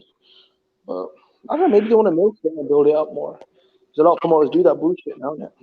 I mean, for what reason? Why milk it? I don't know, man. They're always doing that bullshit, and promoters in boxing, guys, they got a good fight, and for some reason they want to just milk the shit out of it and build it into some kind of pay-per-view. They both essentially on top rank. You feel me? All that shit, like, just make that shit happen, bro. Get that shit going. Yeah, they could make it happen. I want to get it in the young. I mean, these guys are young, hungry, undefeated. There's 2 belts, well, 3 belts on the table if you got ring. You know, both guys are former champions. I mean, shit, man. I mean, that's one of the best. But as far as quality of matchup, that's one of the best fights. I want Shakur to come out and like talk some shit, like, bro, like get on his. I know he's call him out. Nah, fuck all that be respectful shit. No, get on that dude ass, bro. Like, yeah, bro. That's the one thing that I don't fucking like about boxing is because see these promoters, they've seen that that's a fight and it's a really good fight. So what they're gonna do is try and fucking milk the shit out of it, like build it into some kind of pay-per-view fucking mega. You know what I mean? Sweet. Oh yeah, they will actually do that. One of them might fucking, you know what I mean, lose or something in it. So they need to do that now. Fuck that, bro. Chris, you know what the crazy thing is with that? The crazy thing is with fucking Andrew Tucker. Andrew Tucker, yeah, he was complaining, yeah. But this guy, he was howling with fucking method for about an hour, innit?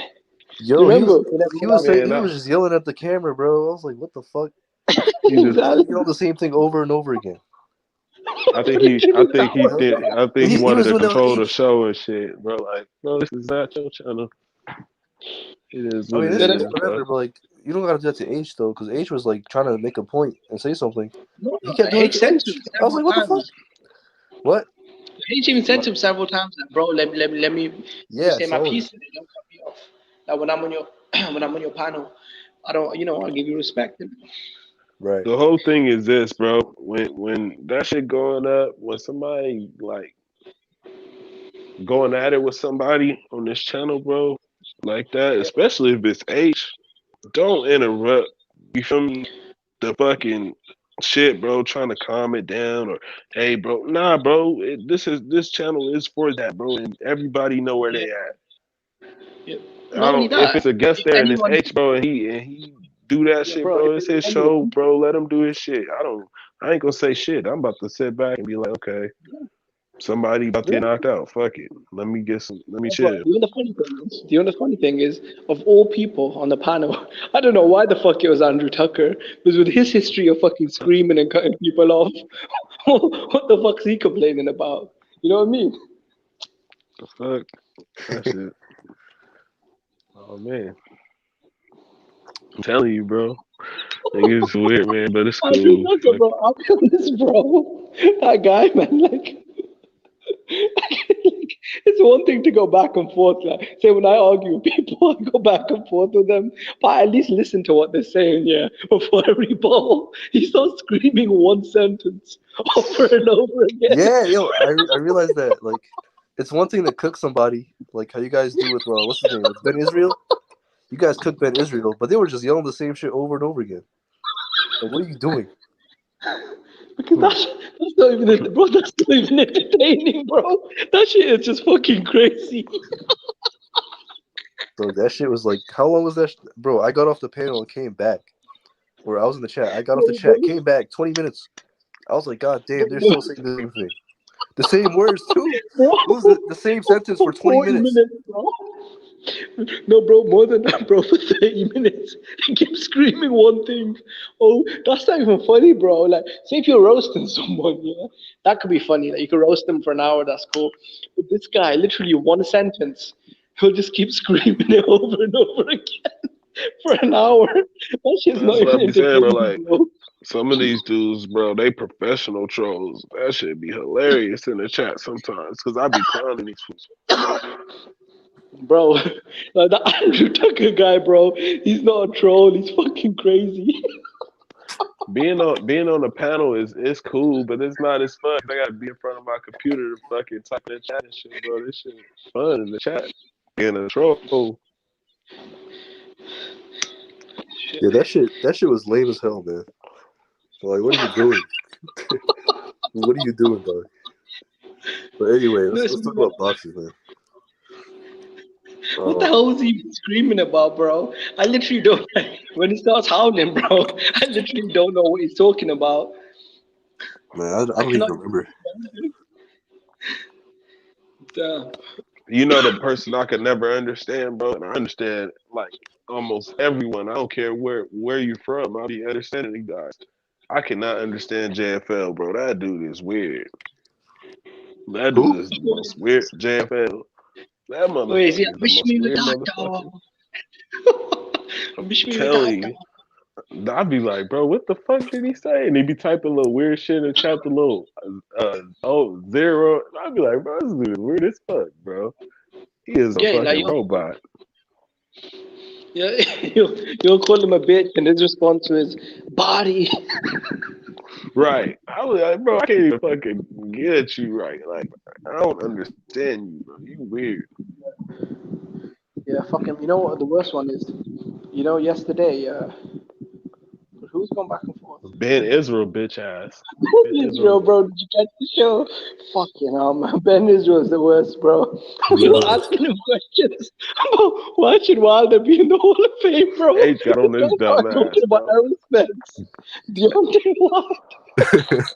Dude, that's crazy, yo. They actually believe he should be in the Hall of Fame. Like, that's bizarre. I bet you if there was some Earl Spence news came out today, he would be on here right now. He's out here because there ain't no news out there. He just loves getting cooked, huh? If he doesn't want to switch his camera, that's fine. But this guy switches his camera on. Switches camera on with that ugly ass fucking grill, bro. Yeah. He's sitting alone. He's sitting alone in a dark room. Yo, Jimmy, yo. I don't know. I think it was like yesterday. You guys were like, yo, go to the turn on the light. This man went to a street light, yo. That shit had me dying. But why is he always standing in the alley, bro? That's what I told him, bro. You're in the alley. You might as well put the dress on.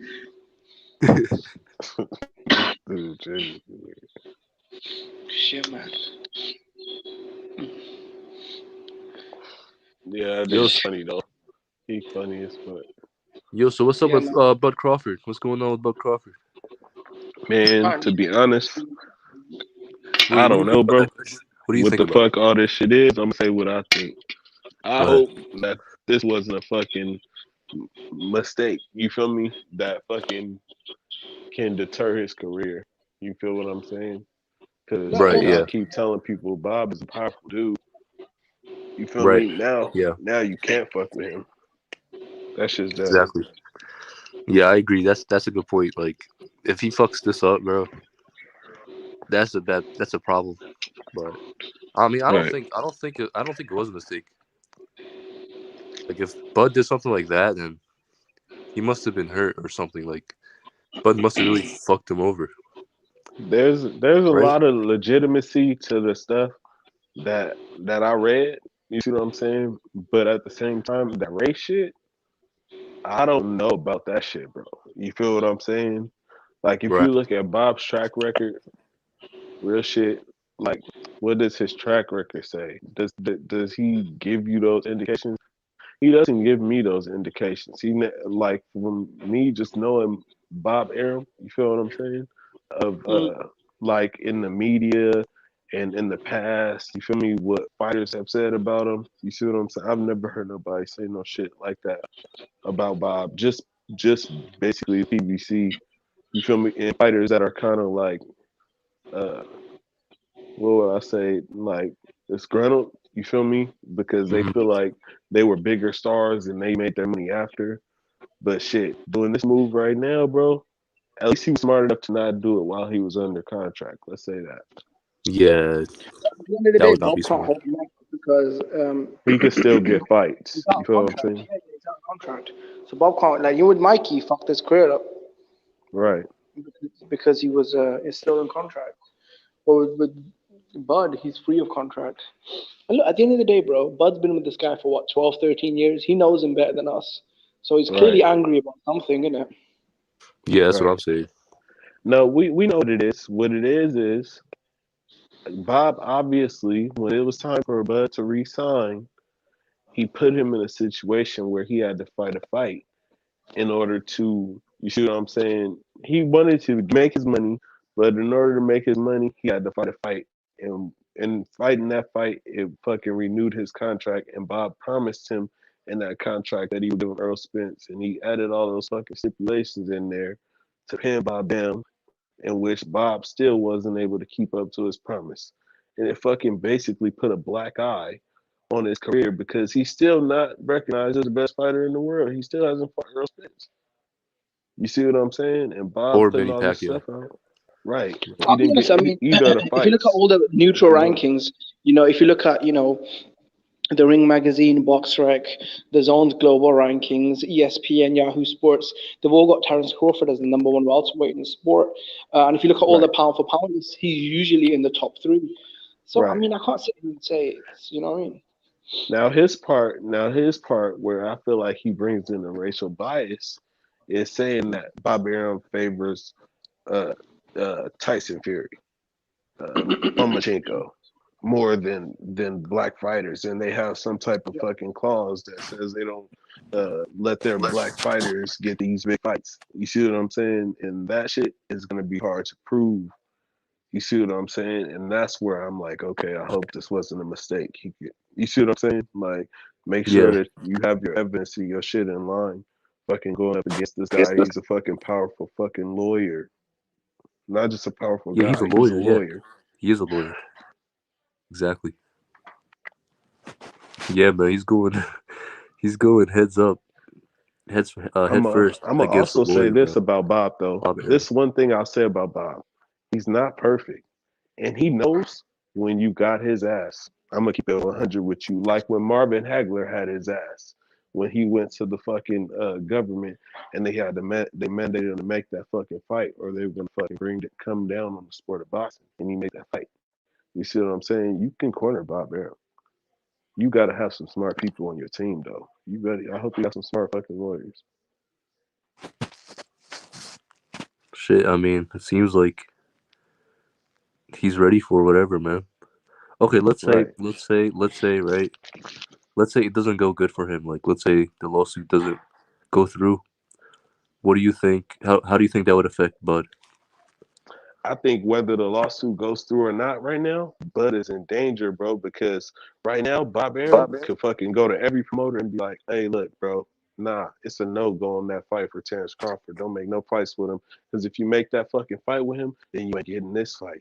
Then you ain't getting this fight. Then you ain't getting this fight. And you ain't getting no fight with Tyson Fury. And you ain't getting no fight with Lomachenko. And you see what I'm saying? Bob Arum will be like, okay, I'm not doing no business with you, Eddie Hearn. Fuck you. Oh, Okay, I'm not doing no business yeah, with you bro. now. Fuck you. You see what I'm saying? Bob Yeesh, Arum will bro. do that. He will do that, bro. And he's done that. It ain't a Damn, that's surprise sad. that he will do that. What do you mean? He did that with Eddie Hearn and fucking Al Heyman in the last little fucking 2-3 years with Tyson Fury and Deontay Wilder. All right, look, if you guys fucking bid on this fucking fight, then look, ain't gonna be no fucking fights. I ain't making the Tyson Fury fight. I'm not doing that shit. If you fucking, he was threatening them using his leverage. You see what I'm saying? To make sure Right. that they didn't get out of line. Right. Smart dude shit. You feel me? Smart nigga shit. To be honest with you. Damn, man, he should have waited a little bit, bro. Should have got the Spence fight first or something, man. I don't know if he was getting it, but shit, maybe like if that shit's true, you feel me? Then shit, you mad enough to go after that shit, go after it. But shit, just realize you fucking with a powerful dude is what I'm saying. It could Okay. be legit. All right, I got a question though. Do you think that this would affect Bud making a fight this year? Like any fight, Yeah, not even the Spence fight, any fight. I think he's gonna fight this year. I don't You think think he's he gonna will miss fight out. still? Do you think he'll still Yeah, fight? yeah. But who will it be? Who? You see what I'm saying? Because he could end up fighting a guy, and we like, bro, he ended up fighting him, bro. This fucking guy that's like not even anybody recognizable. Then we'll be super disappointed. You feel me? I hope it's not that. He's gonna fight. These dudes are Damn, gonna man. get I their mean, fights in. You feel me? well, the thing is, it's like he's a free agent, and I don't know if he wants to sign a promoter, but let's say you want to sign it to a promoter, and you already have a lawsuit with another promoter. I mean, Right, that doesn't look that good when you're signing with right. somebody else. So that's interesting. The thing is that you just don't sign. You feel me? Because this opportunity's out there, and you know one thing that you forgetting. One thing that you forgetting. He has that fucking belt. Oh With yeah, that you're right. fucking belt, if he chooses to go to 154, who gonna stop him? Right. He's a You see what mandatory. I'm saying? That's the leverage right now. I think he has that fucking belt. Yeah, you're right about that. Damn. That's one thing people not factoring in, and that's why I think that his team came out with Bernie and said that they're going to 154. That's the move. Yo, what if, right? What if he gets ordered a mandatory, like a WBO mandatory or something, and they can't arrange the fight, right? So it goes to Right. purse bid, and no one can outbid Bob Arum. And Bob Arum got a low ass purse. Well, I know that Bob Arum, he might do a low ass purse, right? But we hmm know how purse bids kind of like we know how they work at this point to a certain extent. We hmm know that if the fighters ain't with that fucking purse, you see what I'm saying? They can fucking they can take that shit to the next step. You see what I'm saying? And say we not accepting this shit. Oh yeah, And then true, what true. happens? And then it Right. fucking kind of you feel me? Like or they end up fighting for that. And like they just fucking the fight don't happen basically. If the fighters don't accept that money and Bob Arum ain't willing to bend or other promoters get involved, then shit the fight don't happen. True, true, true. Yeah, that's crazy though. When I read that shit, But I I was don't think that Bob Arum like, would do damn. that, to be honest. Really? He might say that he would, but he wouldn't do that. They were Bob saying that Arum, you know who would stop the fight from going to purse bid? If that shit were who to happen, who it would probably be like the PBC. Either that or they wouldn't bid on a fight like that. Because the PBC don't want to show their books. true.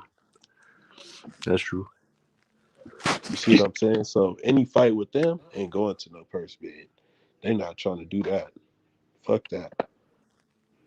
You Facts. see, if you're the PBC, nah, we gotta say we gotta walk away from this. That's what I think they would do. Like we walking away from this, and people would be like, "Oh shit, that's some weird ass shit." Damn. But like remember the TO situation? Hell yeah. But I mean that was a little bit different because I mean it was a mandatory. But Bob, what did he bid on that fight? Like $1 million? What on the Tio TO Cambosos. Kambosos? Yeah. I think he bid like 2 point something, 2.3 or something like that. He bid more than that, but he got outbid by Eddie Eddie Hearn and by fucking Triller. Yeah. So that's why Eddie Hearn ended up getting a little second bid on the fight. And I think that was actually to detriment of Tio. Like, you see what I'm saying? He should have been on home base. You see what I'm saying? Right. Tio, trust me, Tio would have fucking had a quicker turnaround if he wouldn't have did that shit. And he probably would have fucking been in a better position. He would have won his next fight, and we would have been looking at like a fucking Loma rematch or some shit right now. Yeah, that would have happened already. Cause You think it would have happened already? I don't think so. yeah, I think cause that Bob would have made him fucking fight those two guys, and then it would have happened like right now. wait, which two guys? It was only Nakatanya Kambosos. and Kome, the guys he fought. I Oh think yeah, Loma yeah. had to take that route. You feel me? Nah, but I don't think he was getting that media rematch because he didn't warrant it. You feel me? He had to earn it. oh, okay, I see what you're saying. But yeah, I mean, the fight would have happened earlier though. The Kambosos fight, it would have happened in what, like May or June? Kambosos and who? And Tio. It should have happened in June, right? Right. Even if they bid on it, if Top Rank bid on that fight, and then The timeline got kind of knocked off. You see, like it got kind of yeah, crazy. definitely. But yeah, bro, Tio, they were not. Tio, the thing is, he was not with the program at all, man. He said, "Fuck the rematch, fuck 2 million. I'm going with Triller." Yeah. He must be hella sad, bro. I think that was a mistake. And Big then mistake. not giving Devin Haney that fight like maybe as fucking effortless as he probably could have.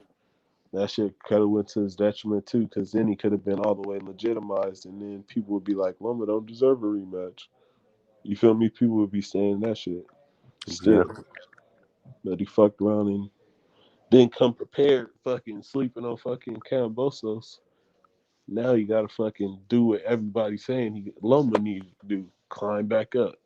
T.O. can climb back up, but shit, he don't want to stay at 135. Man, I think he should have fought Kambosos again. He's gonna get a rematch that easy? Oh hell yeah, get on that.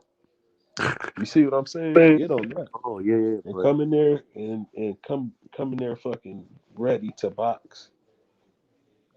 true, true. I mean, that definitely could happen. I mean, let's say Tio was a smaller guy. If he stayed at 135, man, it would have been good for him. But that's not the case, unfortunately. He's a big ass dude.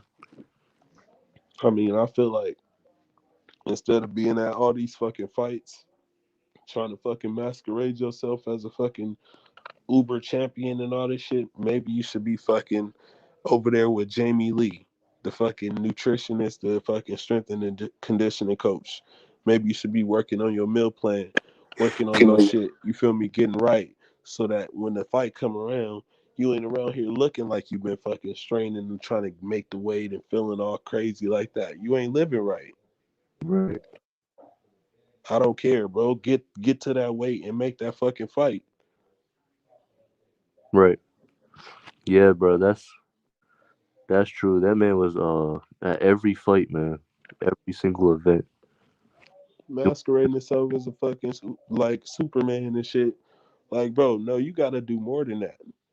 I know you think that you like a 23-year-old Superman, but Salvador Sanchez did all that shit that you was trying to do. You feel me? He was doing all that, but That he was fighting the guys for real, bro. You feel me? Like, get on guys like that level, because like you may have the belts, but we don't see you as that yet. Like, you got a lot more to do. A lot of these dudes, they got a lot to do if they want to be on that type of, you feel me, seen in that type of light, like they walking. exactly. But y'all tripping. This man thought like he could do that if he got more like exposure. I think I don't even know what it was. That's why he went up to take a picture with Canelo. Man, I'm I don't telling you, even know. my dude do a few million views with Loma and Terence Crawford on fucking pay per view and shit, and think he's like Like, a yeah, crazy guy like that. Like, bro, tone it down, bro. Make sure you stand in the gym and you focus. You feel me? That's that why I like fighters like Usyk and Inoue and all them dudes that don't really, you feel me, live in this country and notice the fucking spoils that we got in some ways because they trying to get it. exactly.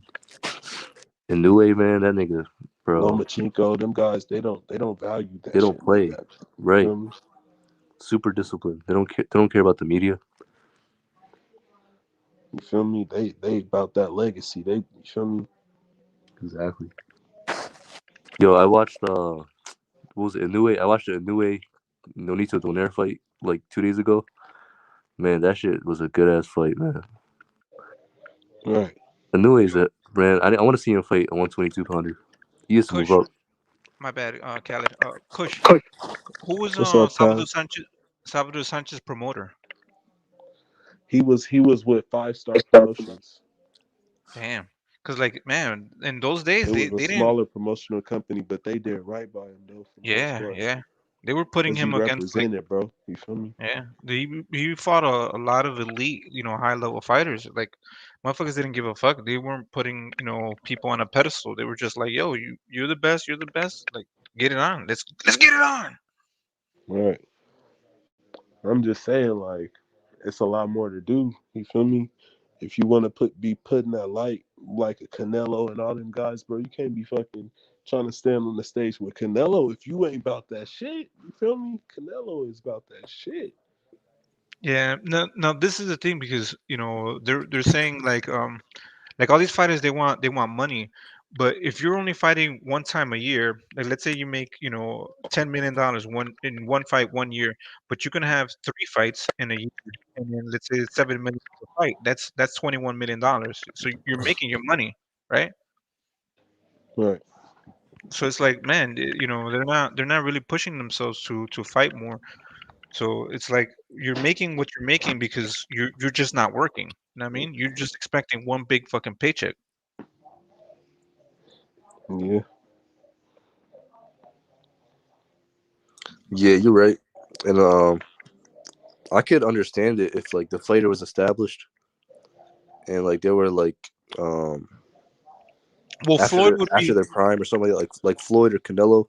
Canelo's not doing this, but like Floyd was back when he was Money May and stuff like that. But these fighters, they haven't fought anybody and they're doing that. It's crazy. But see, this is the thing, right? Floyd invested in himself, and he marketed himself. So a lot of these fighters they expect the promoters to do all of the work for them, and they're just gonna sit back and just be like, all right, I want this amount of money. But like Floyd promoted himself, and he built himself, and put himself in that situation by becoming a boss. You know what I'm saying? Same thing with Oscar De La Hoya. Oscar De La Hoya did the same thing. He left Top Rank and started his own promotional company, and then he set the price. You know what I'm saying? Yeah. Facts. You know what's funny? I was just sitting there thinking right now, bro. Like it's hard for a fighter. Like this is why like a lot of these fighters trying to do what Floyd Mayweather has done, you feel me, is so tough. Because it's hard to do both. It's hard to do what Muhammad Ali and them guys do. It's hard to be able to talk shit and have the skills. Like look at these Yeah. guys like Loma and Usyk and anyway, bro, if they could speak English and they were exciting and entertaining like that, bro, they would and did the shit that these guys in America do, they be uber stars, bro. And the Yeah. same thing, vice versa, with the guys that talk all the shit. If they had the skill, they would be superstars, bro. But they Yeah. don't fucking have the complete package, bro. Bro. Those fighters come dime a dozen, bro. Even Terence Crawford, he can't talk that shit. Yeah. Now they can spend. You feel what I'm saying? Yeah. Like Look at Adrian Bronner, his longevity. Like we can say he whatever talked we that want to say, shit. but he talks that shit. He makes the His fights. skills ain't even up to par, but since he talked that shit so good, like Yeah, he's like a mini promoter. He promotes himself. You know what I'm saying? Like he does all whatever the tactics, antics. You know what I'm saying? All of that stuff. Like people know him. They watch him. I watch him. I'm shit. I want to see Broner come back. You know what I'm saying? It's always entertaining. right, right. Like some fighters, you gonna watch them, like, and people may not admit it, but you gonna watch them for the build up. You feel Yeah. me? You gonna watch them for the That's build true. up just as much as for the fight. I want to see this shit. Yep. Now, this is the thing, Facts. right? When you're with a promotional company, what you should be thinking is getting out of there, not using them, right? And using them in a sense that they built you up, they invested money into you, but work your way out of there by promoting yourself. You know what I'm saying? And then All start right. your own shit. All right, I got a question though. So how do you feel? How do you guys feel about? You guys are saying these guys are promoting themselves and building a brand for themselves, right? But how do you feel about guys like Ryan Garcia? Um, you could even say like Devin Haney and Gervonta Davis. They're marketing themselves online, like on social media. Do you think that has a similar effect to fighters promoting themselves through trash talking? Well, with Ryan Garcia, it's kind of like he's just talking. You have to do both. You can't just talk, and you know what I'm saying, and not and not be active, not be doing things. And people say like he broke his hand. Did you know that doctors can break your bones and then heal it? You know what I'm saying? Because like if you have like let's say your hand is weak for some reason, they can like surgically break it and then it'll heal up better than it was before. I know that, right? Wait, so you think that's what happened with Ryan Garcia? I don't know. I'm just saying. I'm just throwing that out there because Shit. you know what they were trying to do not too long ago. They were trying to break people's legs and extend their legs just so they can be taller by an inch or two. What do you mean that long ago? This is like something new or what?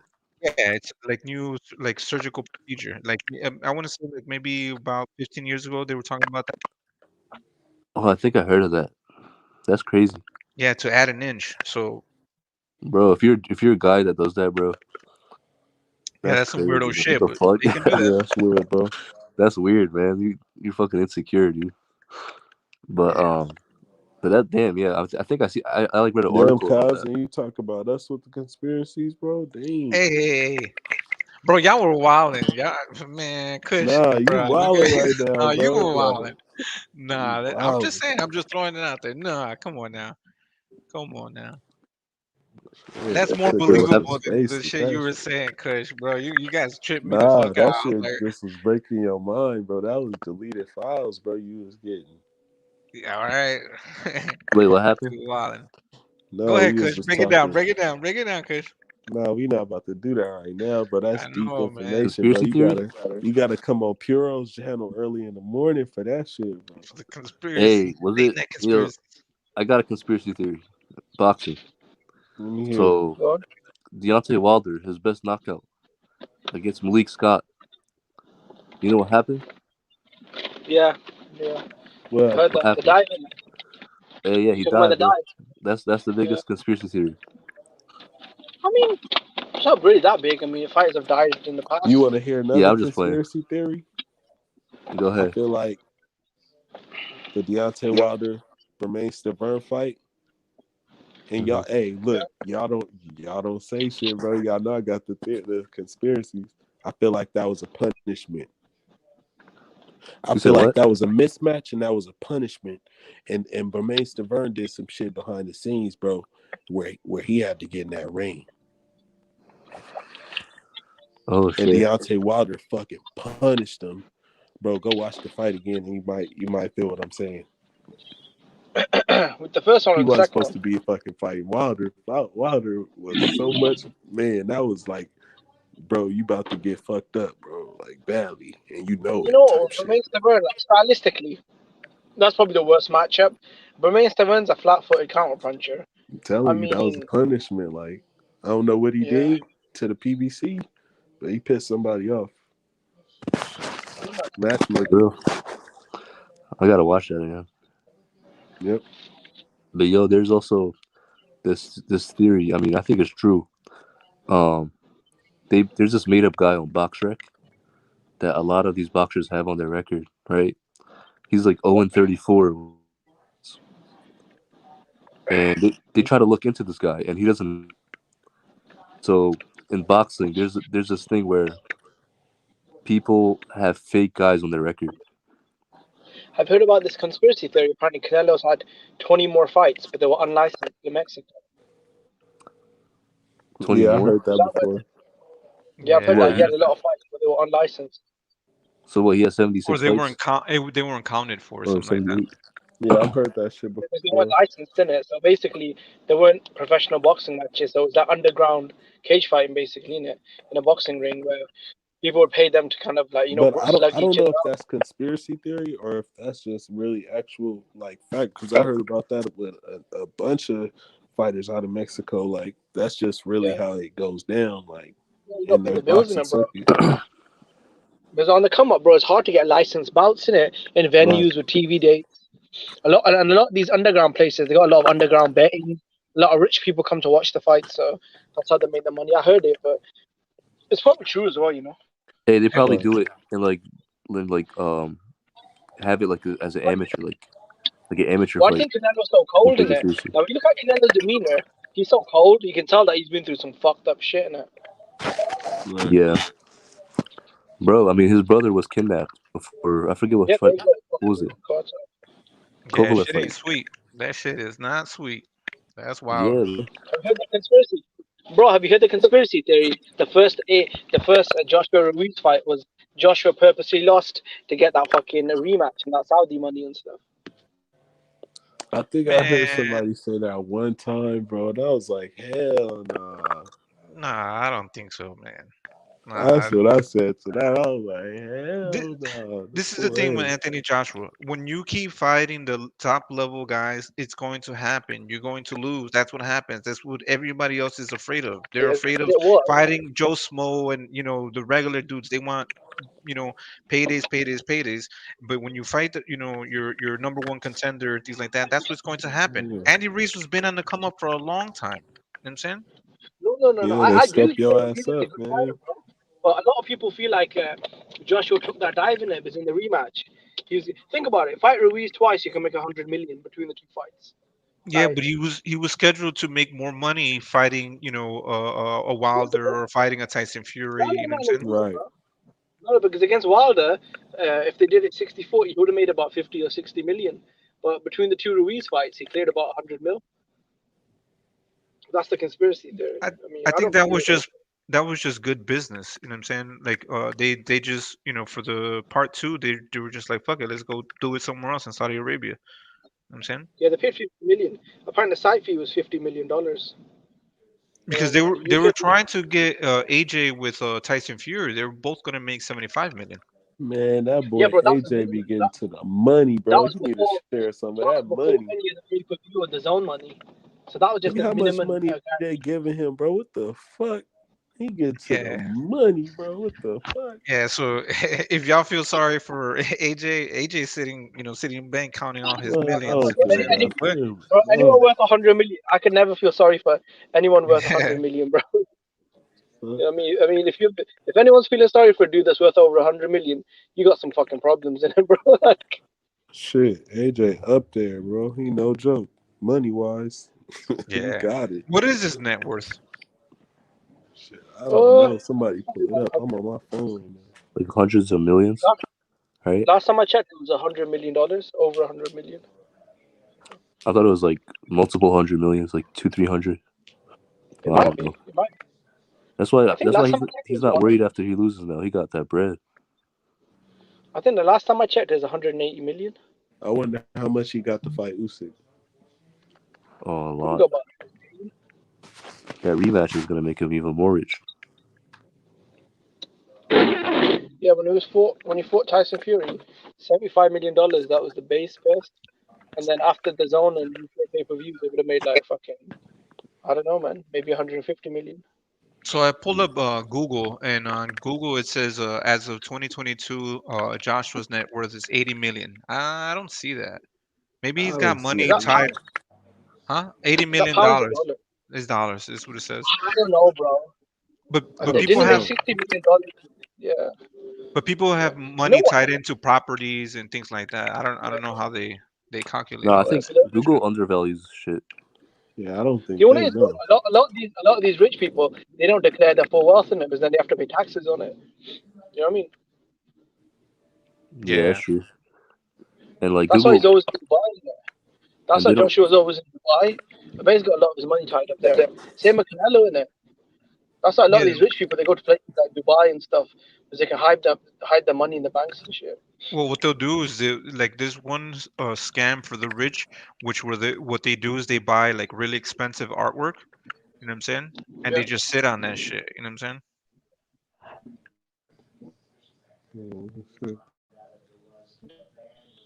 Or you can Yeah. invest in gold or oil, gold and silver. I mean, my uncle, he bought a lot of gold. About 20 years ago, he bought a lot of gold, and back then it would have cost him about, I don't know, $500.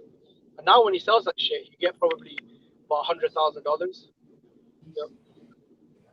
Well, they're tracking down, you know, your like the cryptocurrency now.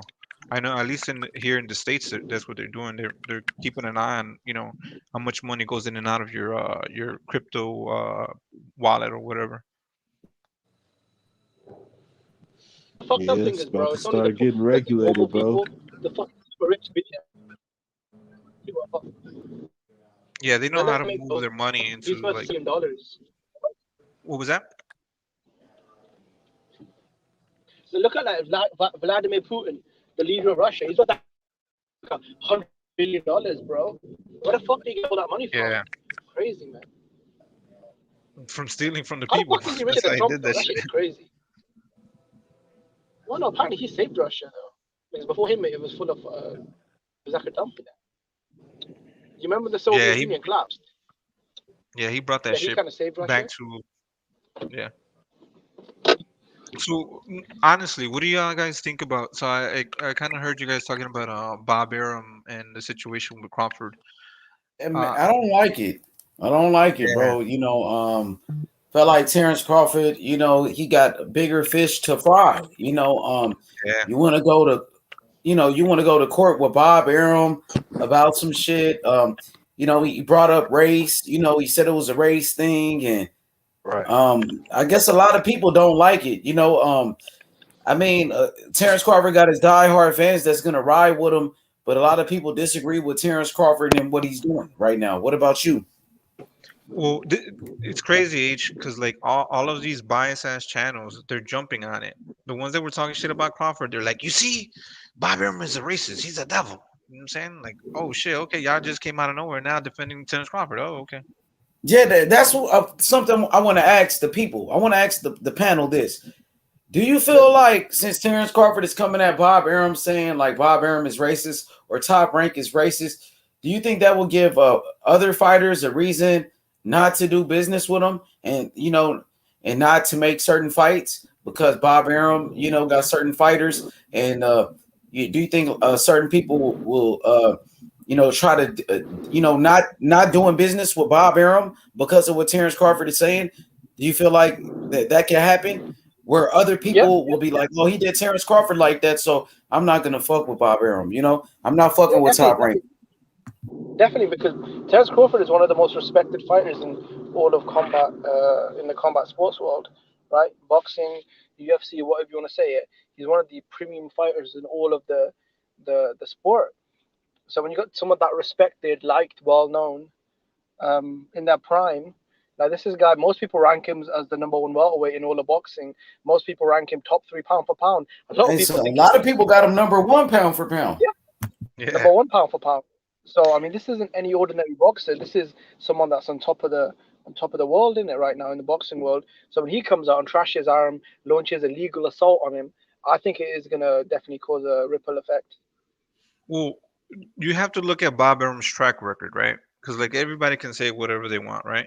But you look at all the promotional companies that haven't been doing well. You know what I'm saying? PBC, they're saying that PBC is not doing well. You look at, you know what I'm saying? Remember when Jay-Z started his promotional company? Where are they now? You know what I'm saying? If Bob Arum was doing shitty business, he would be out of business, just like Don King and all these other promotional companies. You know what I'm saying? I think this isn't it the first time a big time fighter, because even when guys like Oscar, Cotto, Floyd, and Manny Pacquiao, when they left him, they never accused him of being a racist and launching a legal case on him. This is the first time it's ever happened. And that's what Mikey Garcia, Floyd that's Mayweather the thing, Jr. bro. Like, go ahead, Kyle. They made the trying to do him. I didn't know that. Yeah. Nah, that's where I think it get dangerous, bro, because the race shit, bro. Like I think that's like some fucking Floyd Mayweather shit. And I don't think that Bud should have did that. Although the Bob fucking ruining his career by fucking putting a black eye on it, I do believe that shit is true. But that don't mean that you go after this shit like that. He do got bigger fish to fry, bro. Like he got more important business to be handling than be getting locked in with Bob Arum, bro. He could do more business with Bob Arum if he hadn't done this. So why did he re-sign with Bob Arum though? If he kind of felt that way a while ago, he re-signed with Bob Arum, didn't he? Right. So do you see where in a court of law that would be like, you feel me? It wouldn't make sense. It's like if you're in an abusive relationship, you're gonna go back to the abuser. Right. That make no sense. So that's gonna hurt him in the court of law if he can't prove that shit. You feel what I'm saying, Kaz? Everything that's happened, I think it's only happened over the last 18 months. Last year, 18 months. Their relationship has gotten really bad. And whatever little bits and bobs that happened in the past, that's all come to the front now. I mean, let's be honest, Bob Arum did fuck up, yeah?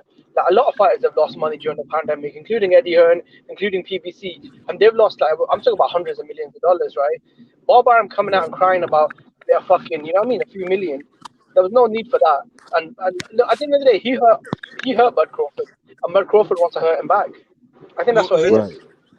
Well, let's look That's at what it is, but you got to make sure that you feel me, you dot your T's. I mean, he's been in the top ranked family for nearly what? You ever over seen a Court decade? TV, Jimmy? In America, we got some shit called Court TV. And some niggas like me, we like to watch it, bro. And you better have your T's dotted. You feel what I'm saying? You better have evidence, solid Have shit. you heard of Judge Joe Brown? Have you heard of Judge Joe Brown? Yeah, we heard of Judge Joe Brown in America. Yeah, I love that shit, bro. That and Judge Judy. I like to watch shit like that. Like when I'm at work and shit like that. You feel me? That shit is interesting to me to see who lying and who gonna win. You feel me? Who gonna fuck up, bro? People be fucking up. Like, Terence don't be having Crawford. their shit in line. Terence Crawford, he's got a good lawyer. He's got a really good lawyer that's I hope representing so, bro. him. No, Because he them is some does. serious accusations. You feel what I'm saying? Yeah, but the problem is Bob Arum, he's worth what, $300 million, and he's also got ESPN behind him, which is difficult though because at the end of the day, the PBC have already made it clear they don't want you.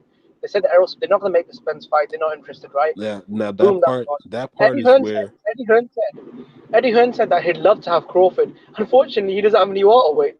He doesn't know what to do with Crawford, right? So I mean, now you burn the top rank bridge. I mean, where the fuck are you gonna go, bro? I mean, that's where he may have some strength in his case, because what he's trying to say is that Bob Arum didn't put any effort into building him the proper way, and that's hurt his career. You see what I'm saying? He feels that he was racially biased towards other fighters like Lomachenko and Tyson Fury. You see what I'm saying? And that's hindered his career. But I don't feel like I'm just saying what I believe he's stating to us. You feel me?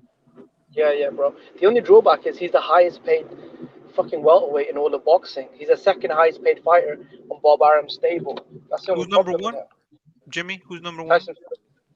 Tyson Fury. No. Tyson Fury.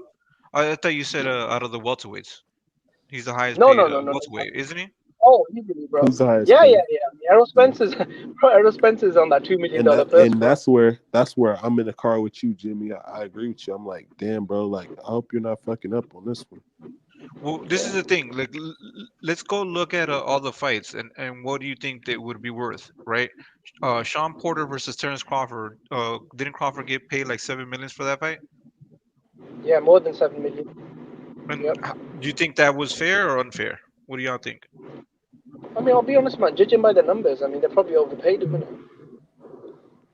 Well, hold on. Repeat the question one more time, Kaz. Sean Porter versus Terence Crawford. Terence Crawford got paid $7 million. Do you think that was fair or unfair? Okay. I feel like it was fair. And I'll tell you why. Because as a fighter, when you keep fighting, you feel me? The fighters, they expect their pay when they win, and you keep winning your champion like that, they expect their pay to increase. And Bud is, whether people want to believe it or not, he is becoming a bigger star. You see what I'm saying? Yeah. And you can become, people want to act like you can't become a star in the sport of boxing if you're not. No, bro. Depending on who you fight, if you fight the right guy and it's the fight that the fans want to see, you could become a star in one night. Yeah. You see what I'm saying? Yeah. Terence Crawford is becoming a bigger star. And for that reason, you see what I'm saying? He's I forgot my train of thought, bro. Fucking forget what I said, bro. No, But you're yeah, good. yeah, he's becoming a bigger star, bro. And Crawford should have left that shit alone, man. Crawford I don't think that bullshitting, he should dog. have did this shit, bro. I agree. He gonna make this shit a big ass deal. This shit about to be crazy. This You shit's got one about of the to be biggest stars of stupid now, boxing accusing Top Rank, the biggest promoter, of being fucking racist. That shit is gonna be a big ass scandal. Watch. Right. This shit is Yeah. stupid, bro, to do right now, in my opinion, for real. It feels like we're the children and we're watching two parents divorce each other. That's how it feels like. I'm like, fuck, this is fucked up. Like this, but that, you know what though? This is in his character, bro. He seemed kind of like a person that takes shit personal and shit like that. Crawford bullshitting, dog. Especially at this point of his career. This when the nigga's supposed to be eating. This when he's supposed to be cashing out. This when he's supposed to be, you just became a free agent. It's like it's a bad breakup with any type of couple or relationship you got with somebody. A breakup like that of that magnitude. Now they about to start airing each other out. That's what happens. Like sometimes you might break up with a girl and then she'll try to, let people know some shit about you. You know what I'm saying? Oh, this motherfucker do this. He likes to do this and shit. You know what I'm saying? Like that shit happens all the time. Now, Terence Crawford, he's coming after Bob Arum. This is a big deal. This is serious, man. This is nothing small, especially when you bring race into it. Now that he brought race into it, now the controversy is starting. You know what I mean? Now, oh shit, but Bob Arum, has he been mistreating black fighters? Does Bob Arum favor the Hispanic fighters or the Latino fighters? Does he prefer Puerto Rican fighters or Mexican fighters? You know what I mean? Now, these are some of the questions that people are asking, Cosmic. Yeah, no, I mean, bro, okay, you remember Mikey Garcia? What happened with Mikey Garcia? He had to do the same. He left Bob Arum. Yep, and Mikey So did Garcia. Oscar. Yep. Well, Mikey Garcia sat out for like 2 years. He wasn't making no money. Just because he wanted that contract to end. And what happened? Look at where he's at now. To be honest with y'all, he did it to every fighter except Terence Crawford. He's the only one that ever got out slick without getting fucking blacked out. Terence Crawford and Floyd Mayweather. This shit is crazy. Imagine if he wins this shit though, and he proves that Bob Arum is top ranked. That shit gonna be crazy. But what if he loses? Then it's gonna be like, damn, you wasted this time. You wasted lawyers. But to him, maybe he feel like deep down inside, somebody did mistreat him. Maybe there's some stories that we don't know that Terence Crawford will let the people. He will let the people know. Was he mistreated at Top Rank? Was it other people behind the scenes? That did something to him, or is it a certain incident? Wait until he start doing the interview and start talking about this shit. Watch, right? Y'all gonna Because be like, he ain't got no promoter no more. He ain't got nobody that's gonna tell him he can't say what the fuck you want to say. He needs to do an interview and talk about that shit. You know what I mean? Damn. And just air it out. Then damn, you be like, what the fuck? This happened? Oh shit, this is why he's suing him. You know what I mean? Right. He like to do that. He like to fucking air shit out. He do that. Make a fucking Instagram live and do that shit.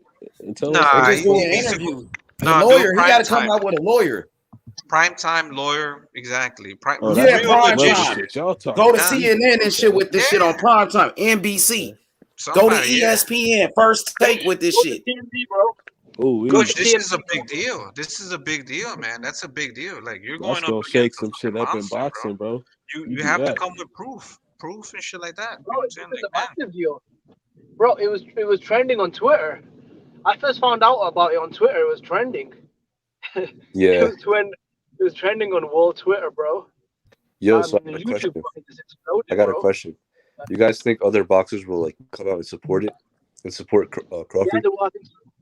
I think so. You're gonna That's have what some they. That's what they fear disgruntled right now. fighters. You know what I'm saying? They're gonna say that, but They Because like fear I that don't I shit. don't know Like about what you Shakur just because said. Shakur's with Bob Arum and he's friends with I'm kind of hate. Terence My problem Crawford. is even Bob Arum is a bit of a, obviously, he can be a piece of shit. He's a promoter, isn't it? A lot Yeah. more. This is a massive battle, bro. This is an uphill battle. Like this might stretch on for like 2-3 years, bro. You know what I'm saying? Right. This shit's gonna go on for a long time. when you're the promoter and you're a boss, like you're always gonna piss somebody off. You know what I'm saying? When you're the promoter, you're the boss. You're gonna piss somebody off. They may not like what you do, but like you know what I'm saying, at the end of the Do you day, already hurt Bud? Can I be honest? what I was think that? Bud Crawford probably wanted to finish his. I think Bud probably wanted to finish his career with Top Rank. Look, he's been with them for what, 10, 12, 13 years. He's only been in the boxing Hey, for another maybe 2 years. So Hey, yo, let me hey, speak what a on this lot of situation, bro. what y'all got to remember too. He asking for a jury trial. See, a jury trial is different from having when it's just the judge. See with Crawford with Bob Arum speaking out a lot. It's going to help Terence Crawford a lot because he got a lot of stuff on wax that he said shit about the UFC. They was talking about that shit in Africa that he didn't care. It's a lot of stuff, and I'm pretty sure it's a lot of other stuff. And then it's a lot of text messages and emails and shit that we don't know, bruh. Man, I think Crawford got a good chance of winning it, bro. Because it ain't really. It won't be too hard to prove with all the stuff that Bob says. You feel me? I'm pretty sure you can make a case on a lot of different shit. And can I be honest, bro? I think it's not even all about the money, though. I think he really wants to hurt Arum. When Arum started talking shit about him in public, that was fucking embarrassing, bro, he talked all that shit. He stole his career. Let's think about it. If he would have got that Manny Pacquiao fight, bro, where his career would have been right now, bro? Niggas, you feel me? Niggas talking all that shit, bro. But if he would have got the Pacquiao first and beat him, bro, he a bigger star. Bro, don't tell me, bro, that fucking PBC can put up 20 million guaranteed to have Pacquiao fight fucking Adrian Broner, but Top Rank can't open their wallets. Come on, bro. But hold on. Those fights happened when Pacquiao left Top Rank, though. Exactly, bro. Exactly, bro. That's what I'm saying. Exactly. So he got Adrian Broner fought Pacquiao after he left what's it called at Top Rank. Mikey Garcia, De La Hoya, Floyd. It's a history. It's a pattern, bro.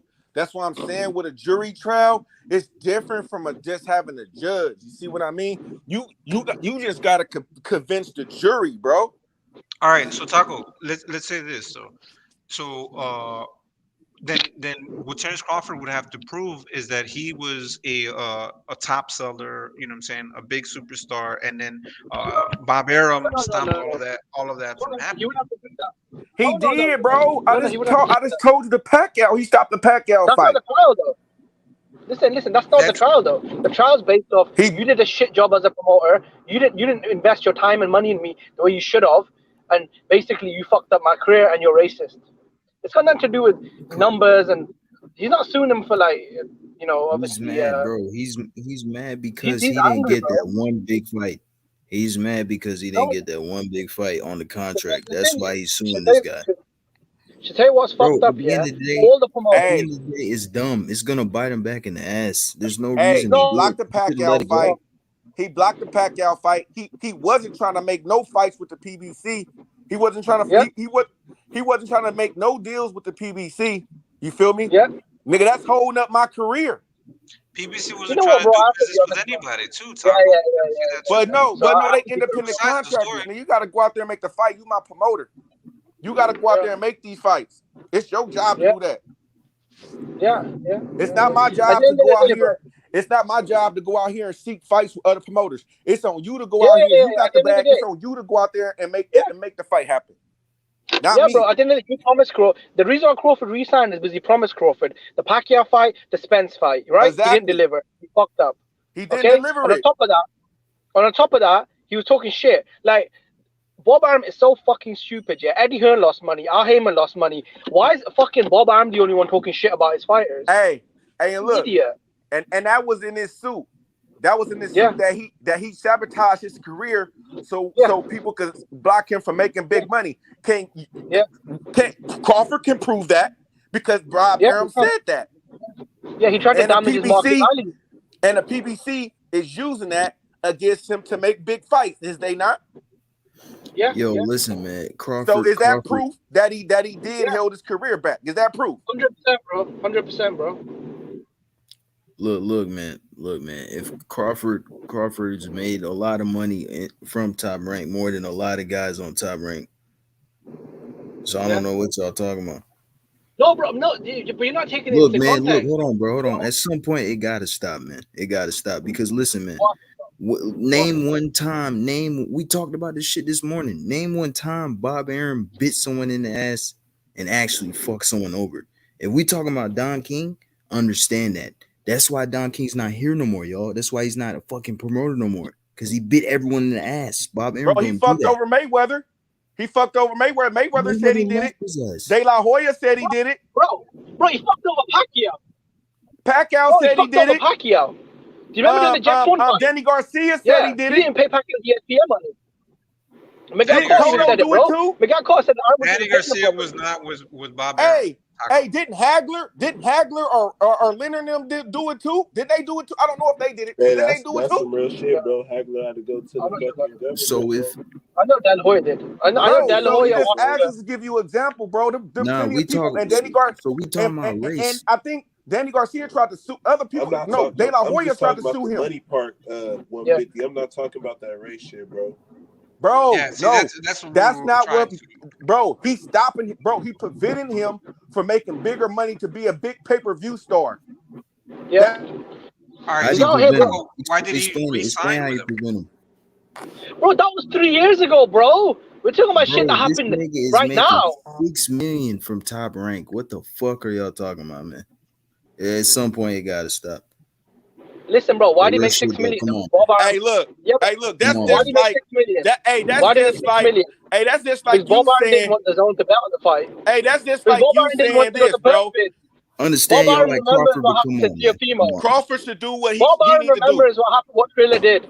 Bob Arum was not feeling generous yet. The reason why I gave him $6 million, bro. Bob Arum remembers what happened when Teofimo got unhappy and it went to first bids, right? The zone was happy. Triller, I mean, fuck knows what would have happened, bro. Bro, and maybe this is a thing to help us get the fights we want to see, bro.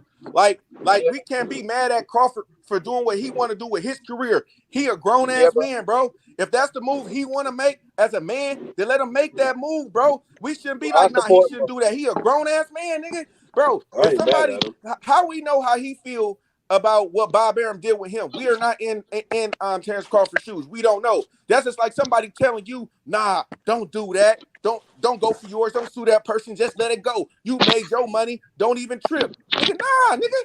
Crawford ain't with that. He like, nah, I ain't sitting. I'm standing on something. You can't do nothing to me right now. You cannot hold up my career. The reason why I didn't say nothing, because I felt like you was going to put me on the shelf, and I didn't want to be on the shelf. So I outlived my contract. Now I'm coming for your ass. You wanted to put your shit on wax. Now I'm coming for you. We should respect that, bro. That should be commended. Yeah.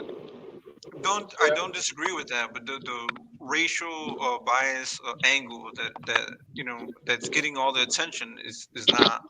It is. It is. Would you say that? Wait. You just mentioned a whole bunch of people that weren't in agreement with Bob Arum. So how is that? Would you say that he made the bigger fight for Loma than Crawford? Hold on. Yeah. Would you? No. You said that De La Hoya. Would you say that he made more bigger fights for Loma than Crawford? What was that? Yeah, Crawford makes more money than Loma, bro. So what? It doesn't matter though, bro. This is. Oh my God. So you mean to tell me just because somebody paying you to fuck you in the ass, that's okay? Yeah. Hey, so it's all about one fight or what? It's okay if you pay me, right? I'm gonna accept it though, right? But when you say give me my shit for free, then we supposed to have a problem when I get cheated on my money. Bro, how you know he didn't mess up on more millions of dollars by stopping those big fights, bro? Yeah. Come on. Right. How many big fights was he had? One or two? If you got in the Pacquiao fight, which you promised him, right? Crawford would be a 10 times bigger star right now. Let's say if he beat Pacquiao, he'd be the unified champion right now, bro. Right now, he'd have 2 belts. Look, man, I would know about Pacquiao. look, man, look. Bob And Arum he'd be, Bob but Arum Barbara, paying this guy. Bob Arum is paying this guy $6 million, putting him on pay-per-view fights. And they're not selling. How the Bro, fuck is come that on, Bob man. Arum's You just fault? want him to be loyal to the master, huh? Nah, Be I'm loyal not. to the master. No. Listen. See, No, that's what yeah. you saying. No, that's what See, you Taco, saying. that's where Be you loyal messing to it your up. master. He See, paid Taco, you. I didn't even Don't say say that. shit. That's what you just said. I'm not saying that shit. I don't say shit like that, my nigga. Bro, So you that's can how you relax with sounding that. though, bro. No, listen, bro. Listen. I'm just telling y'all. How did he fuck him over? He put him on pay-per-view. He gave him all the money he asked for. That's not his fault that the pay-per-view flopped. That's not Bob Arum's fault. Bro, he did not. For one, So you can't not properly promote the Jeff Horn fight. He already laid that out. He put Sean Porter fight on a fucking app that hella people couldn't fucking get on for 2. Then, bro, can you say this? Oh, so we just gonna blame Bob for everything. And let me say this. Can you Man, say what this? Can you admit to this? If Pacquiao would have, if Crawford would have fought Pacquiao at that time at 35, would you say that he fought a better Pacquiao in the prime of his Pacquiao career? Yeah. And would you and could you say that would have lifted him up to be probably way more pound for pound than what he is already? So could you say that by Bob Arum doing that, he stopped Terence Crawford from being a pay-per-view star? Is that you can't say that's not true? So you talking about from 130? So you said 135. Was so it let's 135 when he trying to fight Pacquiao? Let's go back. So we talking about 2010. We talking about 2010, 2009. If you going way back. Oh, he's been waiting. Bro, that's a part of his career, bro. Beat a 35 Pacquiao. How you know? How do you know Crawford beats him? Hey, I thought you guys were talking about welterweight. Make the When he fight, moved up to bro. welterweight. Why Bob didn't make the fight? They was on the same network. I don't know what to tell you. I'm not sure. But I'm saying, so I didn't know they were trying to make it at 135. you saying, look, put your okay. So if you Crawford, you okay with that? You okay with Bob doing that, stopping you from fighting Pacquiao? You would be okay with that? How did he stop him? Everyone says that, but never explains it. Explain it, bro. Go. Okay, you gotta go. Bro, they Bob did said an that interview with himself, Bob, right? They did, Since you don't know, let me tell you, they did an Bob interview said with he Bob, blocked it. and they asked Bob Arum why didn't the Pacquiao Crawford fight didn't get made? Because that he felt like Pacquiao Crawford was going to end Pacquiao career, and that he felt like Crawford was basically going to kill him in the ring. Right. That was the Fight Hype interview. 150. He did say that. It's out of Bob Arum mouth. So would you say that that's preventing him from being a pay-per-view star? I think honestly, I mean, to me, y'all saying it's preventing to be a pay-per-view star, and I'm not saying that. I'm not agreeing with Bob Arum that he's saying, "Oh, Pacquiao will kill him," because I think it would be a tough fight either way. But to me, it sounds like he's helping Crawford out, telling him like, "Yo, this dude, he was doing it for Pacquiao. He's protecting him. That's what it sounded like to me." Yeah, but he lied then. So in the meantime of him protecting the fighter, is that holding up the other fighter? No. So I'm sorry, I got a question for Taco. Taco, do you feel like Top Rank are racially biased? Yes, in a sense, you can say that, because why aren't we getting why Shakur Stevenson having a problem with getting Valdez, but Loma don't have no problem getting fight anybody he want? Interesting. I don't think it's nothing about the race, man. How long it took for Floyd to fucking fight De La Hoya? Because at the end of the day, look, Bob Arum's promoting these guys. Floyd and De La Hoya were not with Top Rank at the same time. De La Hoya had left. Oh, he had left at that time? I got a question for yes, Taco. They made that fight. Okay, I thought. I got a question for Taco. But they still before he left, they both was on there at the same time, and Mayweather was trying to make that fight, right? Yeah, but they were not in the same weight division. De La Hoya was already fucking at 147. I got a question for Taco. Taco, do you feel like Top Rank and Bob Arum prefers the Hispanic fighter or Latino fighter over black fighters, or even white fighters over the black fighters? You could say you could probably make a case for that. Yes. You could. So you feel like, okay, I'm just asking. Break it down. Yeah, you know you could though. Like bro, hey, you really could. You could say they take, bro. Like it's no way that Valdez should be getting away with fucking not fight Shakur Stevenson, bro. No way. And is that what Terence Crawford is basically saying? That's what he's implying right now. That's what he said. Like top rank, he's saying top rank Bob Arum are racially biased. That was his statement. I don't think he said racist though. I don't think he's saying that he's racist neither. I think that he's saying he's using racist bias to basically prevent him from being a pay-per-view star. The lawyers is wording it very nice. They're not saying that they're racist. They just saying that they're using racial bias to hold them down in a way that the treatment of black fighters is not on par with the other fighters. That's what he's saying, bro. He's not saying that Bob Arum is a racist, is racist. You know what I mean? That's not. All right, so you could say PBC is being racially biased towards their other fighters, and they're giving more money to Canelo, and they're giving him a platform, and they want him to come to PBCs. They're offering him more money than any other fighters that they have under PBC.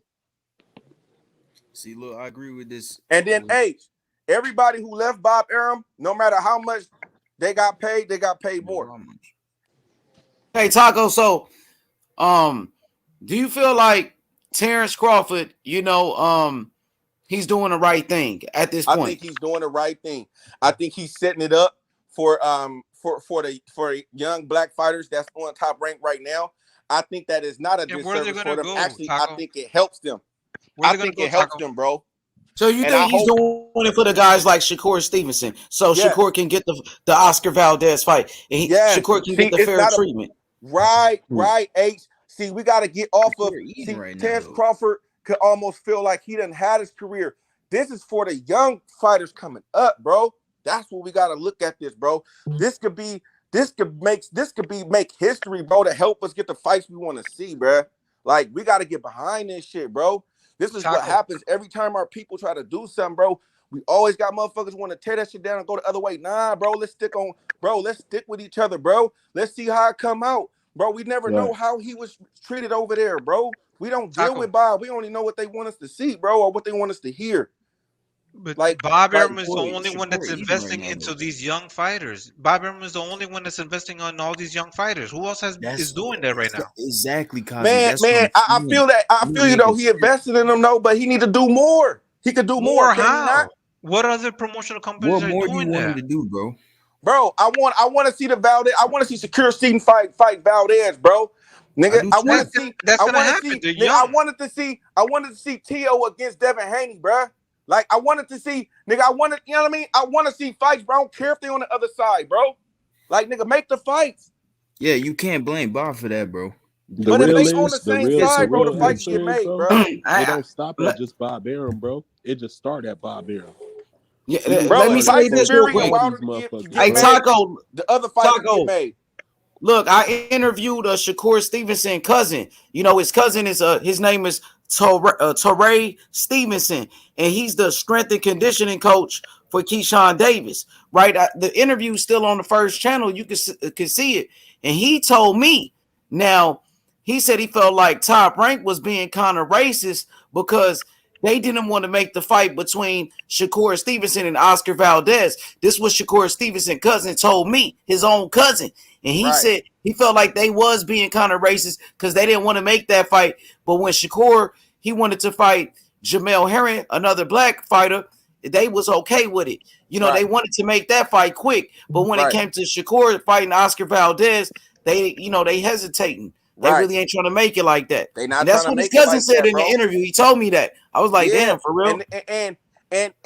And Bob Arum said that he basically trying to put it out there like he can't sell. And now everybody's trying to use that against the black fighters. They can't sell. They need to do this. Look how they were trying to do Shakur Stevenson on fucking their own platform. How is he going to sell? And he's not playing the villain. So we gotta. Dang, you fell off. Hey, come back, Dundada, come back. You can join the panel now. Come on, bro. Go ahead, Cosmic. I think you had something to say. Go ahead, brother. Taco, I can't hear Taco. Nah, my shit keep on fucking up. Oh, there you go, Taco. You back. But yeah, nah, bro, we shouldn't have to keep on. We shouldn't have to act the ass, bro, or become a villain to become a pay-per-view fighter, bro. Nigga, when Shakur Stevens was fighting that man, they was talking about what can he do to become he got to play a villain, you know what I'm saying, because of his style and all this other stuff. Come on, bro. Like, we got to get out of that. All right, so what are the answers? If Top Rank doesn't exist and nobody wants to go fuck with Top Rank, It what's ain't going to about happen? them not existing, bro. It's They about got them to be getting put the in check. treatment for everybody, bro. It's about them making that Pacquiao and fucking Crawford fight. That's what it's about. It's about making that fucking Earl Spence and Crawford fight. That's what it's about. Right. I think they try to do the Earl Look, Spencer. Man, they did not try to do that shit, bro. So 150, I got a question for you. What do you think about Taco? His comments. Taco says he feel like Top Rank and Bob Arum, they are being racially biased. And the Taco agrees with Terence Crawford. What do you have to say about that? Oh man, I mean, at some point, like, man, sometimes it's like, bro, it's too much, bro. Like I feel like with Crawford and the Pacquiao shit, him saying, so you saying Bob said that Crawford would kill his ass, right? If anything, I think it's promoting Crawford. If anything, that's making him look good. That's saying he will beat Manny Pacquiao. He has the style to beat Manny Pacquiao. If anything, I don't think that's bad. Bro, are you serious, bro? What do you mean? Am I serious, my nigga? What Bro, are you serious? Did any other? Did you hear any of them? I don't know if you listened to them. Was listening to them boys over there on the other side, diss Crawford or anything like that. But when they was dissing Crawford, did they ever say that? Hey, Bob Arum said that he would kill Pacquiao. He said that he would do this. So is he gonna get credit for that? Is they gonna be able to? He gonna be able to present that to the Hall of Fame? He can't, bro. He need to get in the ring. That shit don't mean nothing what you just said, bro. You damn right. But at Come the end on, of the bro. day, you can't, bro. You can't just say, "Oh, he's stopping him from being a pay-per-view star. Why not let him fight Pacquiao?" You can't just say that, bro. Because that doesn't make sense either, bro. How does not make sense, bro? I'm a young fighter trying to come up. I'm a champion too. I'm trying to fight the best. We both on the same network. I think they at the time they probably was both at the same weight class. They was ready. Why not? When Crawford came up to 147, Pacquiao was already gone, dude. He was No, already I'm talking pretty about much at that leaving. time. I think that was like 2016 or maybe or something like that. This was supposed to happen, bro. Yeah, that fight should have been happening. I agree with you. Oh, it should have been happening, though. But you basically going with Bob, though, saying that he didn't have to make the fight. Look, no, that I didn't say. Hey, So you basically saying that one did nothing to Crawford's career, chill, right? Man. Chill, man. Come on, man. Stop that. No. Okay, that's where you got me fucked up, bro. Because you just would that would have did something for Crawford's career shit, or not? Man, listen, man. I don't give a fuck what you talking about, man. Let me say what I gotta say. You can go ahead. I'm just saying. Look, I didn't say that. They should have made the fight. But don't sit there and say, "Oh, he's stopping Crawford from being a star because he won't let him fight him." That's Manny fucking Pacquiao, man. I feel where you coming from. Well, I don't feel where you coming from, bro, because I really don't get it, bro. Like, I think Crawford is doing the right thing, bro, and he is, like I say, he's doing the right thing for the young fighters coming up to protect them, to try to help them along, to make sure they get the fights that they want to get, especially if they on another network. You know what I'm saying? So like I said, he pointed out a history in this suit with De La Hoya, with freaking Mikey Garcia, with Floyd Mayweather, and it's a long history of other fighters Pacquiao. But so how is that and racially Pacquiao, biased? many How is other that fighters racially too. biased? And every fighter, no matter how much they got paid, I think. Look, Taco. No matter how much they got paid, right? No matter how much they got paid, right? They still made more after they left Bob. But this is our argument. Why? You know why? Because Top Rank, honestly, Top Rank is more like a stepping stool. That's to prepare you and build you up. But at some point, you're gonna have to leave. You know what I'm saying? To make more money, to make more fights. It's better to make more. It's better to. Damn, I can't even talk. You get a better chance of making more money and making bigger fights when you're a free agent. That's what it is. That's why those guys left that. Yeah. That's why those guys I left. actually don't agree with that. Them boys is not a free agent like that, bro. Them niggas still got a contract. They can't do what they want to do. Bob is just gonna pay you what you worth. That's And true. niggas can't go do what The they money hold ain't the on, problem. Taco. Crawford's eating. The money ain't the problem. These Crawford's dudes eating. that are free agents and shit, bro, they getting overpaid. Keep it a That's buck. what they want you to think. Because do you agree with Taco and Terence Crawford? I mean, I'm gonna be honest with you, H. I'm a Crawford fan, and y'all know that. I don't. I agree with Terence Crawford. I agree with Terence Crawford on the holding them back part, but that racial bias shit, I don't know, bro. Yeah, that's what I don't agree with. That's I what I'm don't agree saying. with That's that. Man, the y'all racial can't bias shit is not concerning. agree with anything if y'all not in Nate's presence. None of y'all I didn't sat say in I the don't meeting. agree. I just None said of I y'all don't was in know, his bro. presence. Like I None of don't y'all know, bro, know about that. what anything he was doing, bro. Y'all don't know if he got text messages. Y'all don't know shit, bro. Yeah, you right All about right, that. neither do Bro, you. y'all don't I'm know hoping that shit, he bro. Do do. So you, stop Taco? I'm saying, hoping that stop he Do do, you saying what know, but y'all we Taco? don't saying know. right now till more facts come out, bro. That's y'all should just be like, man, I don't know. But you feel me? Let's just wait to see then. If it Yeah, but because bro, the we way can y'all say sounding right now, y'all sounding like some haters, bro. I Let didn't that say nigga do shit, what he bro. gonna do, bro. This could be I didn't good for say boxing. shit. We don't know what this shit might lead to, bro. You right. Y'all niggas don't know. Nigga, that's just like hey, somebody telling you. That's just like somebody telling you, nigga, that nigga didn't try to rob you. He just had the gun to your head. He was playing. He wasn't serious. He wasn't about to kill you. Nigga, what? Fuck out of here, bro. You We're not. niggas is tripping. hey, Taco. If anything, we could use reverse psychology and say the same shit. We could say Crawford lying.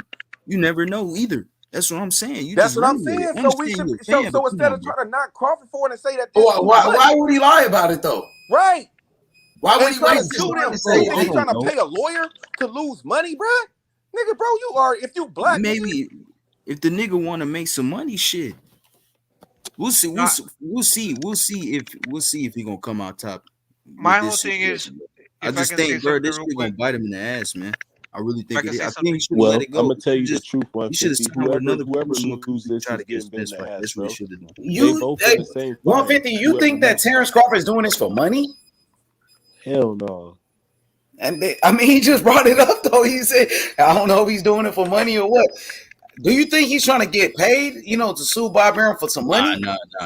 No, I Man, I don't think think It he's he's trying ain't. to trying to make a get point. paid. I don't get that vibe from Terence Crawford. Like Terence Crawford he ain't no bullshit ass dude. You know what I mean? Bro, he's trying If to make you a know what I point, mean? eh? He trying to make a Uh-huh. point, bro. He trying to make a point, and he looking out for Shakur, for Davis and Shakur Stevenson, bro. He looking out for them niggas, bro. I'm gonna tell you And some real and So shit, and, and, bro. Taco, so and you If think this Anderson shit and is baby real, bro, Anderson. so Taco, you think he's doing it for the other fighters or he's doing it for himself? What do you think? It's the both.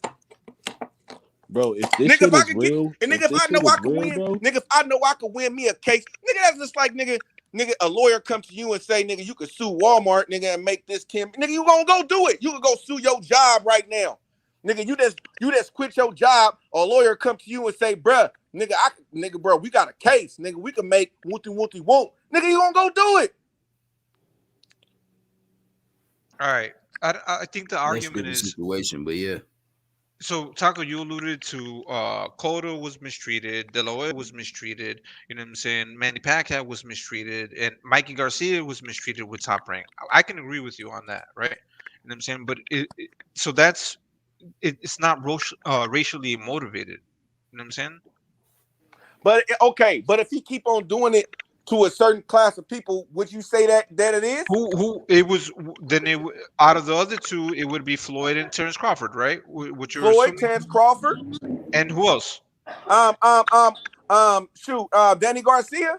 Shit, he a minority. He a Okay. person of color. So what other? Well, Bob Arum is Jewish, right? Man, I don't care, but Yeah. I don't know. I don't give a fuck what he is. Okay. But at the end of the day, so is he preferring other fighters? Is he preferring white fighters? Is he Exactly. preferring, Show me. you None know of what I'm those saying, fighters are like white. Jewish Exactly. What are we fighters getting or here? What's Hey, the point, bro? did he treat or is he? Pacquiao differently from Floyd? I mean, differently, yeah. Did he treat Pacquiao differently from Floyd? There were different situations. Floyd wasn't around with Manny Pacquiao during the same No, time I asked you as a Top question. Rank. Was yes or no question? Pacquiao was making honestly, Taco, numbers. They were no, doing numbers though. he So didn't. Mayweather wasn't doing numbers. Mayweather was doing numbers after he left Top Rank. Taco, he didn't treat Yeah, him after any he left different, Top bro. Rank, He he treated started. him the Yeah. same way. He treated him the same way. He treated all the niggas the same way. So he treated Bro, Loma the when same way Pacquiao too. contract was ready to end, bro, he held Pacquiao contract up the same way. What about Danny Garcia? You mean Mikey? Danny Garcia is not with fucking Top Rank. I know what he meant. Nigga know what I meant.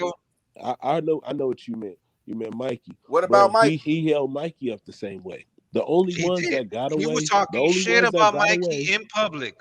Talking shit about Mikey in public. The only ones that got away clean. Talking shit, exactly. So your promoter, so you cool with your with a promoter that's talking shit and down to you, talking about you can't sell out nothing.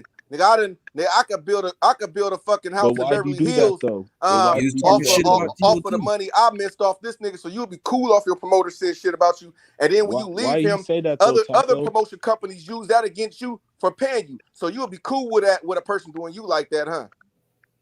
He was talking shit about Tio, so he raised baiting in. Come on, man. So I'm just saying, though, y'all niggas would be cool with somebody doing y'all like that. Like, come on, bro. No, you would not. If y'all niggas, bro, and that's what I'm saying. A lot of people can't stand on their square. I appreciate a person that can stand on their square. You feel me? And stand up for what they believe. I could appreciate that. You feel me? Out of a man. You feel me? Going against a machine, going up against people that make millions of dollars. I can respect that, bro. All right, Taco. I respect that, right? But don't bring the whole, How? He was okay, do you have biased. any? All right. Do you have any facts to say that Bob Arum wasn't racially biased to Crawford? He was paying him more than anybody else. Okay, what do that got to do with being racially biased to Crawford? Exactly. He has more money than all these motherfuckers, man. Okay, so just because I pay you, that mean I can't be racially biased towards you? Oh, is that what y'all saying? If he was racially biased, he would be like, "Yo, I don't even fuck with you at all." Exactly. That's being racially biased. Exactly. Bro, Taco, not doing business y'all with niggas, bro. Y'all niggas is so crazy. to robbing up the opportunities. Y'all niggas is crazy. So that's because a person is paying you good, he can't be racially biased towards you because he's paying you. That don't make no sense, bro. Paying you ain't everything, bro. Like, as a promoter, bro. As a promoter, a person who's supposed to promote you and make you a pay-per-view star, bro. He cool with just paying you, and he cannot be racially biased towards you as long as he pay you, right? Like, come on now. Y'all niggas is crazy, bro. Y'all niggas is crazy, bro. That shit is not out of this Y'all realm, niggas is bro. crazy, I'm bro. pretty sure at the end of the day, listen. I'm pretty sure at the end of the day, true racists won't do business with other people. So okay, so if he win, so when Terence Crawford win, what you gonna say then? That's not true, Cosmic, bro.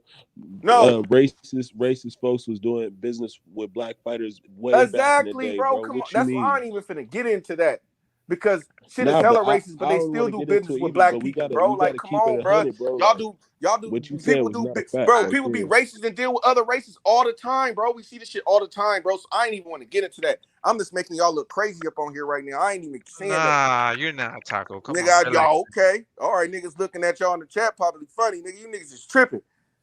Y'all just because somebody say they can't be because y'all niggas think that nobody he can't be racist biased towards you because he's paying you, bro. You niggas is crazy. You niggas is crazy, bro. Like, real shit. I can't see how that makes sense. Man, this is wild, man.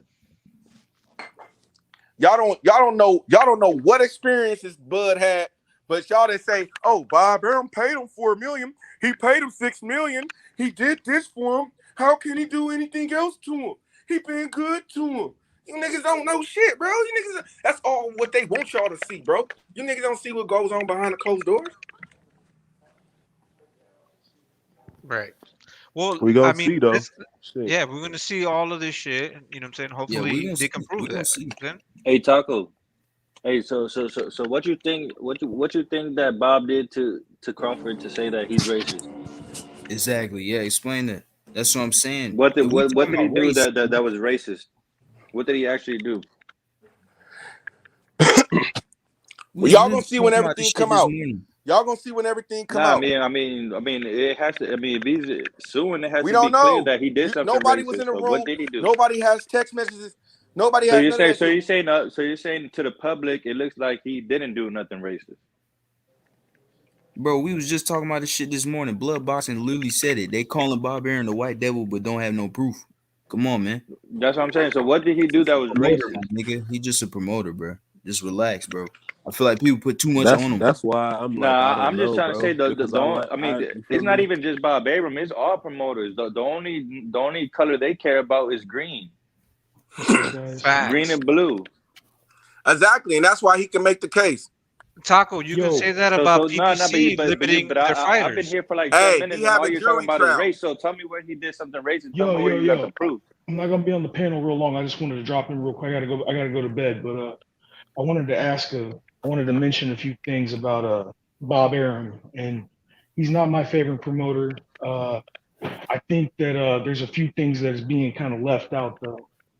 First thing, people keep bringing up Mayweather.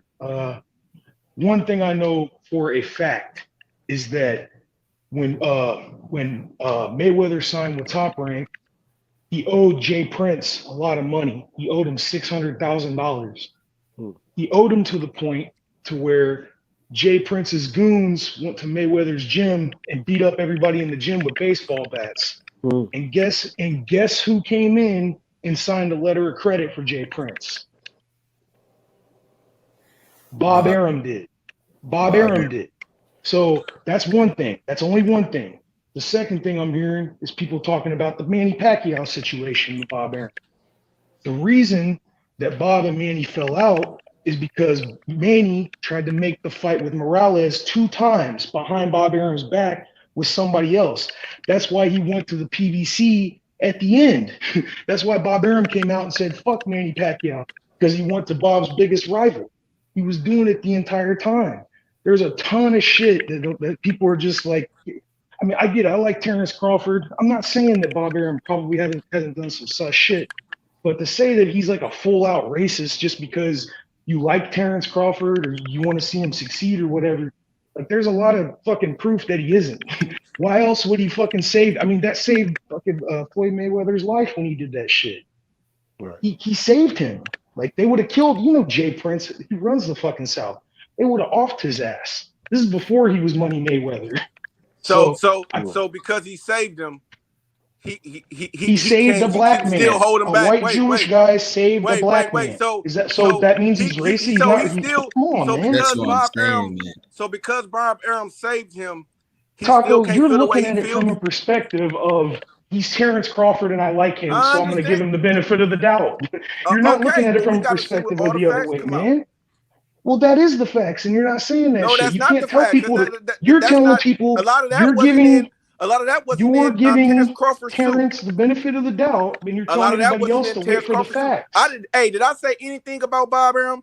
Did I say Bob Arum was a racist? You just said he's probably racist. Yeah, I said he probably implied. Can I point something out, bro?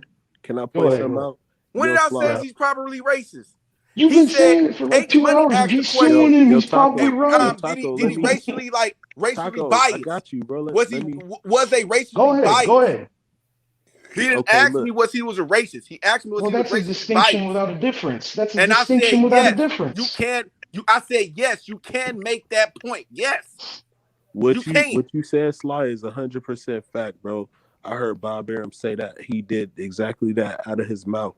But I also heard Jay Prince, Floyd Mayweather, and Bob Arum all say that Jay Prince also bought him right back out of his contract from Bob Arum to make him a free agent in the end for $175,000, bro. That was business, bro. That makes no sense. So you pay $600,000 to pay $175,000? That is a fact. No sense. That is a fact. That's a fact. And Bob Arum, that if you is a believe fact, that, bro. man, I got a bridge to sell you. Yeah. So, Wait a second.